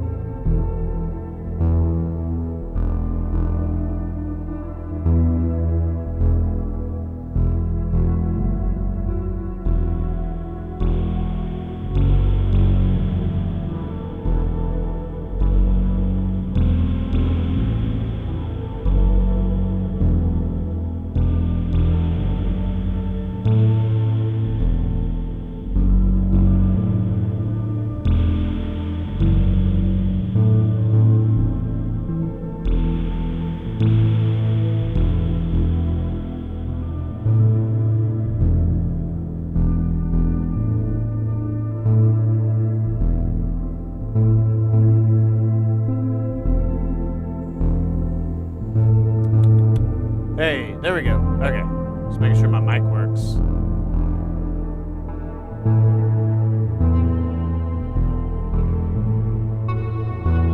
Let me get rid of this.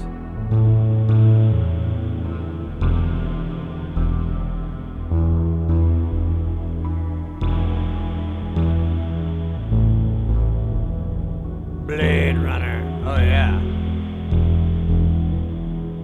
Oh, there was a hydrate. I didn't see that. Alright. Oh, there it is. From Wedgaroth, which I still don't think I'm saying that right.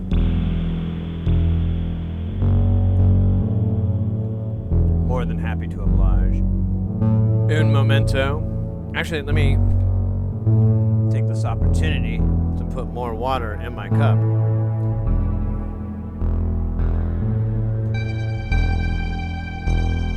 So that the hydration can begin. Let's see here. I just need to get some water from my fridge.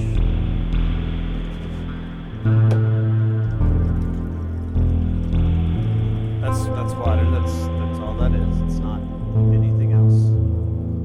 Definitely not piss.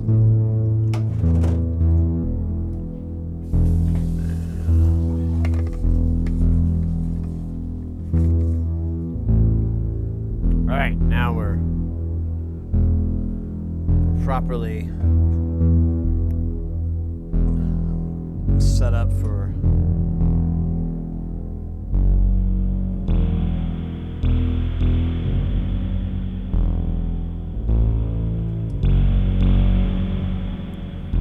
damage.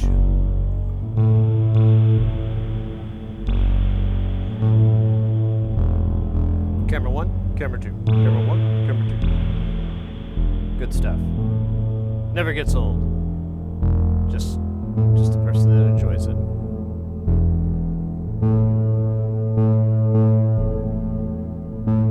Just checking on these fish. How you doing, little fish?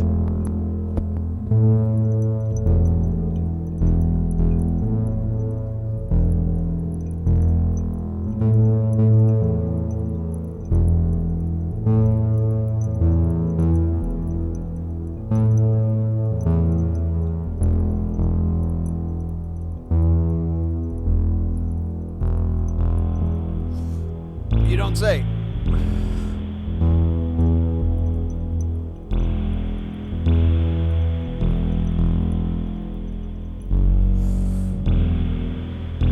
What do you mean a camera slider?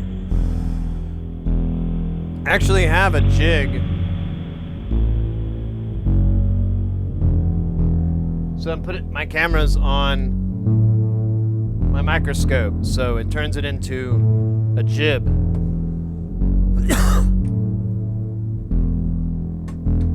God damn it. Very expensive jib.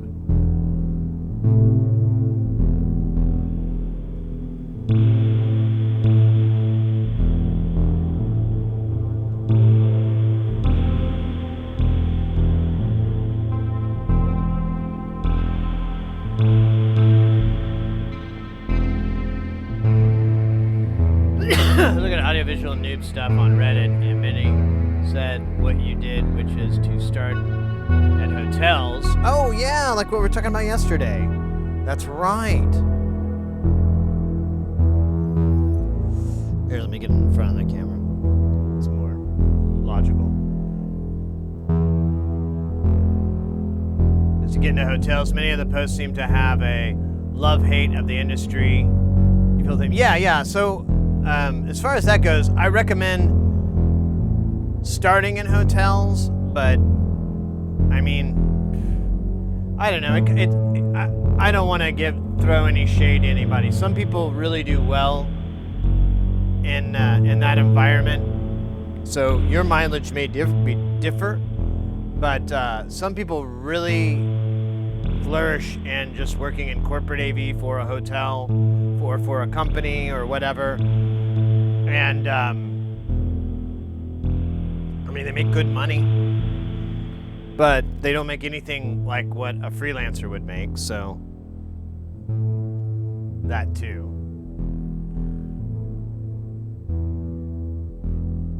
And really, you don't really, like, in order to, as far as in the hotel industry and whatnot,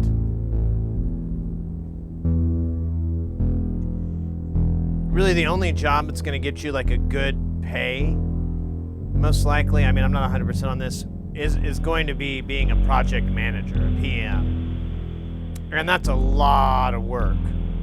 And that's why they pay so well, because nobody wants to really do it. But it's in my opinion one of the upper echelons of where you can go in the business. Because if you're a producer, I mean, you need to know how everything works fairly well. You need to, there's a lot of skill sets there that are utilized. Being able to visualize the set. If you're the producer, typically you're also the caller or the director of the show, so you do the show calling. And yeah, it's just, it's the same. But yeah, I love the industry. I love doing production. I love the cog in the machine. Like when I do a show, I love go blah audio this, blah blah blah. I love that stuff. There's nothing like it at all. All the other crap, like dealing with shitty fucking idiots and people or just dumbasses in general and all the other, there's just a bunch of negative stuff that comes with it I don't like. But my goal for the last year or so, and especially for 2023, is to just remove all those gigs that I hate doing. I mean, I haven't told those people, I'm just always busy when they call. And so I don't, I can still take them if I made a mistake, oh man, I really need some cash, I better take some of those dumb gigs that I hate. But I'm trying to just steer towards gigs that I enjoy doing so that I can love my job, That's what you always want to do. And because I'm, a freelancer, I have a lot of liberties, so I don't really have a lot of excuses if I don't fix something. It's all on me. Couldn't find any good YouTube channels about how the business is really in terms of pay and workload. Yeah, and that's kind of a guarded secret. I don't know why. Yeah, how to wrap cables and stuff. Hey Proton, good morning.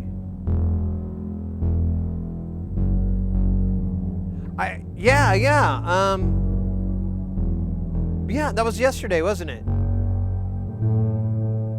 I believe I did. They did mention the negative stuff with egos being an issue. They said it's just do the work. No. Yeah. I mean, I don't know. I've never had to really deal with other engineers having egos. My favorite story is this, and I wasn't there. Someone told me this, so they may have made it up, but I don't think so. I 100% believe it. There was a guy that shows up, and they've got, he's the lead audio engineer or something the leading light engineer, something like that. He's the lead, and he's a touring guy, and he's an old, fuck it, I don't care. And he says the greatest line I've ever heard in the business. Has the whole crew in front of me, goes, all right, guys, there's two ways we can do this. My way or my way fucking pissed off. You got me? All right, good, we're gonna get along great together. So you have shit like that happens. And you have to just, in my instance, I would have just kind of laughed and said, cool, boss, I'm gonna ask you the dumbest questions because it's your way or your way pissed off.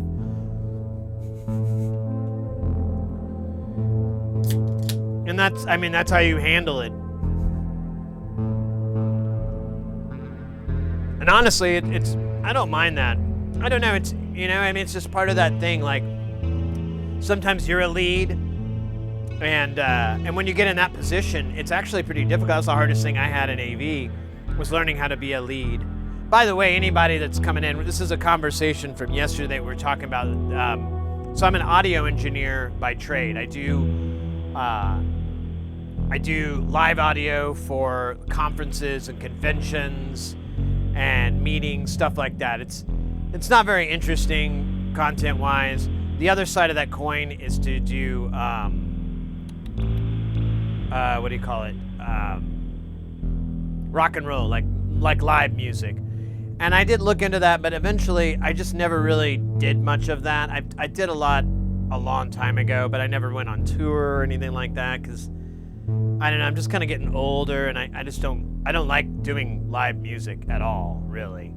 It's always loud, and everything's loud, and I just hate it. It's just like so miserable. Yeah, no, I did. I kept it in the tab. Let me pull it up again. Just in case. Because Alright,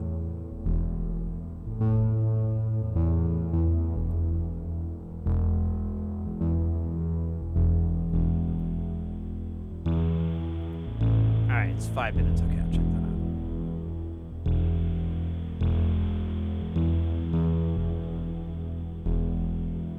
Yeah, I mean, honestly, in those situations, like I'm talking about, you're kind of you're able to just like, all right, I'm here for my 10. Whatever you need, boss. Let's just get it over with so I can get out of here. And that works. But yeah, I'm in the AV industry, and we were talking yesterday about how to get into the business and different ways. And I was explaining, like, if you live in a big city that has a couple of resorts or a resort hotel, you can typically get work in that way, and that's a great entry-level point. Some places, you know, like not a big city, sometimes there's businesses there, but that's very hit and miss. But large cities always have convention centers, and there's tons, you know, I mean, St. Louis, Boston, Chicago, on and on and on. Now, some cities are union, but you can get in on the union and just do that, and it's not that bad. I mean, if you don't like it, you can stop paying your dues and dab out.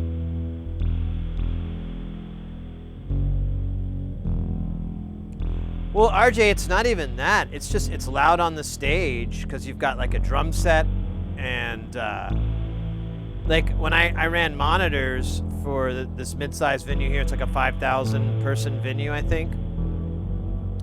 And it's just always loud up there. And I mean, like when you're running monitors, you'd think it'd be quieter, but you have a wedge, you have a Q wedge on the floor, and that's how you have to check stuff. You can use your headphones, but it's really hard. So you blast the sound through the Q wedge to do your mix. Like, oh, the guitarist needs more of this. Oh, I see what he's talking about. Yeah. All right, cool. And you just blast yourself with loud ass noise, and I'm just tired of it. I'm a lighting engineer by trade as a venue guy and live music. I get to wear earplugs the whole time while I basically jam with the band. Yeah, the LD doesn't have too bad of a time. Especially if you know the music really well, if it's a band you're kind of into or whatever.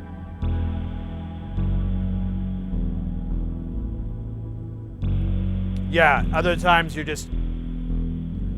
acting as an ME or an L2 or whatever, and wiring everything up to the house system. Like, this is how we have these on these channels.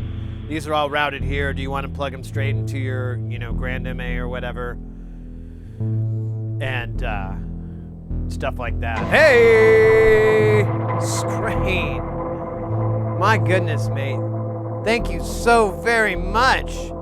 You've begun a wonderful journey full of emotes and a lack of advertisements. Thank you so much, mate. I appreciate that.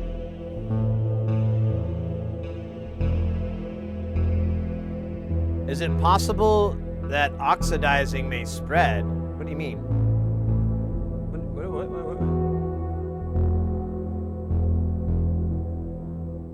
Oxidizing?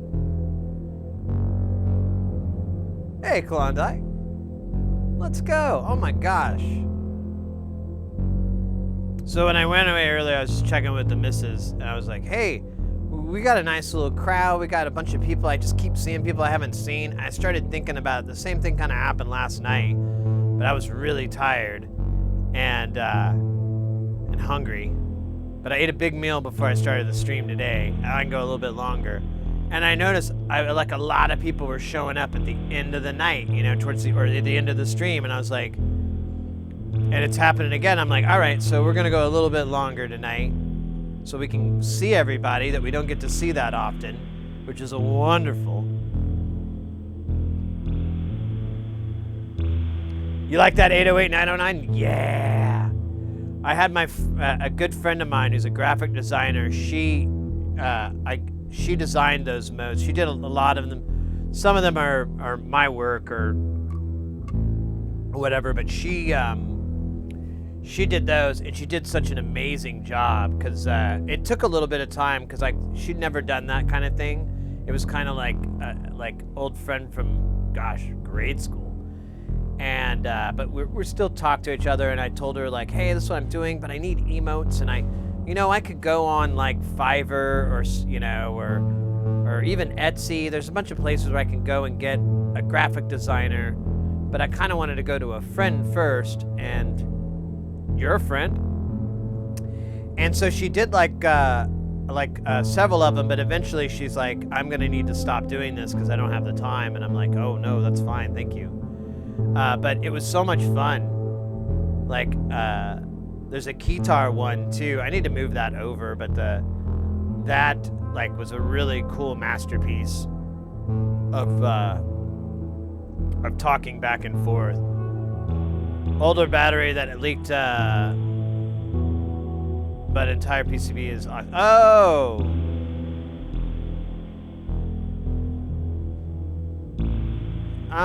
I think so, but I just saw a video where Northridge took care of water damage. There's a bunch of corrosion that caused oxidation and all this discoloration, and he just he like put a whole bunch of flux on it and blasted it with heat, reflowed all that solder, and it basically got rid of it all. He had to clean it a little bit, but it got rid of all the corrosion and everything, and the thing worked. I was like, I had no idea that because nothing got damaged. It was just corrosion, and it was enough to where it was starting to interrupt circuits. But at what cost?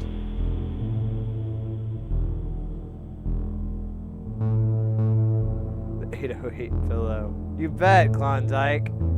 Yeah, we got the 808 pillow, and then we have the 909 pillow, and both the store, it has like the same thing like this. It has the 909, it says 909 across the top, or you have the 808 with just like this. I bought one of each so I could see what they look like and make sure they're good. The company that does the like shirts and all that for our store, it's Printful, and they're absolutely amazing. I mean, everything I've gotten from them so far, I've been really happy. And I've contacted other people, friends or whatever, that have bought it from, outside of the U.S. And they've all been like, yeah, this is a great quality shirt, blah, blah, blah. So I've been real happy. Like for, with this type of print, you'd think they just like mat something on or something, but it's actually in the fibers, and it's a nice screen print. It's not it's dyed to the fiber, so it's not a material, so it feels really comfortable if you sleep on it. I've had these in the other, on the couch for a while, and I just napped on them all the time, and I need to get me some more, actually. I should probably buy some. Waifu pillow.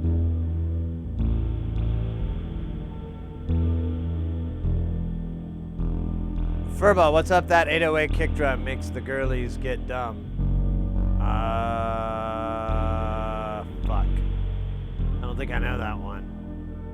Is it Beastie Boys? I'm just guessing.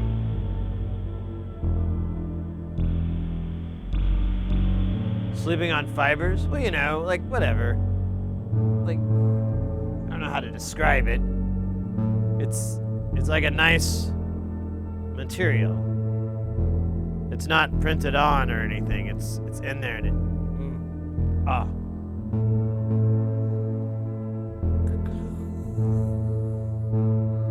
Oh, see?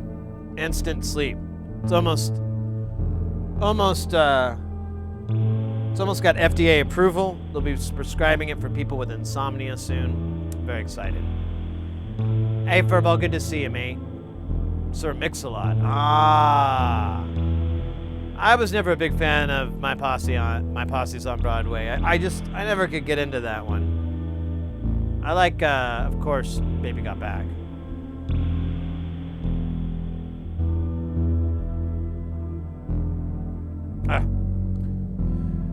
Just a second here. I gotta grab. I do have a teeny tiny headache. So, or I might have one. I don't know, but I don't want it to keep going. So, I'm gonna dump some ibuprofen in my head.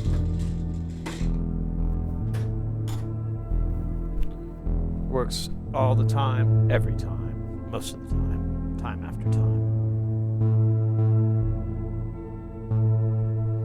Ah!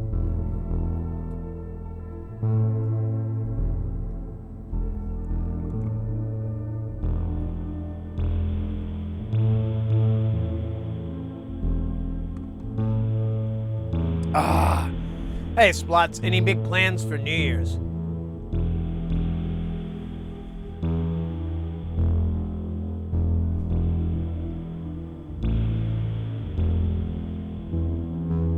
Jerking off a little snake?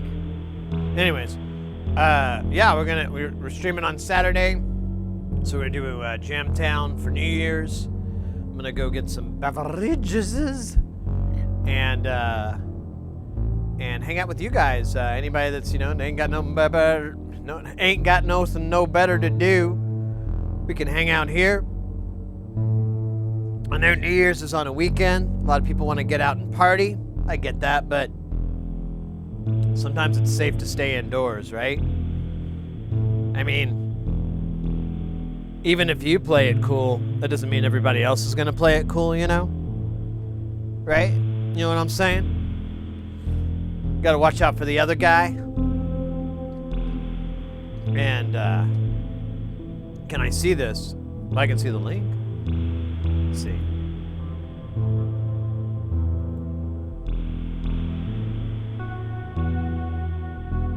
Oh my goodness.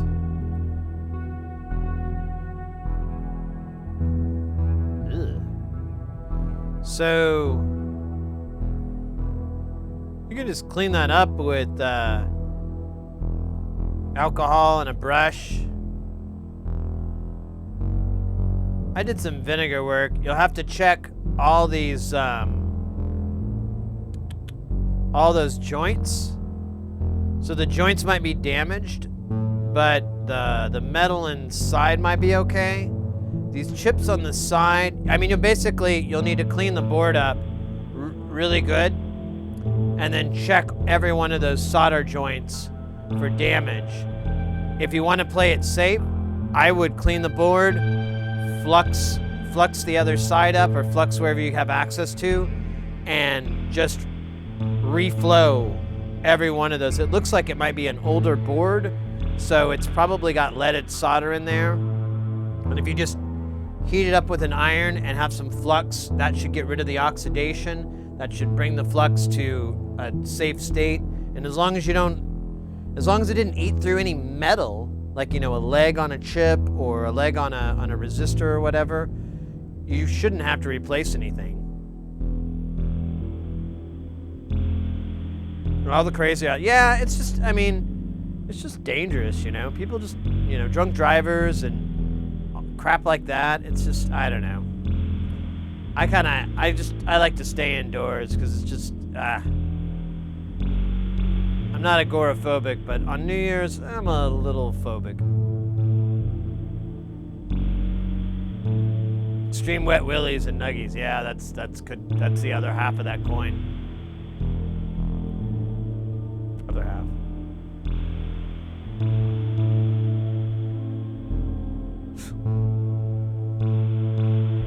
I've been shopping around a laptop for different tech supports, and they say if the soldered RAM is busted, there's nothing they can do.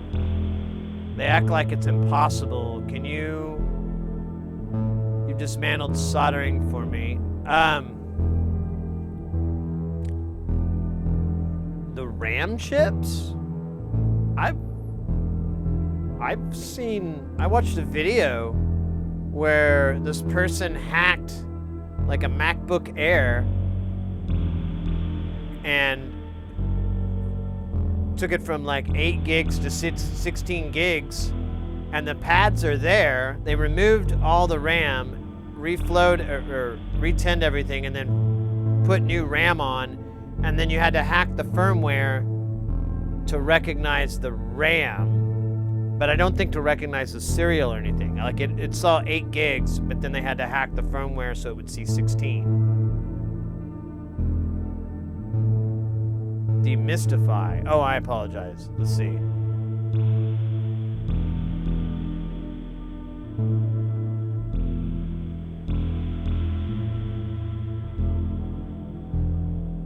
Oh yeah, right, JV. Yeah, exactly. They're going for mega sock.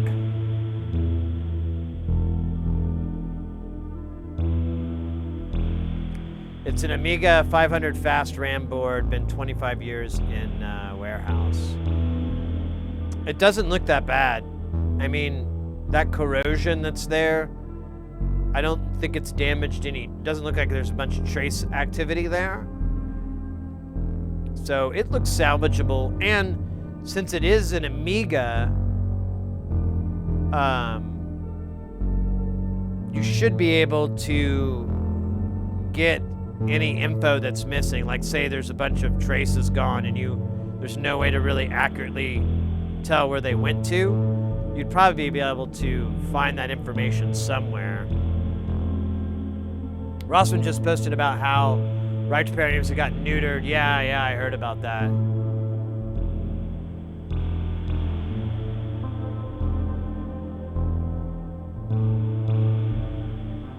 I've also been watching the GPU miniseries drama unfold, and it looks like the entire industry has hit a wall.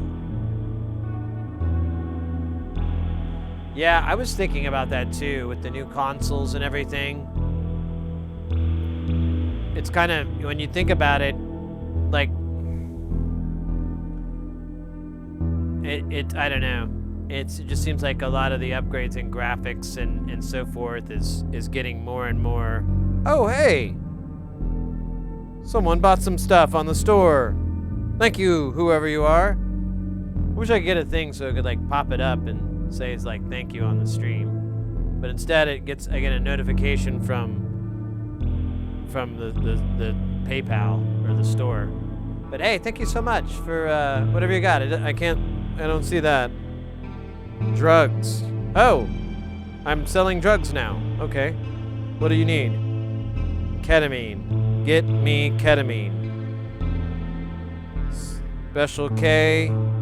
Ketamine, ketamine, ketamine. You just keep writing ketamine over and over. Oh wait, there it is. Oh, nope, more ketamine. Okay. I get it. Oh, that was you! Hey, thank you very much. Oh, you got the 808 shirt? Oh, here, let me see.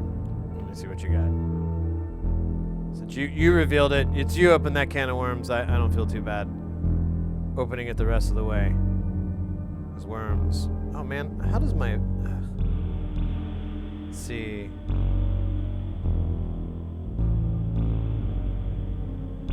Oh, we got the 808 shirt. Nice, nice, nice. The pillow. Dose pillows. Ah, the matching set. You are a person of refinement and taste. That's awesome, mate. Thank you very much. Someone got something yesterday too, and I was like, oh my gosh.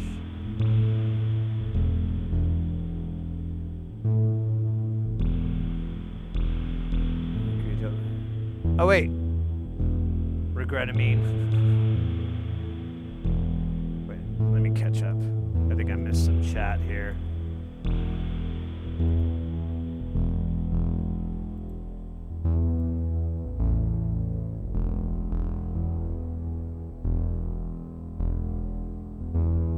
I've done points-to-point replacement on old PC boards that have flawed traces and old Soundcraft channel strips. Yeah, there you go. That's a good example.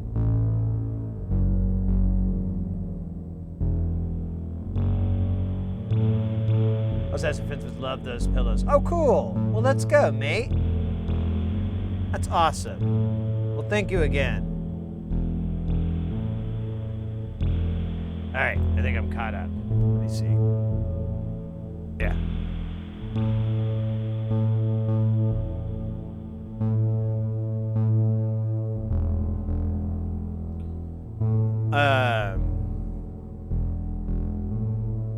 Yeah, I think that board's repairable. It's just going to be a little bit of work. But it doesn't look, I don't know, from looking at it, I was like, oh, that's not so bad. I've seen worse. Yeah, we had to do, and I ended up taking it to a friend who offered to help, and they ended up doing the work. But we did do a repair on a power supply board for a Rhodes, like, electric keyboard thing, and it was the amp, but the amp also supplies power for the keyboard, and it's like a multi-pin connector, and I guess someone had a bad one because it shorted out one of the power legs, and there's no fuse in it, and it just burned out the board, and the traces lifted up because they got so hot, and it was like, it's pretty amazing because the boards looked like they were just they were hand etched, like chemically etched or something. It was insane.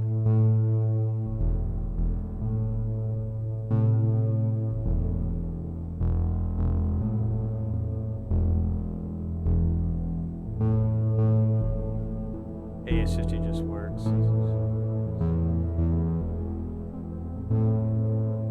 Huh.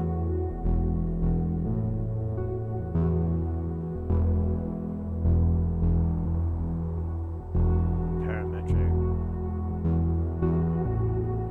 Yeah. Oh, by the way, clandestine. You may already know this, but I'm going to pass this along to anyone who doesn't know.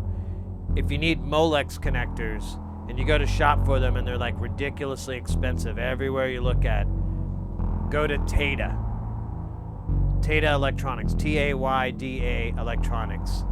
They have Molex at like suspiciously cheap prices, and I've bought tons and tons of it, and it's real Molex. It's not like some weird knockoff. Just, I guess they have a deal with them, or everyone else is marking them up. I don't know, but just a heads up to you there. Anybody who, because they're really expensive, and it's a hard way to go unless you want to spend the cheddar. Yeah. Tayda's really great electronic supply too. They have through-hole, and they have a lot of hobbyist level stuff. They actually have a relationship with, I think it's Guitar PCB. And so they have like guitar pedal stuff. They have a lot of cool things that you can, like hobbyist level things. But then they have, more Mauser DigiKey kind of things as well. So, and really just incredible prices. On board, there's any reason why we can't like, yeah, you can just rerun a wire to the trace. If the trace is lifted and gone, just run a new wire. You can either just cut some copper up and run it, or do something fancy, whatever you want, just as long as it doesn't have a chance to arc or short out, you're good. Tayda, T-A-Y. Here, let me just throw it in the old chat from. Oh, weird. This computer has not been to there.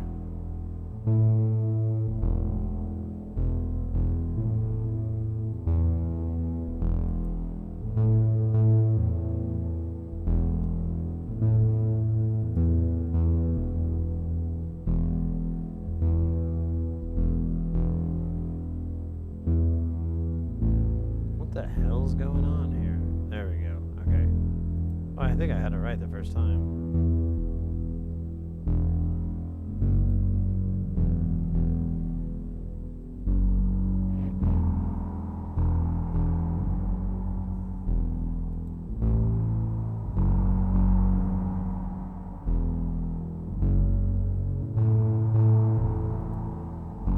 Control C.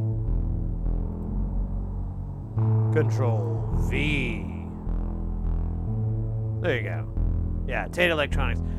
Some people are a little bit suspicious of certain components that they sell, but I haven't had a personal experience that backs that up, and I haven't, I've had some components that failed, but I don't know if it was their fault. I have had one that I have no idea how it failed, and that's my suspicion, but it could be my own fault. I could have accidentally dragged like a 48-volt lead across all the pins and forgot all about that part.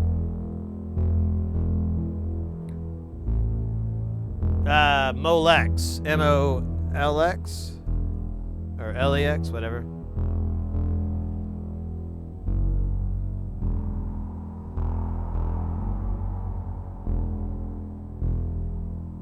Yeah, JVP, that's exactly. You can do conductor pins. It doesn't have to be. It just needs to pass the circuit through. I don't think none of those traces look like they were doing any timing or anything like that. So, I think it's very repairable. Hey, Clandestine, you bet. Yeah, they're a fun site. It's a really cool place. And here's another thing too. If you order stuff, like, I've had some weird things. So normally I order about $100 or more, $100 or more. One time I've ordered less, and it actually came from in Colorado or something like that, and it took a really long time. So I kind of recommend if you need to try to make it about $100. They'll ship it DHL, and the shipping's not too bad. It's insane how quick it gets there. Like, they have some sort of fast track through customs because it goes through a lot quicker that way than I've tried other shipping methods. So, I mean, it's very comparable to ordering locally, even though they're in China. Like, if you were to order from Mauser or DigiKey or whatever. So that's another thing that's kind of nice about them that I don't think... Yeah, Molex did this. They're any plastic housing connector. They have a couple of different kings that they do, but they're pretty standard. I like Molex. All right, I need some of these.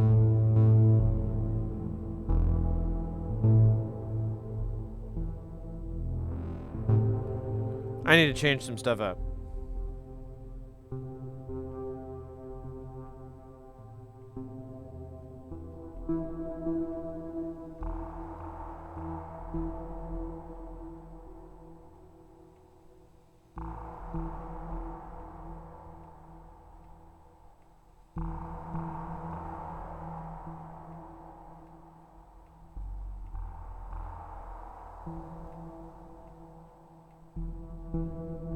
I'm gonna stick with that.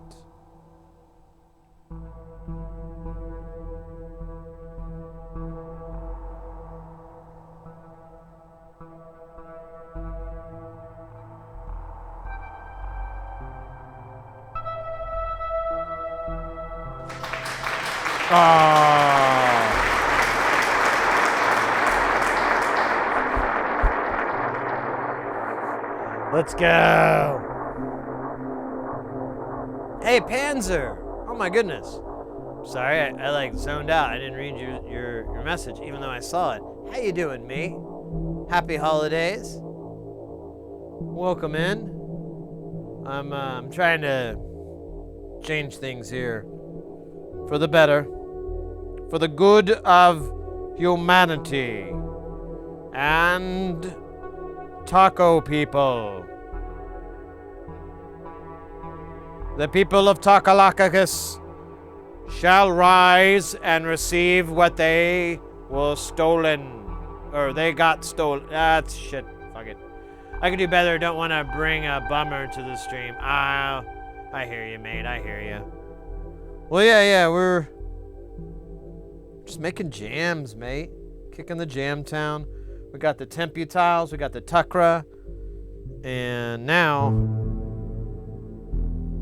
I got this thing doing other stuff.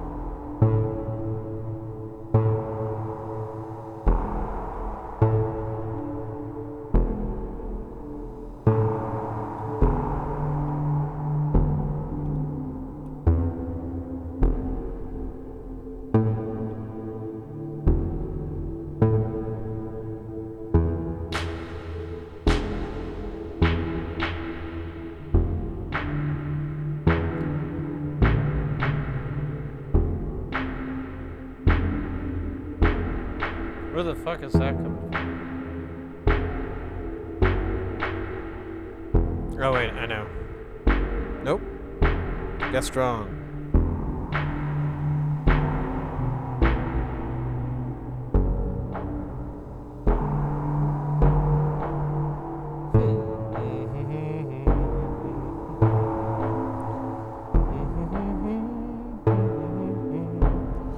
Oh, hey, I was right.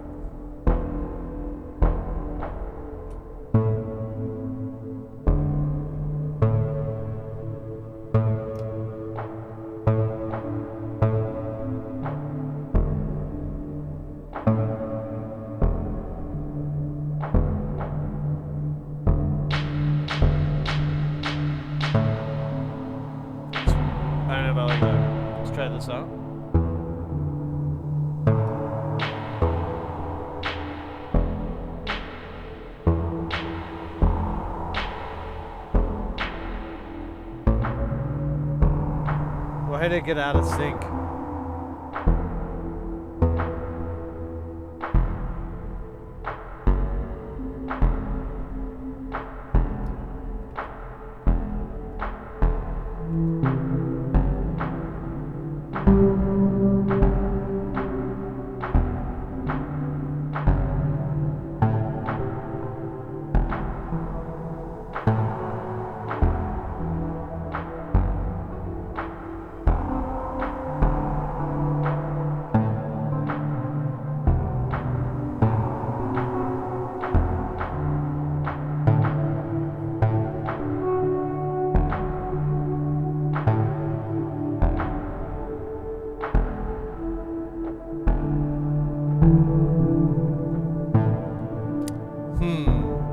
What can I use to trigger this guy?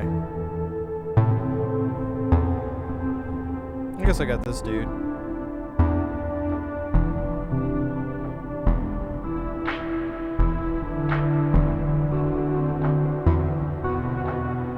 That sucks too.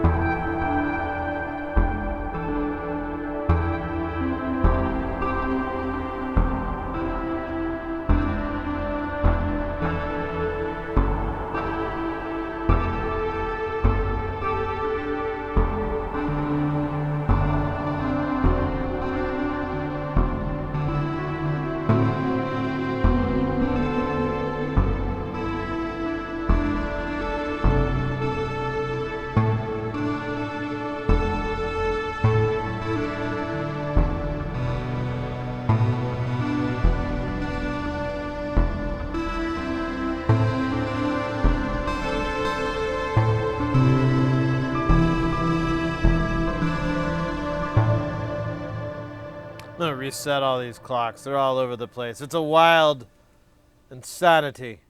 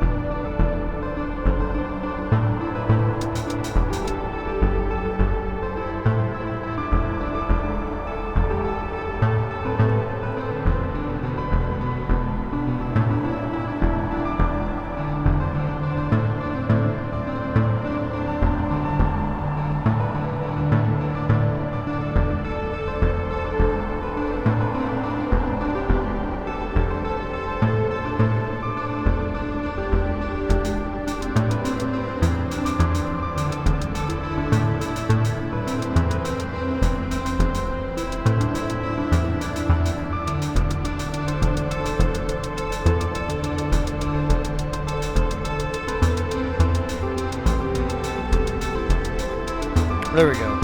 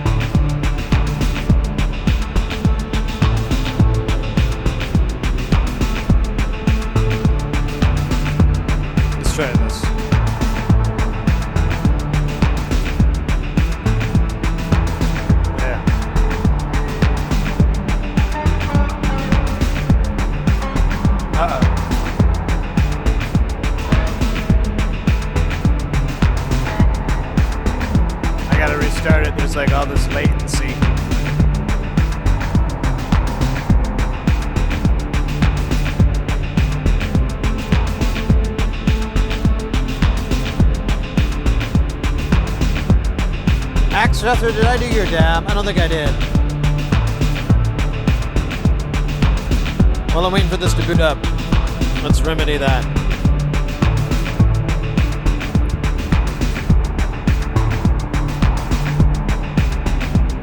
Let's fix it. Awesome.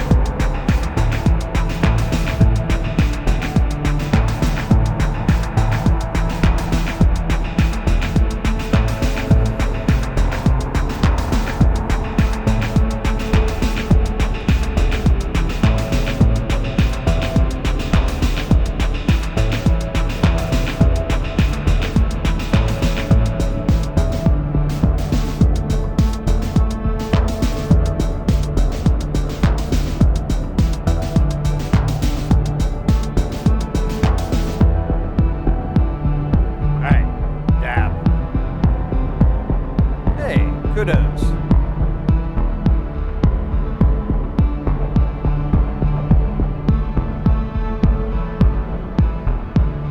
Pre-printed cover of Johnny Be Good. You know.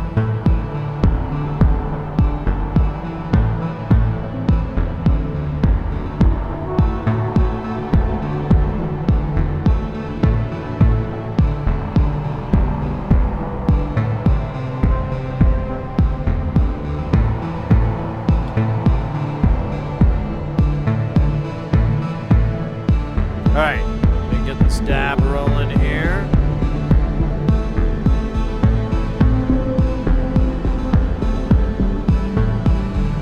How long have we been streaming? Ah, nice.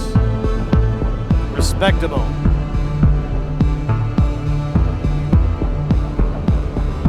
I love watching Shake fly through the air. It's just so funny. It's like blank stare.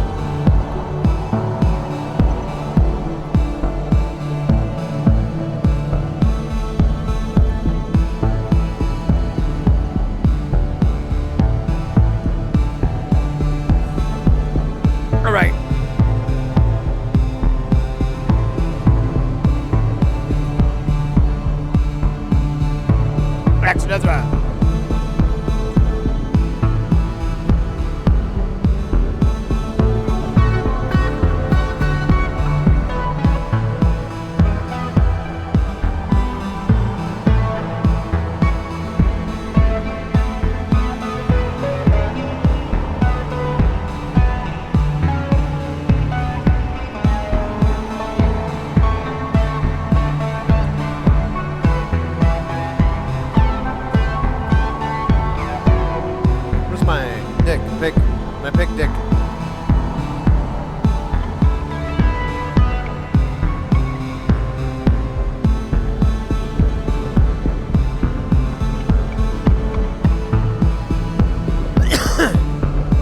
And that's why I bought a big bag of them. This is gonna happen.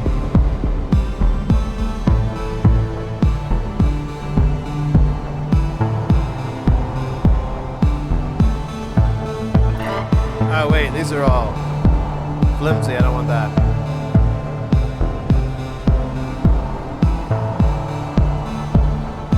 Not doing Dick Dale covers.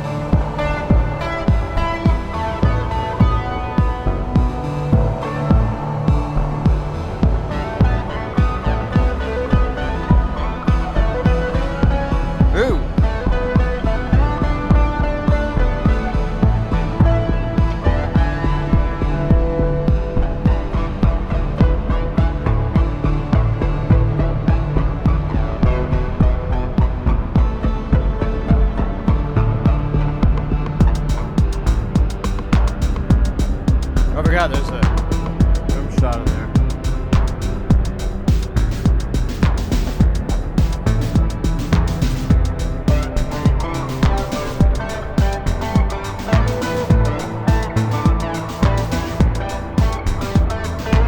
God damn it, I keep fucking that timing up.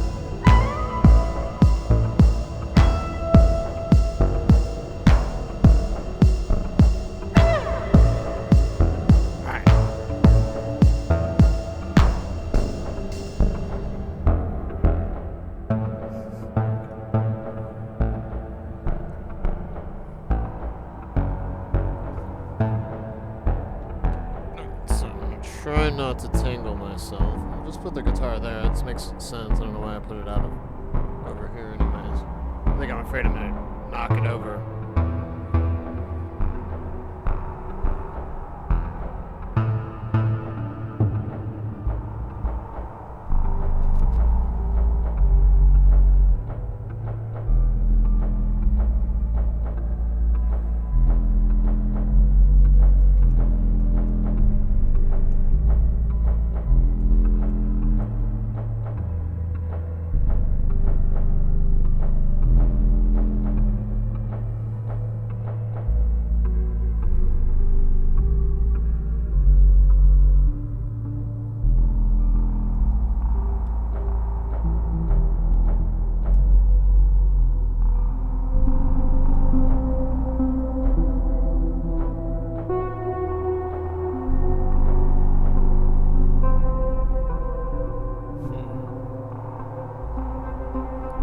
Anything I can generate a gate that's...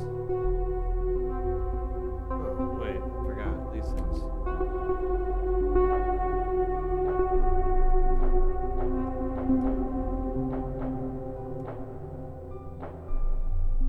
Yeah, but it's... I want it to be more random-y. I wonder if this thing just started working again. That'd be cool.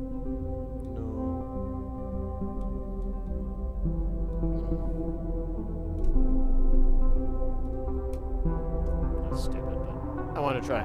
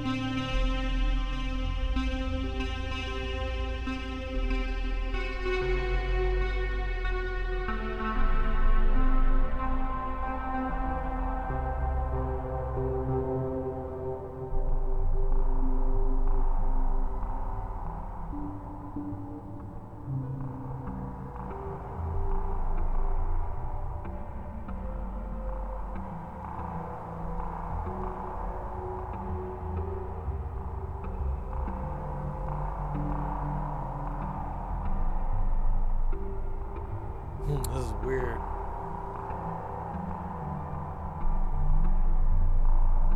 Yeah, I think I don't remember if I scaled it to 10. Ooh, a dab.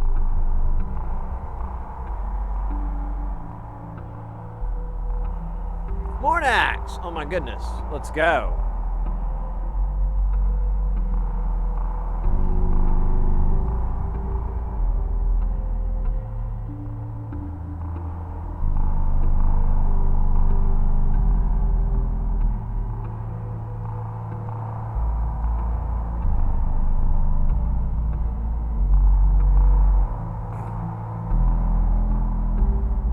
Not getting lit very well over here.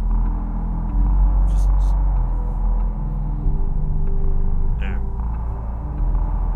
Oh, there we go. All right. So the lighting is really bad here. I'm like, I mean, look at this shadow. This ain't no camera ready. Oh, all right.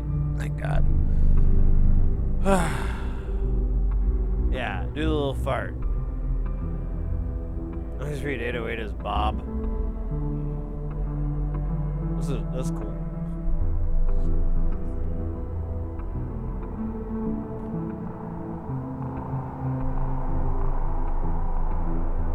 Oh wait, this has a trigger sequencer in it. Ooh, wait, this has got the big one too. Hold up. Totally forgot about that. And I have enough.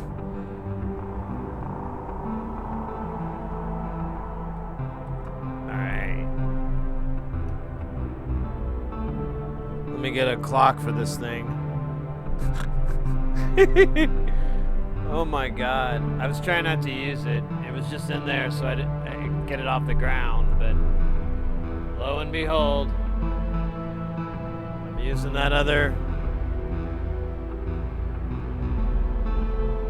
Oh shit. This is gonna make it okay?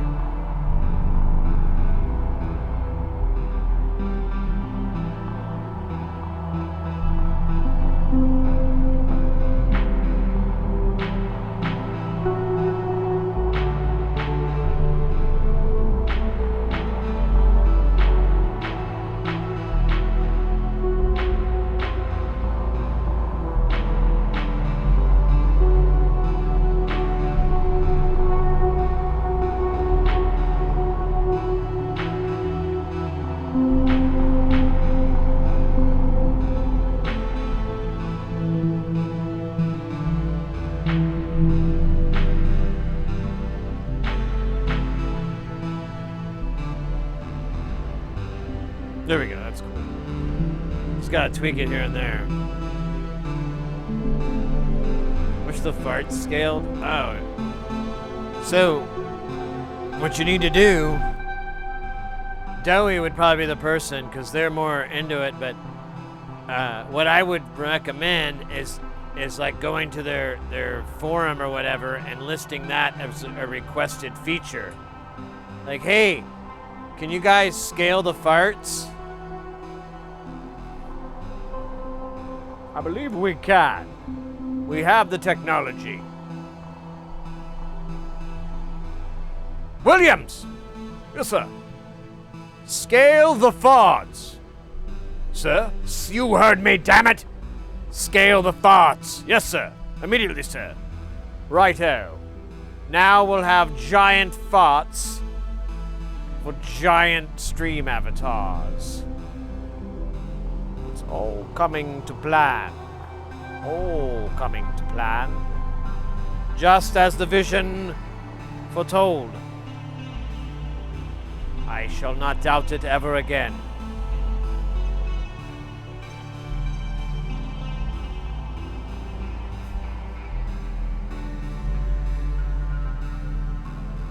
It was a good jam.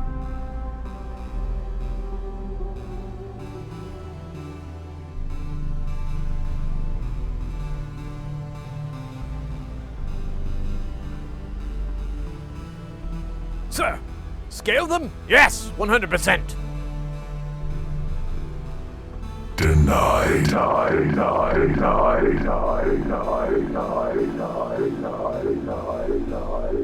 It's like the weirdest graphic. I came up with that and I'm like, I don't know. That's a weird graphic.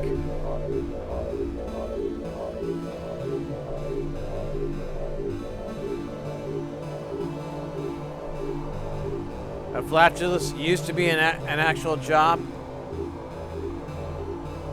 You know what? Until a machine took over, right? That's what you were gonna say. I swear, the old John Henry story rings over and over. First it came for the steel driving men, and then I said nothing. Then it came for the auto manufacturing industry, but I was not an auto manufacturing worker, so I said nothing. And then it came for the flautist, for the flatulists. But it was too late then.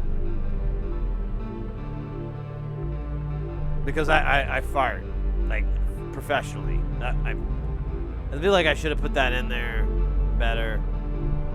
I don't know. I was like halfway worried. Is this in poor taste?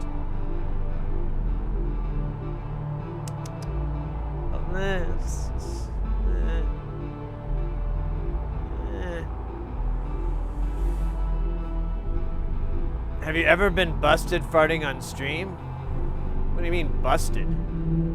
Define that for me if you don't mind. Like, I fart on stream, like, all the time. But this microphone, you know, like, here we go. Here's some clapping.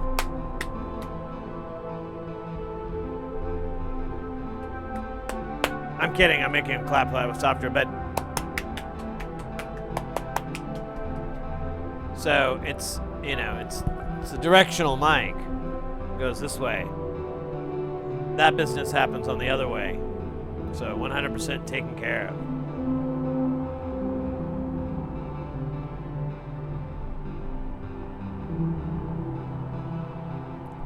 Yeah, absolutely, Axe Deathra. Oddly enough, though, my body has somehow created a...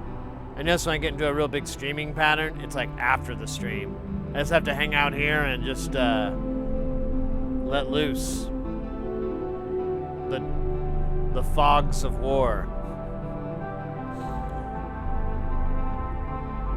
I know, right?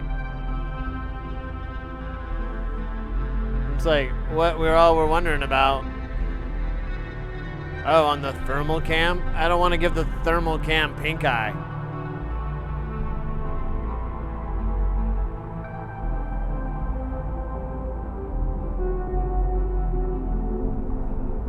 Mr. Harris, you have pink eye. How'd I do that? Well, I don't know if you're aware of TikTok, but you may have farted on something and got it near your eyes. Oh, yeah. Yeah. Damn it. I know what it was. My bad. Instantly, when the doctor happened. Oh, yeah. The thermal camera. Pink lens. I shit myself and then pass. I mean, and I don't mean like pass. I mean like no. God. Gross. God.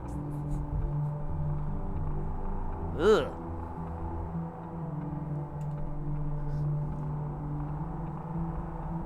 Ugh.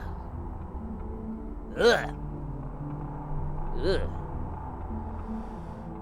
Yeah, hard pass. There you go. There you go. I didn't know if the hard thing was going to imply some sort of an erection, and I didn't want to do that. I didn't want the direction to lead to an erection, or an erection direction. That's short of perfection. So basically, a direction of an erection for perfection would be something of an intersection. If I'm correct in my detection.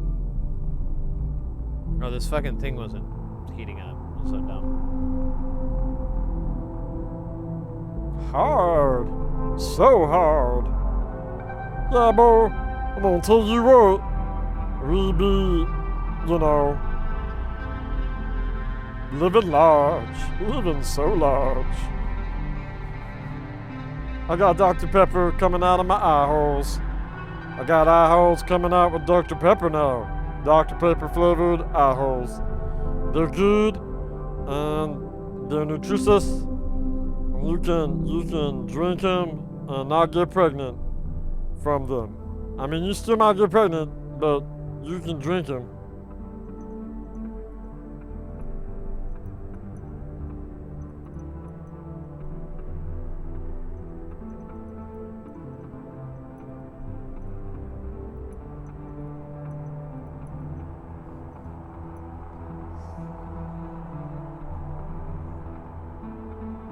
You know, I should ask if DJ, if he can make me swing my balloons as an attack. What? Oh, yeah.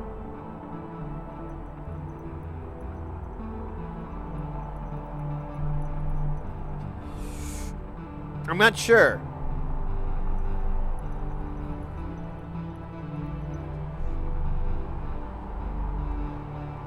I think so, though.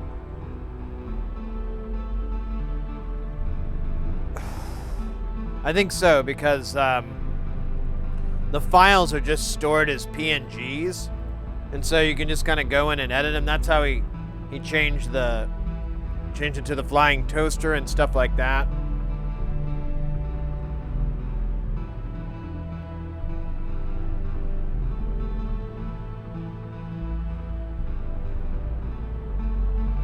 Yeah, Doey's been really killing it with the stream avatars. I really can't thank him enough. Because it's awesome that we have some new avatars. Because like the stuff they have, it's mostly gaming related, which is cool. I put a few gaming related stuff in there, but I tried to keep it to pop culture, you know? Try to keep it to stuff that's like, you know, cartoons and characters and shit that we all like. Because you have a limited amount too. You can't just have, you just can't fill it up because it takes for it really slows down the load time when you pull up the window, and so it kind of there's like a tipping point, and there is a way around that, but what you have to do is like use the gold and have a bunch of characters unlocked, so you would when the person goes, it will automatically load the ones that are available and not load the ones that aren't available. So someone has a ton of gold, it's going to take a long time, but most people aren't going to have that experience as far as starting out. It's pretty.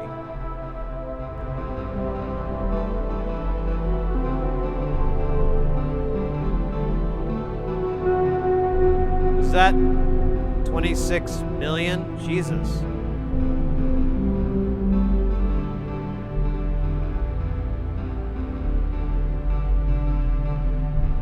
$4,139. Yeah, you gotta play the games to really build up that monies.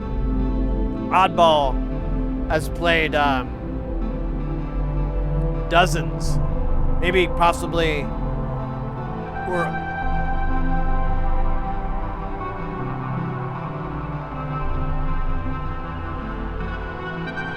hold on. Slow that down by halftime.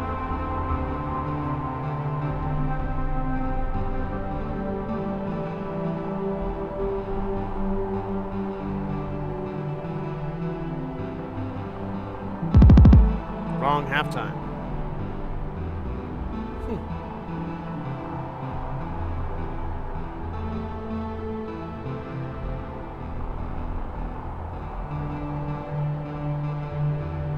What if I have to go by 6th division?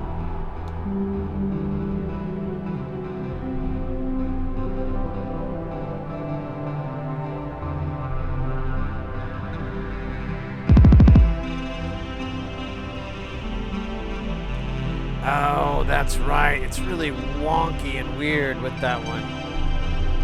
I think my pulse width is too wide. Story of my life.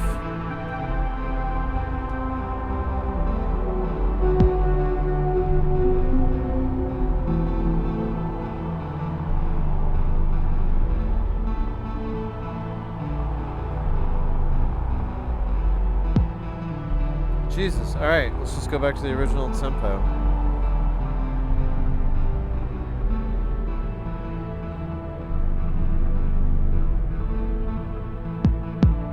No, it's too fast. You're like half that speed. And it's not working. Let me try this again.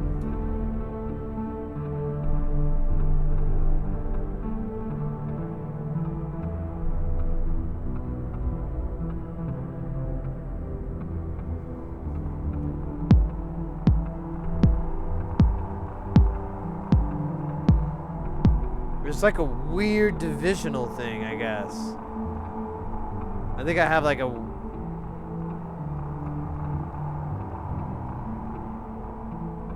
It's like a 1.5. I do have a thing that does 1.5. Let's try that out.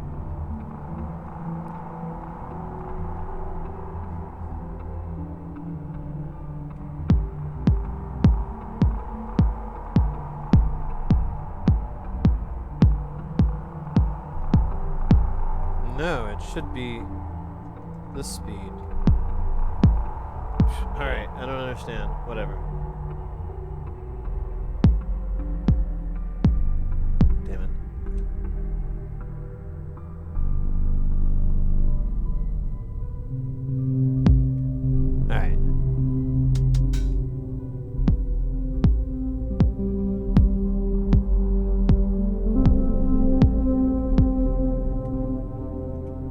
let it go. It's cool.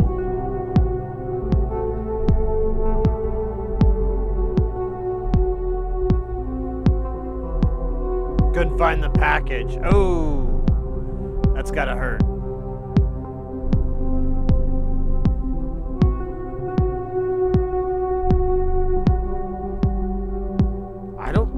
I don't know. Exclamation commands has all the commands I know. You guys know way more than I do. Kind of like it without the beat. I worked so hard on that. But that's like that list. I don't know if it has.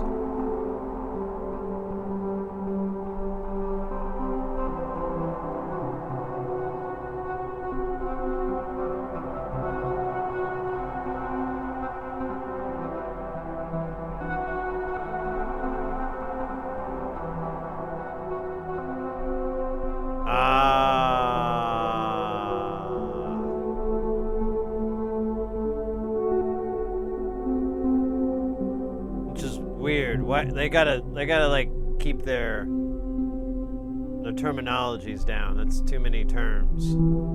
It's confusing.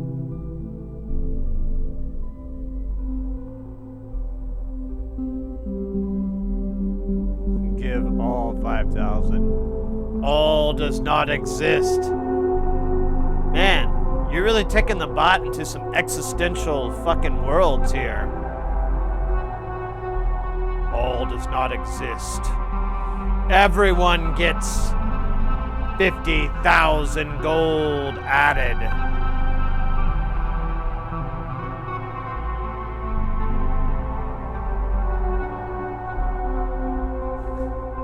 Did it deplete from you, though, Oddball, or did you just make that money out of thin air? I guess, where was it? Yeah, you did currency add.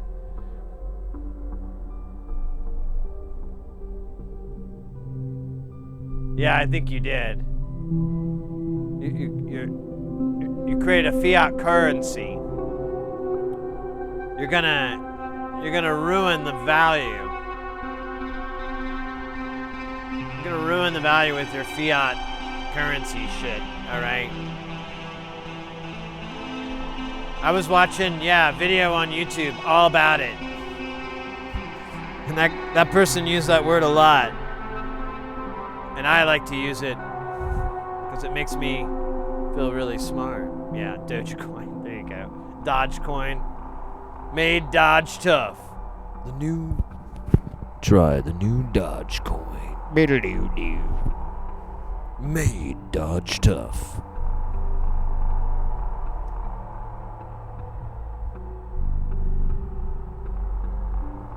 Fiat cars, there you go.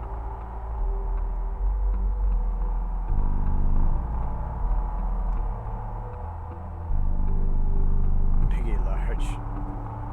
Nice. So you can use all this money in the casinos. You have the slots machines, and you can do exclamation point slots, and it'll bring up a little slot machine down there that your character will play. I don't know if it does the same thing for.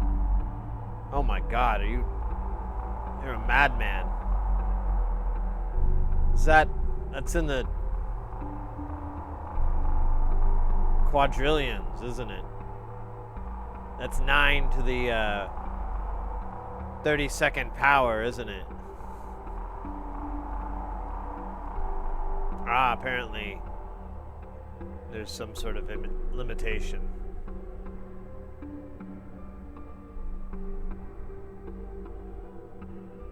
We're playing Federal Reserve here. Exactly.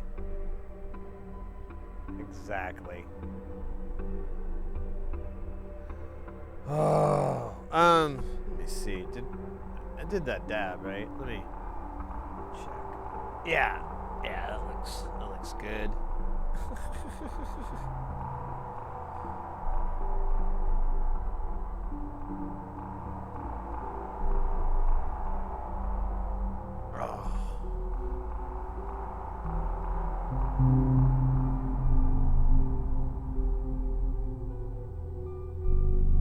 There you go. Yeah, the slots, and then you can put a larger amount. I think it defaults to like something minuscule.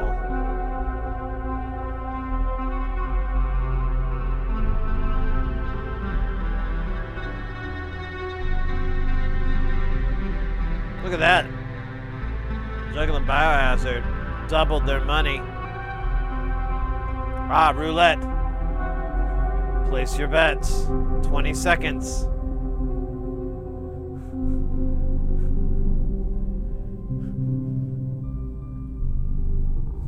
That's so freaking funny. Let's see.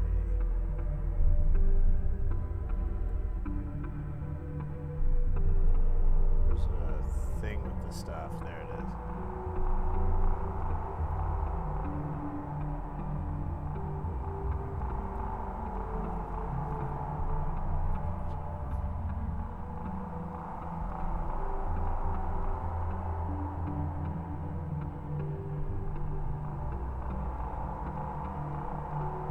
$20 black.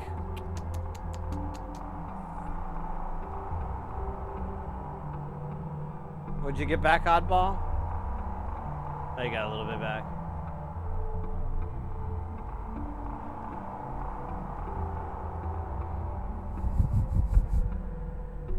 Such a great game that promotes such strong values like gambling. You know. It's our children's future.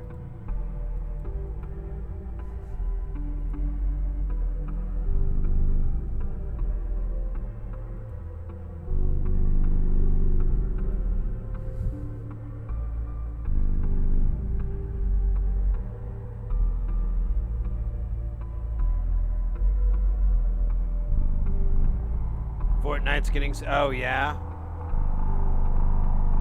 That didn't surprise me.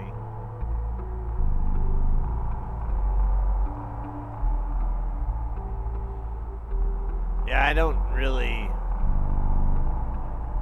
mess with any of those games that do like the loot boxes where you gotta pay. I just like avoid that. I'm like, nah, you can keep your fucking shit, man. It's cool. I don't want it.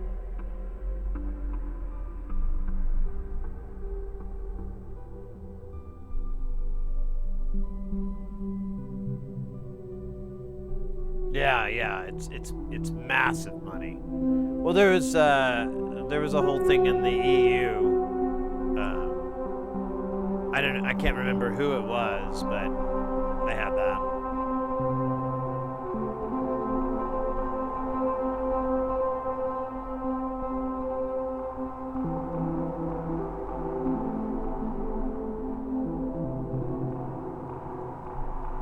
This is kind of a cool patch.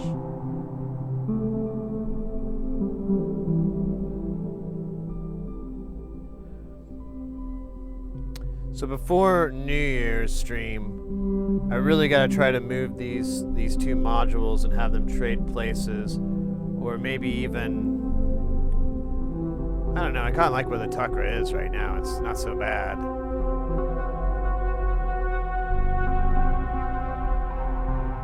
But I need this more centrally located. Yeah. Have you played Vampire Survivors? I think you'd like it. It's like $3. No, I don't think so. I'll tell you though, when it comes to any game on the computer, I had to take a break. I don't know if you were here when I was talking about it. I'll bring it up one more time because it's kind of funny. So yesterday and today, it's still the case. I like went to go get a plate after the stream, and my muscle kind of was like, damn.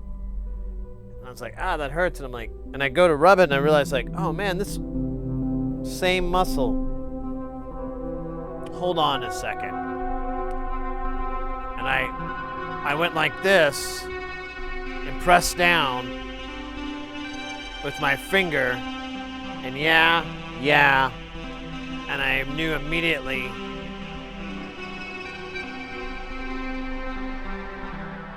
it was from playing Visual Pinball, VPX.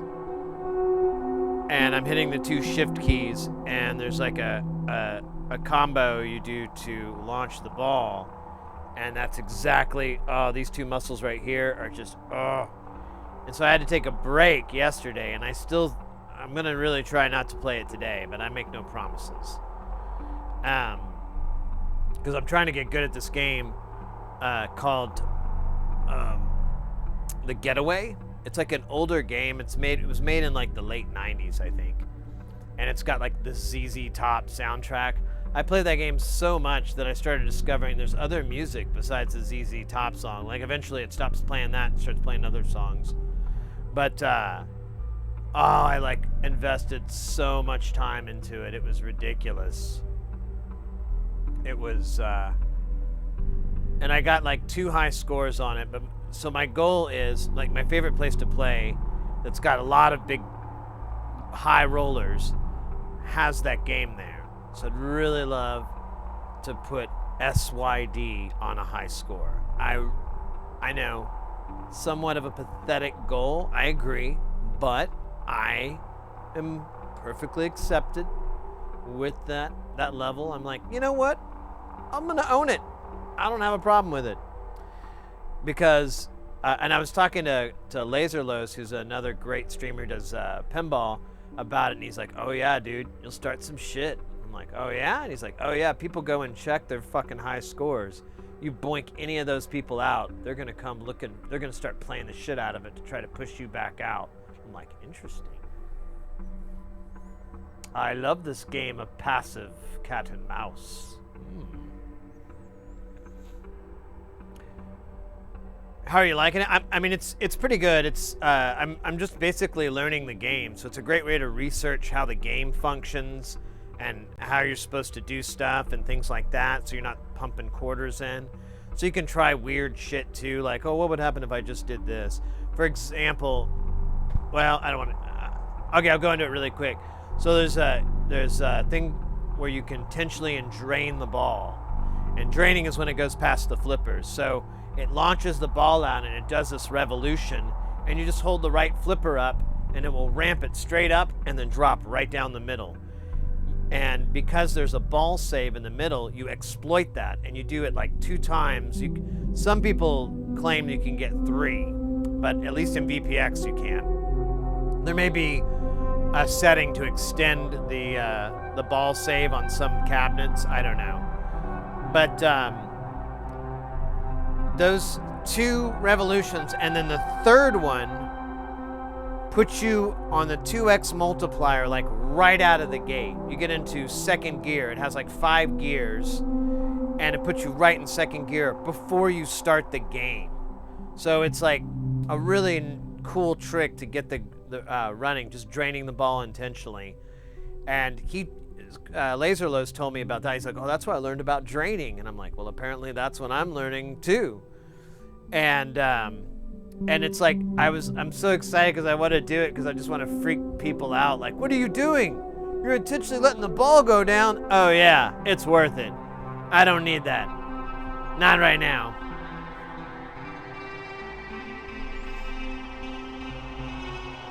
It'd be a real, like, pool shark move, right? It's like a pool shark that's like, oh man, I hope I can win against you. And then they come out and do some crazy, like, 3-ball shot. Like, fuck. I want to do that, so someone else plays and I go, oh man, that's a pretty good score. Let's see. Hey, if you need to go get a beer or anything, go ahead and take a break. I'm going to be on this for at least, I don't know, hopefully like a good 20, 30 minutes before your turn's up. Yeah, I want to see if I can pull any of that shit off. I don't know if it's in my wheelhouse. I don't know if it's in my possibility bucket, but it's a fucking fun thing to try. You know, what the hell? And even if not, like I said, I had a good time trying. Honestly, I did okay on VPX, so I think if I can learn how to hold the ball up for like longer than 5 minutes, which is really what I need to do, to really last in that game, then yeah. I was watching Laser last night and watching a lot of the flipper tricks he does, which he put me to a website. I forget the name, but it's something like Flipper Tricks or something. But you Google that and pinball flipper tricks, and it's all these little animations that show you how to pass the ball back and forth and stuff like that. And I was just really studying how he does all those things. How the game he was playing, it had a ton of multi-balls. And so I was really like 4 or 5 balls on the field, and maybe 6. We weren't for sure, but I was watching how he manages and how he deals with that, and like really trying to take notes so I can like get better at it. You remember the tricks? Yeah, I never heard of it. He brought it up last time, or not the last time, but a while back when I was on on his channel, and I was like, oh, I'm gonna have to go check that out. And pulled it up, and I'm like, oh, this is cool. But of course, it's like hard to bring that to the to the arcade. But I could, maybe do a decent attempt at trying it on VPX. I was really interested when I first played it because I thought about like what a fun project if I were to make like a controller for it. But I don't know. I thought more and more about it, and I was like, you'd basically build a pinball machine. And I'm like, yeah, never mind. Because you would put solenoids in for the flippers, so you'd have these flippers, you'd have these solenoids move, but they wouldn't be attached to anything. Or maybe they would, they just hit like knockers or something inside. And then I'd like to have something for bumpers, so you could get the feel of a bumper or a kicker hitting or any of those. So I'd put another, like, maybe a few solenoids in there so you could get multiple really fast hits and simulate that. And then the same with like what do you call it? The shove or whatever, nudge, that's what's called. A nudge sensor as well. That would be nice, but eventually I was like, yeah, fuck it. I'm just gonna use this keyboard. Maybe I see if I can plug like my Xbox controller in, get some haptic feedback. That'd be kind of nice.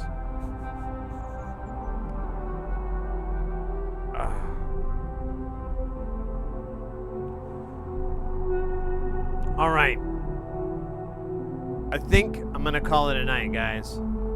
I think this is a good spot to start. All the sounds like an actual pinball. I imagine someone made a DIY flip. They have. I did find a few out there, and there's a couple of companies that make like really small pinballs with like an iPad that you attach. But meh, I don't want to mess with it. It almost just sounds like more work than I'd just rather have a pinball machine. I know it's like thousands more, but fuck it. It's gonna be better. All right. So as I was saying, yeah, guys, let's call this let's call it a night. We're gonna stream on Saturday. I'm not exactly sure what time. Probably a little bit later than the normal time, which is 2 o'clock Mountain right now. I'll probably start up a little bit later, but who knows? Who knows? It's going to be a lot of hanging out and jamming and hanging out. So, feel free to drop by and say hi.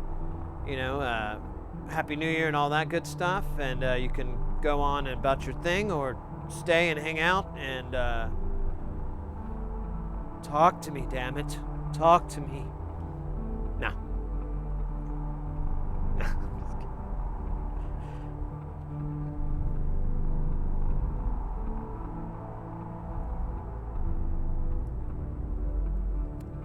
Well, then don't drink, oddball. Have a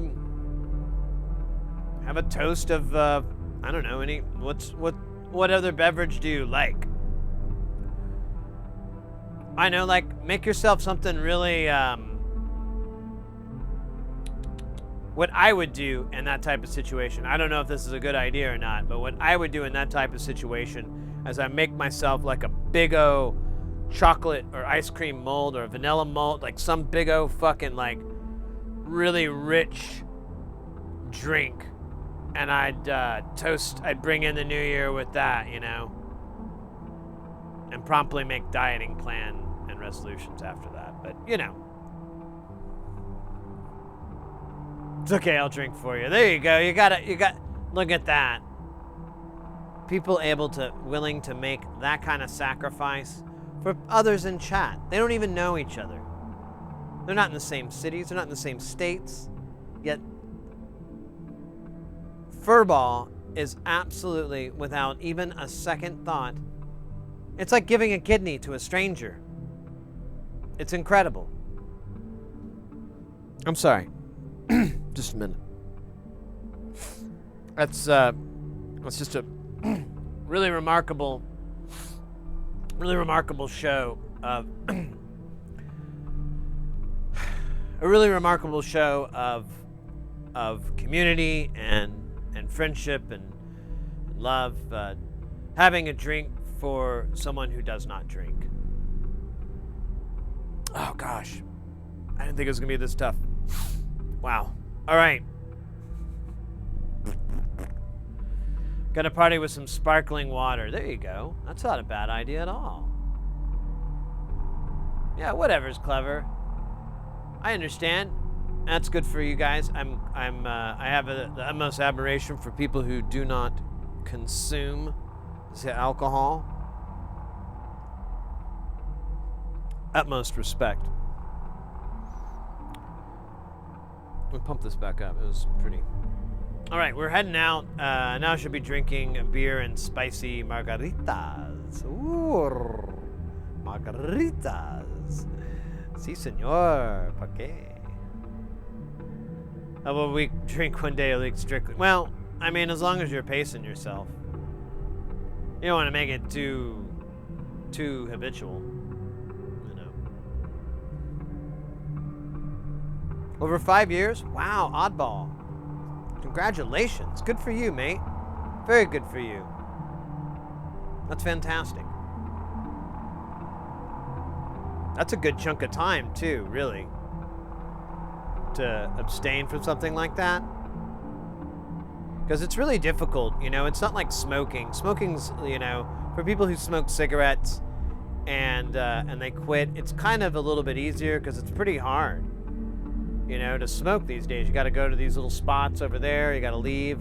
But when it comes to alcohol, you know, a lot of restaurants, a lot of, you know, gas stations, grocery stores, all those things, they all have it there. So I feel like it's a much more difficult thing. But obviously, oddball, you were like, enough is enough. I'm done with this. I ain't doing this no more. Good for you. First couple of years were hard. Yeah, I can imagine that. Yeah, some people, you know, they just have a bad reaction with it. It just doesn't work with them.